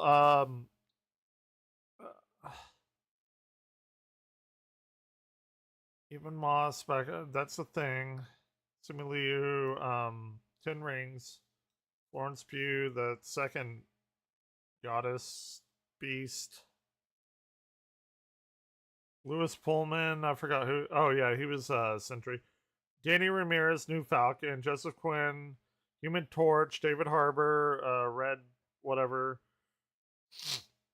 I forgot who Winston Duke was already. Loki. Dude, the music. Oh, y'all can't even hear it. Oh my god, you can't even hear the fucking music. Nobody's here to, like, tell me.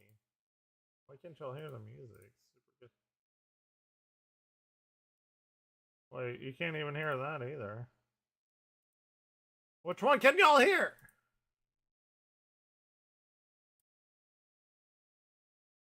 Restreams.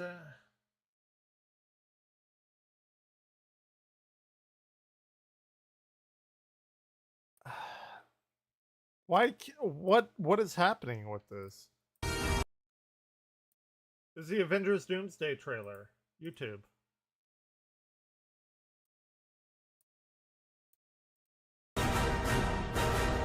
There it is. And then, of course, Robert Downey Jr.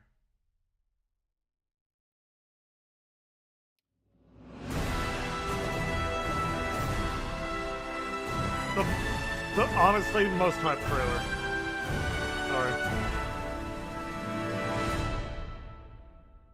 Welcome back, everyone. It's Charlie. Marvel's Chair Watch has ended. Now our watch has ended. Avengers Doomsday main cast just got announced. They dropped a big teaser, so we'll explain what's going on, because there were a lot of really big characters that they did not mention being in the movie.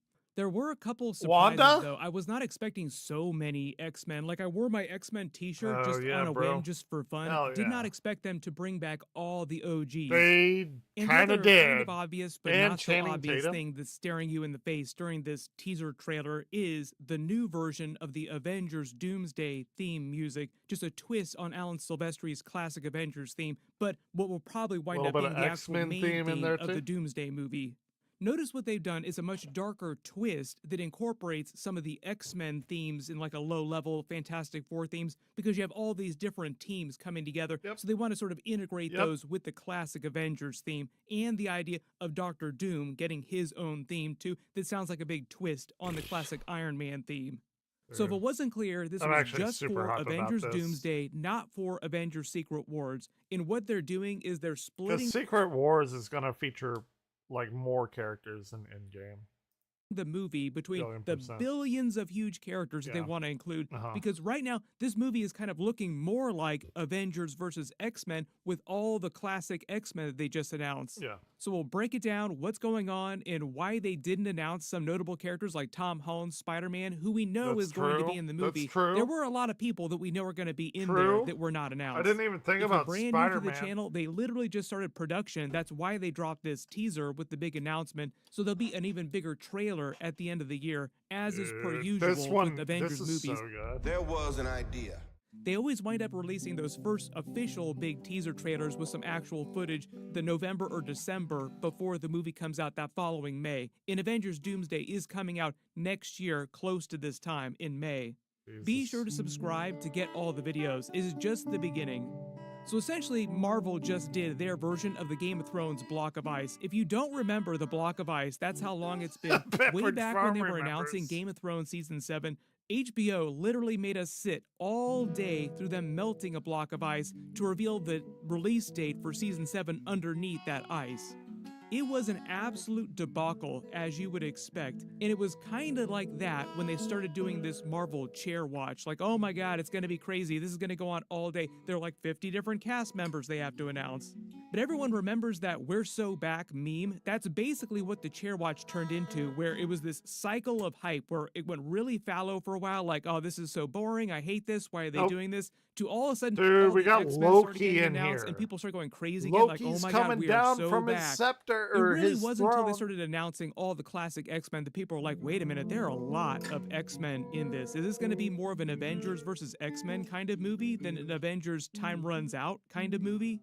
Previously, the Russos had made it sound, they implied that it was going to be more of an adaptation of the Jonathan Hickman, more recent Secret Wars with a Time Runs Out storyline before it, and that's how they were going to break up Avengers Doomsday and Avengers Secret Wars, sort of demarcate the movies the way that they did with Avengers Infinity War and Avengers Endgame, which were Marvel Rivals. I kind of want to know. Here, I'm going to let it play. I want to know two completely different movies, but really it was more like one giant movie split in the middle. So a big part of this is that they'll probably kill off a bunch of these characters in Avengers Doomsday, and then they'll introduce a bunch more multiverse characters in Avengers Secret Wars. So there are a couple things right off the bat here as we go through all the names, and I'll explain where they're coming from, which versions of the characters are going to be, because like Patrick Stewart, Ian McKellen are coming back. We just saw Patrick Stewart in Doctor Strange Multiverse of Madness, and he got killed, but this is going to be another version from another universe. So remember, this is the end of the multiverse saga. That's how a lot of these characters are coming back that we just saw die in movies just a little while ago. Dude, Wanda's got to come back. Come on. When they made the first announcement, notice that the Avengers Doomsday logo is a little bit different. They updated the graphics, like the font is a little bit different, but for the most part, it looks almost the same. Basically what they did is every 15 minutes they would announce somebody. I fucking guarantee you right now that because this kind of like just dropped tonight. I guarantee you this motherfucker will absolutely go over 200,000 this weekend, because specifically from this trailer. Somebody new and play a little bit of their character's theme music from their most recent movie. So they started with Chris Hemsworth returning as his version of Thor after Thor Love and Thunder. Currently, he's been around the universe just helping random people, doing things that a god should be doing, like trying to be a good god, helping people with love. I do not expect the love character to come back. She was played by Chris Hemsworth's real-life daughter, so they put her in the movie because she was Chris Hemsworth's daughter. I'm going to do... You know what? I'm going to say it. It's going to be controversial. I really fucking enjoyed the movie. Everyone hated it. I walked out of that movie with a smile. Was it stupid? Yes. Was it entertaining? Which is the only metric I ever care about with a movie. Yeah, it was. It's entertaining as fuck. Could they have used more gore? Yes. Gore the God Butcher, I mean. Not gore as in the entrails and everything. But Dude, I'm a fucking Marvel simp. Like, what do you want? All these in order, but like they announce groups, teams of characters that are coming back. So, for instance, Vanessa Kirby's Sue Storm was the next one they announced. They played a little bit of the Fantastic Four theme music. We'll see her during the Fantastic Four movie real soon. That'll take place in an alternate. I didn't even know that was her name. Like, I like in The Crown season 1. I was like, God universe. Supposedly, the rumor right now that everybody believes is that that universe is going to wind up being destroyed at the end of the movie, either through an incursion or something that Galactus winds up doing. During the trailer, we see Reed Richards researching multiverse bridges, kind of like the Jonathan Hickman Fantastic Four run. So it seems like he's going to use one of his multiverse bridges, like the comics, to help the family, the Fantastic Four, escape to the MCU, and that's how they'll survive. Pretty much the entire Fantastic Four is coming back at the end of that movie in Avengers Doomsday. Of course They're meant to be like, really big characters during the next 2 Avengers films. So skipping ahead, they also announced the rest of the Fantastic Four. But the interesting thing is that they saved Pedro Pascal's Reed Richards announcement for the one right before Robert Downey Jr.'s Doctor Doom, even though we've never actually seen them face off together. And we got Channing Tatum. Come on, man. It's fucking Gambit. Gambit's coming back, man. I'm so proud of him. Like, I know he's like a millionaire or whatever, but like, he really wanted it, and it was really funny during that. I wonder if Deadpool's gonna be there. I mean, we got like, dude, Deadpool and Wolverine. They gotta show up, right? Like they got to, just like even for a little bit, just a tiny bit. You got Channing fucking Tatum. You got Loki, so there's clearly going to be some kind of TVA-esque bullshittery coming. Like, come on, dude. In a movie, like we haven't seen the Fantastic Four movie yet, and Robert Downey Jr.'s Doctor Doom is supposed to debut on screen for the first time in that Fantastic Four movie, but supposedly not till the very end of the movie, maybe even not till the post-credit scene. So far, they've been making it seem like he comes from their universe, like he is the Doctor Doom of their universe, but we'll see. But we have Ben Grimm coming back from the movie and Johnny Storm, who are a little bit later in the lineup. They broke it up so that they weren't just announcing one team, then moving on to the next team, announcing them, and then so on and so forth. It was like Marsden, Jason but they did a couple like. And then I was like, oh shit, fucking Cyclops. They need to do Cyclops justice. We need to do Cyclops fucking justice, please. Did I not? Okay. Just some.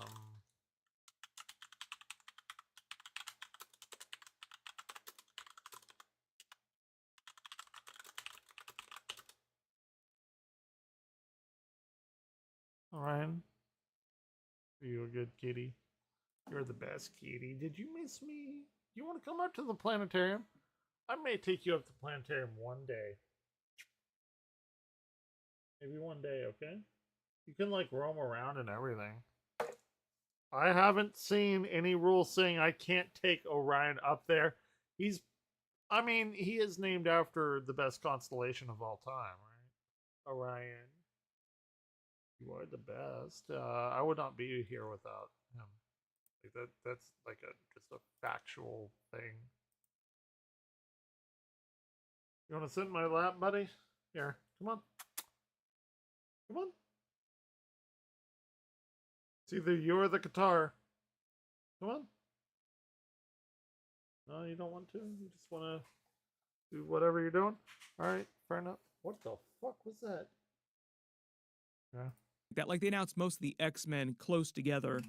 Then they announced Anthony Mackie's Sam Wilson, Captain America, coming back, playing a little bit of the Avengers theme. At the end of Captain America Brave New World... I enjoyed Captain America Brave New World. Here, let me put on...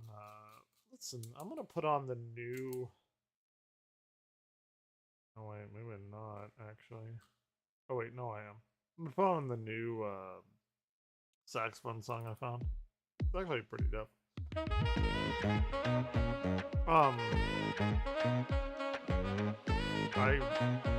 I think the biggest thing that hurt Captain America, and like, it's so hard to keep leaks. So, like, maybe they leaned into it, but I think they may have done it a bit much. Is they should have never advertised Red Hulk. It would have made the movie like 100 times better. Because it's like they give you hints. Like the trailers give away the twist. And I'm just thinking, if I had never known that Red Hulk was in that movie, and then you see it actually happen, like, what kind of fucking mind-blowing thing would that have been? But they fucked it up. Like, they fucked it up, and it's still an enjoyable movie, fair enough. But why would you do that? Like, I kind of just want to go and, like, slap the advertisers, like, they're fucking awful. They hire me, or hire anyone with a competent brain about what people want to see. It's stupid. Well, if you didn't see that movie, there were a lot of people that didn't see that movie. I've already posted several videos about it and breakdowns. When you have to protect this place from the others.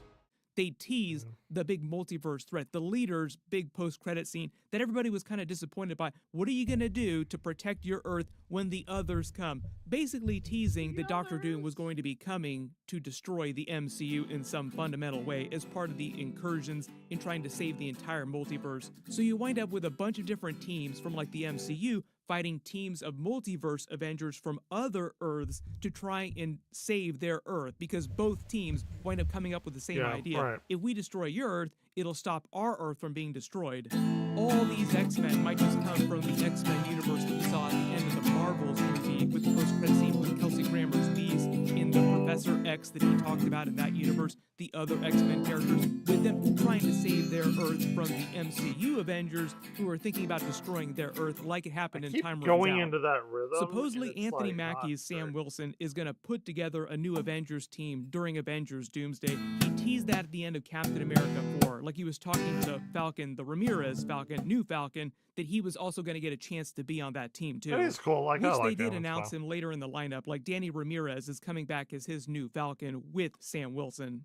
They announced Sebastian Stan coming back as Winter Soldier from the Thunderbolts movie. He's now Congressman Winter Soldier. Maybe someday he'll be President Winter Soldier. But one of the funny things about this big announcement is that it kind of spoils what happens in the Thunderbolts movie. Most of the Thunderbolts wind up surviving that movie because most of them are coming back during Avengers Doomsday. Most of them got announced here during Chairwatch. They announced Letitia Wright as Shuri. All of them are, no? They did the fucking Russian, what's his name, like Russian Captain America. What is his name? It's just Russian Captain Red Guardian. I was gonna say Red Dawn, but like it's clearly not. So they got Red Guardian, they got Ghost back, they got Sentry, they got Bucky back, they got and Kurt Russell's son, or his son's agent, U.S. agent back. They got like everyone. Florence Pugh, obviously, because she is so amazing. Like you, if there was anybody to replace Black Widow, and they did it with Florence Pugh, like that was a fucking genius fucking marketing move. Because Scarlet Johansson, or not Scarlet Witch, Black Widow, Scarlett Johansson, Florence Pugh, like, fair enough, right? Black Panther coming back. She's still wearing the mantle of Black Panther, at least at the beginning of this movie. We did see the Secret Wars concept art with the T'Challa Black Panther, so we will see if he shows up during Secret Wars at some point. Remember, the cast will probably be very different for Secret Wars. They announced Paul Rudd as Ant-Man is coming back with a tiny little Ant-Man-sized chair. A little joke there. They kind of missed that opportunity when they got to Patrick Stewart's Professor X. They should have just wheeled out a wheelchair instead of a normal set chair. They didn't say whether Wasp or Cassie Lang are going to show up during the movie too. There's supposed to be some sort of Young Avengers stuff going on in the background, but they might. Yeah, I think a lot of people shit on Ant-Man Quantumania. I actually really enjoyed it for what it was, but again, I'm like, I have shit taste and I like eating shit apparently. I don't know. If a movie like entertains me for 2 hours, I enjoy it. Like that's my bar of enjoyment. Was MODOK poorly handled? Yes. Like really bad. That's fair enough, but it's whatever. But like, everyone loves Paul Rudd. He did a great job. Like, all of them did a great job at what they were given. It's just what they were given was like, you know. I'm curious to see how they handle the Council of Kings, or if they even address it at all. They kind of did at the end of Loki-ish. They're like, oh yeah, all of this stuff is under control. So, you know. Might save that for Secret Wars, because they are doing a live-action Young Avengers project after Secret Wars. They better. Literally, they just mentioned Kamala Khan was doing Young Avengers stuff on the West Coast during the recent Daredevil episodes. I literally just posted my Daredevil episode 5 and episode 6. I haven't seen any of Daredevil. I haven't seen any of it. I'm talking about it. I'm talking over him talking about Daredevil. I don't care. I'm covering my eyes. But then they announced more Thunderbolts characters. I'll just name the Thunderbolts characters here. Wyatt Russell coming back as John Walker, U.S. agent. They played his theme from Falcon and Winter Soldier. They're saying Lewis Pullman is coming back as Bob Robert Reynolds, aka the Sentry or the Void. But the thing is people are like, how would Doctor Doom be able to stop the Sentry or the Void? He's so powerful. Probably not that powerful. What might wind up happening, though, is at the end of the Thunderbolts movie, they might find a way to temporarily depower the Sentry, and that might be why Doctor Doom isn't so threatened by him during Avengers Doomsday. Otherwise, he would just wipe the floor with any evil Avengers team that Doctor Doom brought to the MCU with him. I gotta David Harbour coming back as Red Guardian, and Ghost is coming back. Notice they did not announce that Taskmaster is coming back. That's one of the easy ways to find out. Okay. Oh, shit. Okay. I forgot about Taskmaster. Well,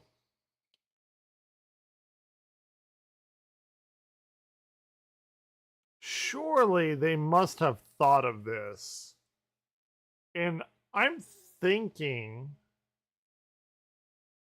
I don't know how stupid freaking people in California are, like people that do this kind of thing. Because,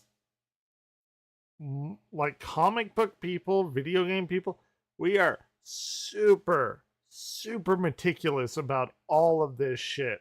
So, are you gonna hire somebody that it's also super meticulous about all this shit? That will be like, hey, they know that you're saying that they won't be there, but maybe they're like saving some surprises or something. That would be super dope. Like, I don't know. They might be killing Taskmaster off during Thunderbolts. Maybe. Funny way to find out what's happening in future movies in the announcements for other different future movies. Shang-Chi is coming back. Fuck if you yeah, remember, dude. the director of the Shang-Chi movie was originally going to direct Avengers Kang Dynasty when it was still Kang Dynasty, in the Council of What Kings. are they going to do to with be the main Council villain of Kings, before they though? pivoted to Robert. They have to.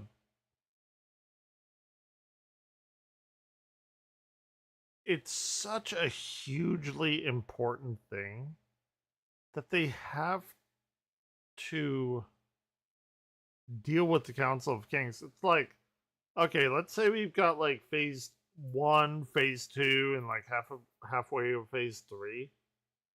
And then they're like, oh, Thanos, Josh Brolin did a bad oopsie. And he can't be Thanos anymore. We're not doing Thanos.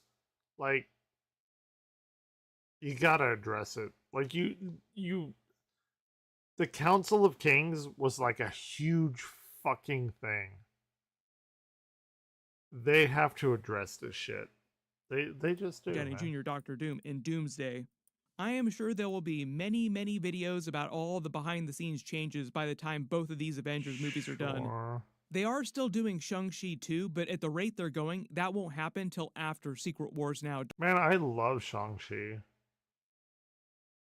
That was like, well, I was gonna say it was like the Mortal Kombat film we never got, but like, I enjoyed the first Mortal Kombat film. I think everyone wanted more Scorpion Sub-Zero, and they came in later, but I liked it. I liked it. During Marvel Phase 7. As part of the Black Panther characters, they announced that M'Baku is coming back. He's currently King of Wakanda. Remember, he and Shuri basically split the duties. He's going to be King of Wakanda temporarily, and she's just going to continue wearing the mantle of Black Panther and working on her science. What if he gets it? What if he gets it? Hold on, I have to go piss. Orion, we gotta go to the bathroom, or else I'm gonna piss myself. And I don't want any of the 0 people watching me on here to like clip me. So I'm gonna leave you with a thing that happened today, and it's a funny one. Here we go. I got my balls to my butthole. Yeah, I glued my balls to my butthole. Oh my God, what did I do? I can't take a dump, 'cause now my balls are blocking up my butthole. Fool me once, shame on you. Fool me twice, shame on you. Good God, I pulled too hard, now my scrotum's stretched out like a fucking yard. Oh God, I grew my balls to my butthole, baby. Oh my God, what did I do? I can't take a dump, 'cause now my balls are blocking up my butthole. A lady doesn't want a life of watching her man use a butter knife. Face down, ass up, try and saw off his sack. Oh baby, fucking please just take me back. I grew my balls to my butthole, baby. Imagine if somebody came in here right now. What did I do? I can't take Imagine if somebody came in here right now and they're listening to I glued my balls to my butthole. shame on you. Again. Fool me twice, shame on you. Good God, I pulled too hard, now my scrotum's stretched out like a fucking yard. I pulled too hard, now my scrotum stretched out like a fucking yard. I mean, my fucking sister and brother-in-law showed me this song, and I was like, of course I'm gonna play it tonight. Nobody's here, like nobody gives a fuck about this stream, but you know what? It's okay. This is like more like snafu, situation normal, all fucked up, that kind of thing. Live watching weird and awesome shared on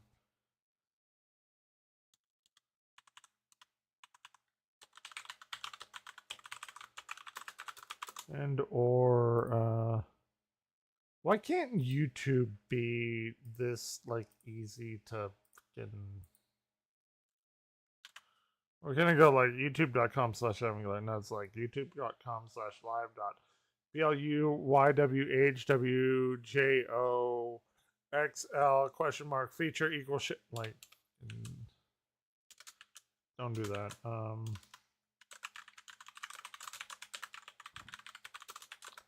Here. I'll keep playing the I glued my balls to my butthole.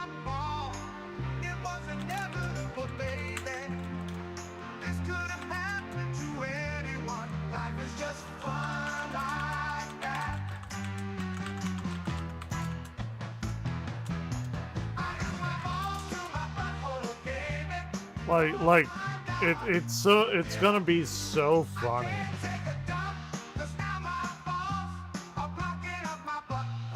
Yeah, my balls are blocking up my butthole. I didn't have my like.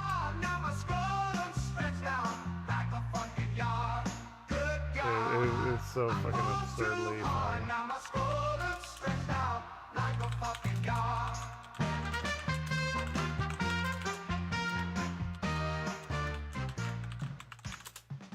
All right, we're gonna listen to while I'm like promoting myself. Actually, no, we're not doing You're Fucked. Although that one is a good one. Dude, this is a badass fucking saxophone.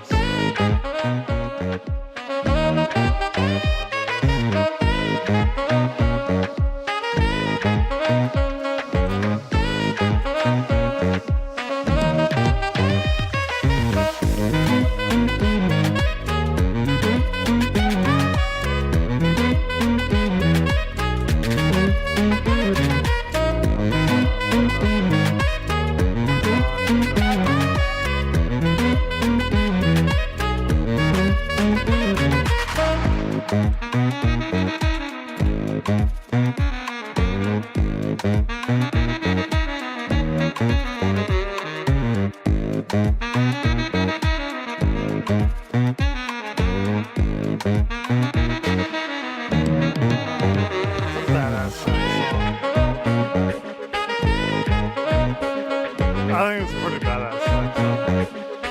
watch the Marvel Rivals player count go up.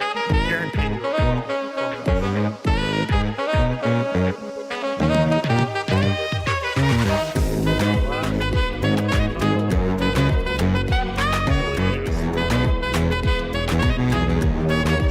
I don't know if I like this that much.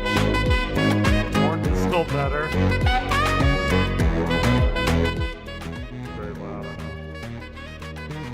Okay, we're entering the second half of this fucking wild, crazy fucking casting announcement. It's a badass saxophone song.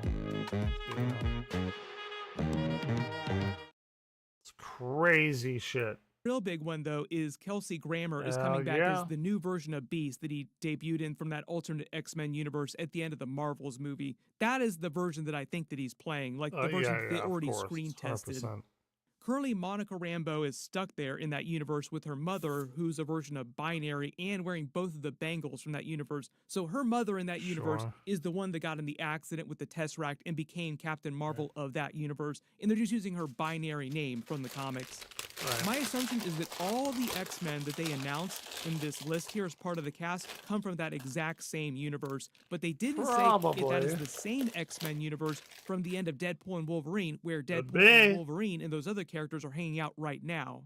We'll get to that in a second, too, because we know that Deadpool and Wolverine will come back during the next Avengers movies, but they didn't announce them during this big cast roster. My assumption is one of the big is because they're some not huge secrets. characters, and they wanted to announce the bigger main characters that get more screen time, and they didn't want to overshadow some people. Like, they didn't want to overshadow Channing Tatum's Gambit. That may be my most excited announcement. Being announced back from Deadpool and Wolverine. Now we found out who saved him at the end of that movie with the sling ring. Oh shit! Somebody from that X-Men universe. I didn't even notice that. Ryan Reynolds basically willed his Gambit into existence. Originally, Kevin Feige had no intention of doing. Nah, Ryan Reynolds is the best thing to ever happen to the MCU. No shit. Like, actually, no shit. Gambit after they bought Fox.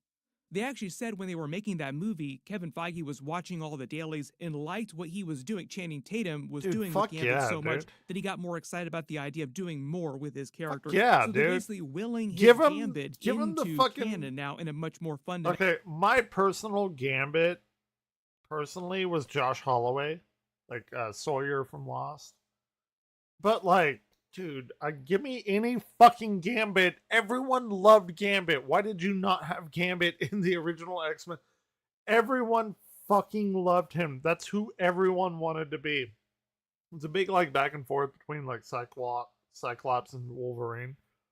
But like, Gambit was fucking Gambit, dude. Trench coat, fucking playing cards, charging them up, throwing them, bow stuff. Dude, come on. Like, there's no cooler X-Men than Gambit. Mental way. Then announced Tom Hiddleston's God Loki is coming back. So all these questions since Loki season 2 ended with crazy stuff happening, like why did God Loki let this happen? Why did God Loki let that happen? They will answer that question. It'll probably have something to do with the incursions and what Doctor Doom is doing, destroying the entire multiverse. Okay, ain't gonna like that. Then, of course, we have to talk about them bringing back Patrick Stewart, Professor X, and Ian McKellen's Magneto, along with a bunch of other classic X-Men. So, like I said, they're probably just going to say that this is the Professor X from that Beast X-Men universe that we saw at the end of the Marvels movie. And that's why he's still alive, as opposed to the one from Doctor Strange Multiverse of Madness in the 838 universe that was part of the Illuminati. And he said that was till he was 90. Deadpool is going to be pathetic when he said during that movie. How old is They'll be making everybody do this until they're 90. Cannot wait to see the X-Men go up against the Avengers in. He's 84 years old, nearly 90.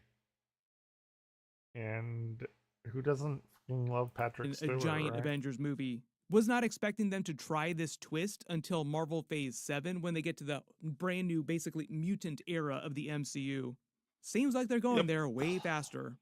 But we also have Alan Cumming coming back as Nightcrawler from X-Men. Wild. He was amazing in those Wild. movies. Loved it.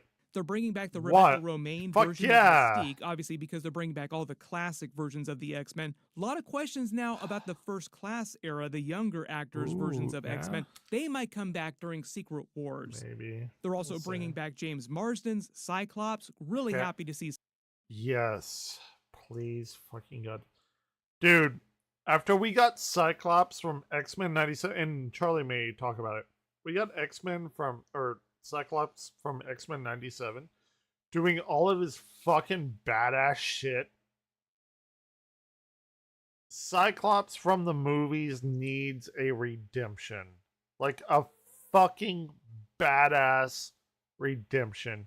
And we know that they know what X-Men 97 is, right? So Cyclops come back. Now everybody's like, what about Halle Berry's Storm? She's such a huge character. Why aren't you bringing Storm back? Maybe she is coming back, but as part of Doctor Doom's evil Avengers team, or they might be saving her for Secret Wars.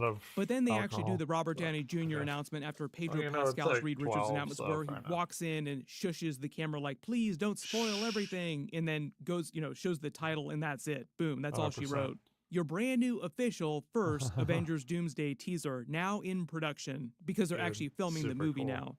There are a lot of really big missing people in that cast list, though. None of the Spider-Man, like no 3 of the Spider-Man or any other Spider-Man, like Spider-Man into the Spider-Verse animated characters that they... I assume that they'll be there in some way. Try to go for that twist. Probably saving a lot of those characters for Secret Wars, but we know that Tom Holland Spider-Man will be in both of the next Avengers movies and Spider-Man 4, which takes place right after Avengers Doomsday. You can't blow your entire fucking load off of one goddamn teaser. Like, if they did, if these are all the people that were in the next fucking Avengers movie, that would be stupid. Like, surely they aren't that fucking moronic. Right? Like, hopefully, maybe a little bit. They aren't that fucking stupid to be like, oh, this is all of it. No, where's Wanda? Wanda is, I'm a Wanda simp. She's debatably the most powerful person in the universe. Even the Russo brothers said that, like, Wanda could have beaten fucking Thanos with the fucking gauntlet, except she was preoccupied with Vision. Like, we all know Wanda is not dead. We got Agatha all along, Billy, and Agatha, in ghosty form. So, but before Secret Wars. Hold on. Cousin. Oh, Hulk too.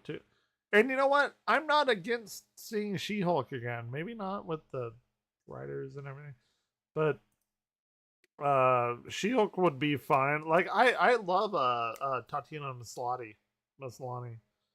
I haven't watched Daredevil. I don't know. I'll probably watch it after I log off here, because tonight's been a real big bust. But, we know that Mark Ruffalo is coming back as Bruce Banner Hulk. We'll see how they explain his character. Some of these Avengers characters, like the OG Avengers, Scarlett Johansson coming back in some way as a different character, might come back as evil versions of the character. Like Chris Evans is coming back as another version of Steve Rogers, but not the version from the MCU. Fair enough. We know that Doctor Strange is going to be a really important character to both movies, but they didn't announce him. Chris Pratt is going to be back as Peter Quill, Star-Lord. The Guardians of the Galaxy characters who are still around now, Rocket's team of Guardians, will also come back, but they might save that for Secret Wars. Sure. And the list goes on. So if there's anybody that you're wondering about that wasn't officially named during this first... It's a really big list, though. We have a lot. Like, it is wild how many characters we have in the MCU. I bought the most recent Marvel Encyclopedia, and it is fucking amazing, but... First cast announcement There's a lot of people, probably just because they wanted to stop the announcements at this level, and they'll just wait to announce more actors till a little bit later. But everyone post all your reactions in the comments below. I think it's a solid first teaser. Had they not announced all these X-Men actors coming back, I think it would have been way more lame. Like, people would have been way more pissed off if they didn't make some of these other big announcements, like Channing Tatum's Gambit coming back. Like, yeah, he survived. He's finally going to make a name for himself. And I cannot wait to see the reunion between Loki and Thor. What'll probably happen, though, because CinemaCon is happening in the next couple weeks, is we'll get more Superman footage. We'll probably get more footage for Fantastic Four, more Thunderbolts footage, because that movie's coming out next. And we'll probably get a brand new Fantastic Four trailer when Thunderbolts comes out. So whatever they wind up releasing, whatever footage, of course I will do all the videos for it. Anytime you're wondering about a character, general rule of thumb should be that everybody and their sister who's ever appeared in a Marvel movie before of any kind, even the non-MCU Marvel movies, will probably show up in one of these next 2 Avengers films. There's a bunch of stuff coming up, so be sure to enable... I've been as most hyped as for the MCU as I've been in a while. I'm actually going to type that.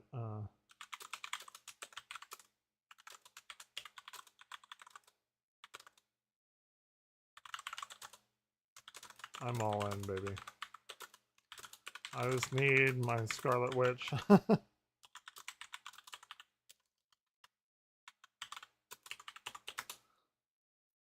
Scarlet Witch is not like...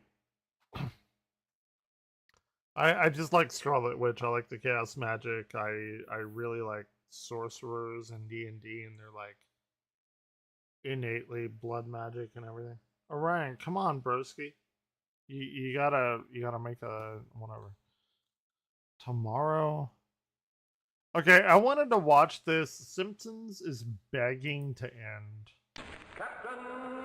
Captain Midnight is pretty good at this kind of stuff, So The Simpsons is on season 36, and it just feels weird to say that sentence. We've all heard many, many times that the golden age of the show feels like a lifetime ago. It's almost received wisdom by now, to the point where, in an odd way, season 36 kind of seems to feel the same way. Now don't get me wrong, the show has featured many meta jokes about how long-running it is. That's nothing new, even dating back to the early seasons. But season 36 feels like the first time where that self-deprecating vibe feels less like a joke and more like a plea, a cry to finally just stop. I think that's worth exploring. But first, thanks to everyone who subscribed last week. We're making our way towards 720k subscribers, and if you I've heard it's gotten like a lot better.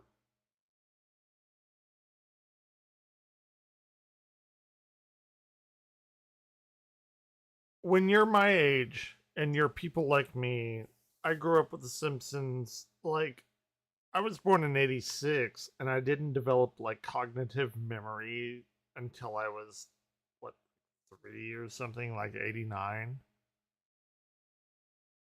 At least that I can remember. I don't know, maybe alcohol washed it away. Fair enough.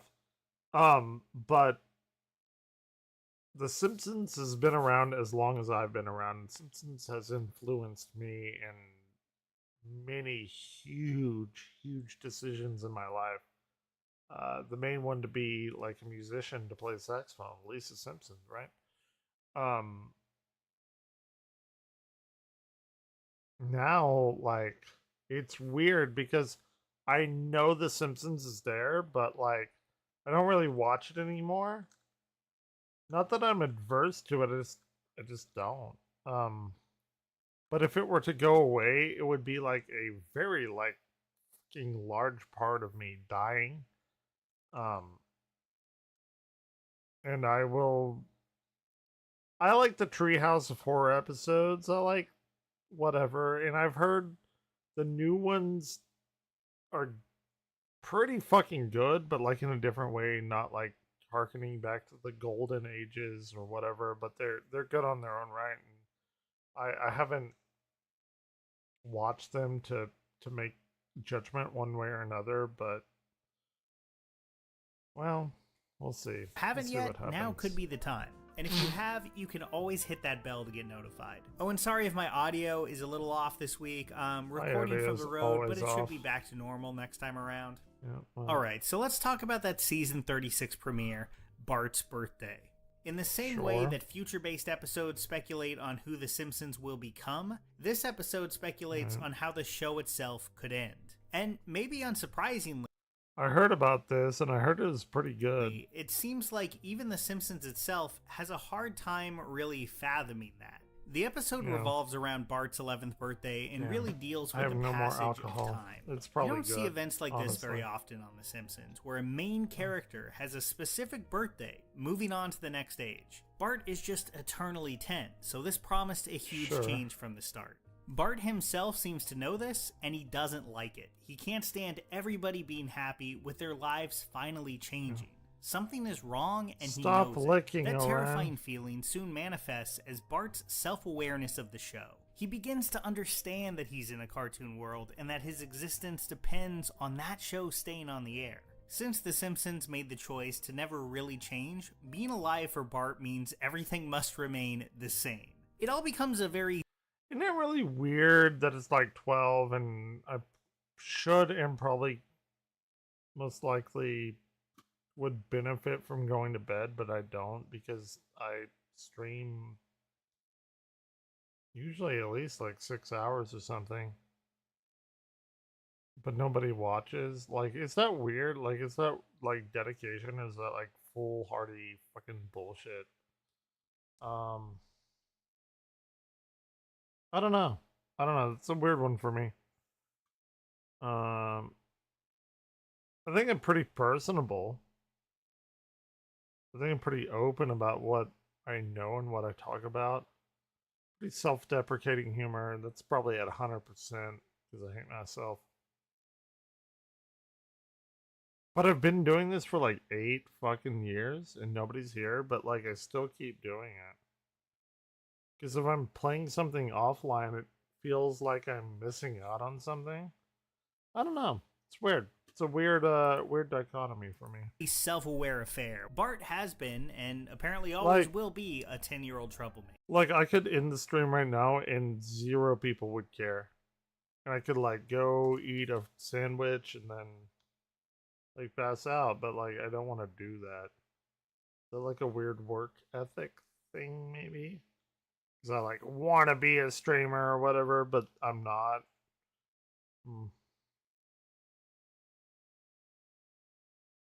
Weird. Anyway.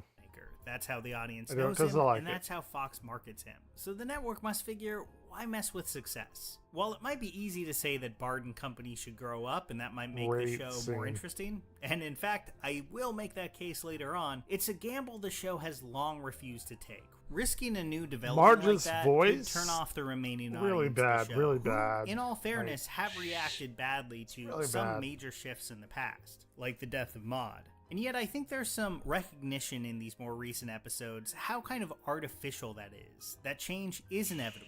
As cast members pass away and retire, this just can't continue forever. One thing that's interesting, though, is how the nature of the episode sets Bart against what many, if not maybe even most at this point, viewers actually want. A real end to this series. And in a weird way, it makes it the only way, and they know this, I know they know this, that they can end this series is to wrap around back upon itself with the first episode of them going to, or it's the Christmas episode. It's the only way,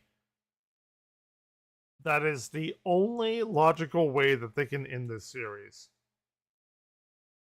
If they don't do it like that, they are going to face so much fucking backlash, even more than How I Met Your Mother,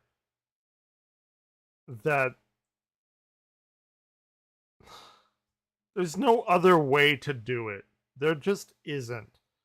Because it's a floating timeline. You float back to the beginning. You end with The Simpsons on the way to the Springfield Elementary play. The Christmas play. And if you don't do that, you have fucked it up. You have fucked up this 36, 7, 8, however long they're going. year, what do you even call it, like triumphant march, or I don't know what you call it, this 38-year extravaganza, you will have fucked it up. There's only one way to end it. Everyone knows that way. Everyone's talked about it. If they don't do it that way, it's gonna be fucking awful.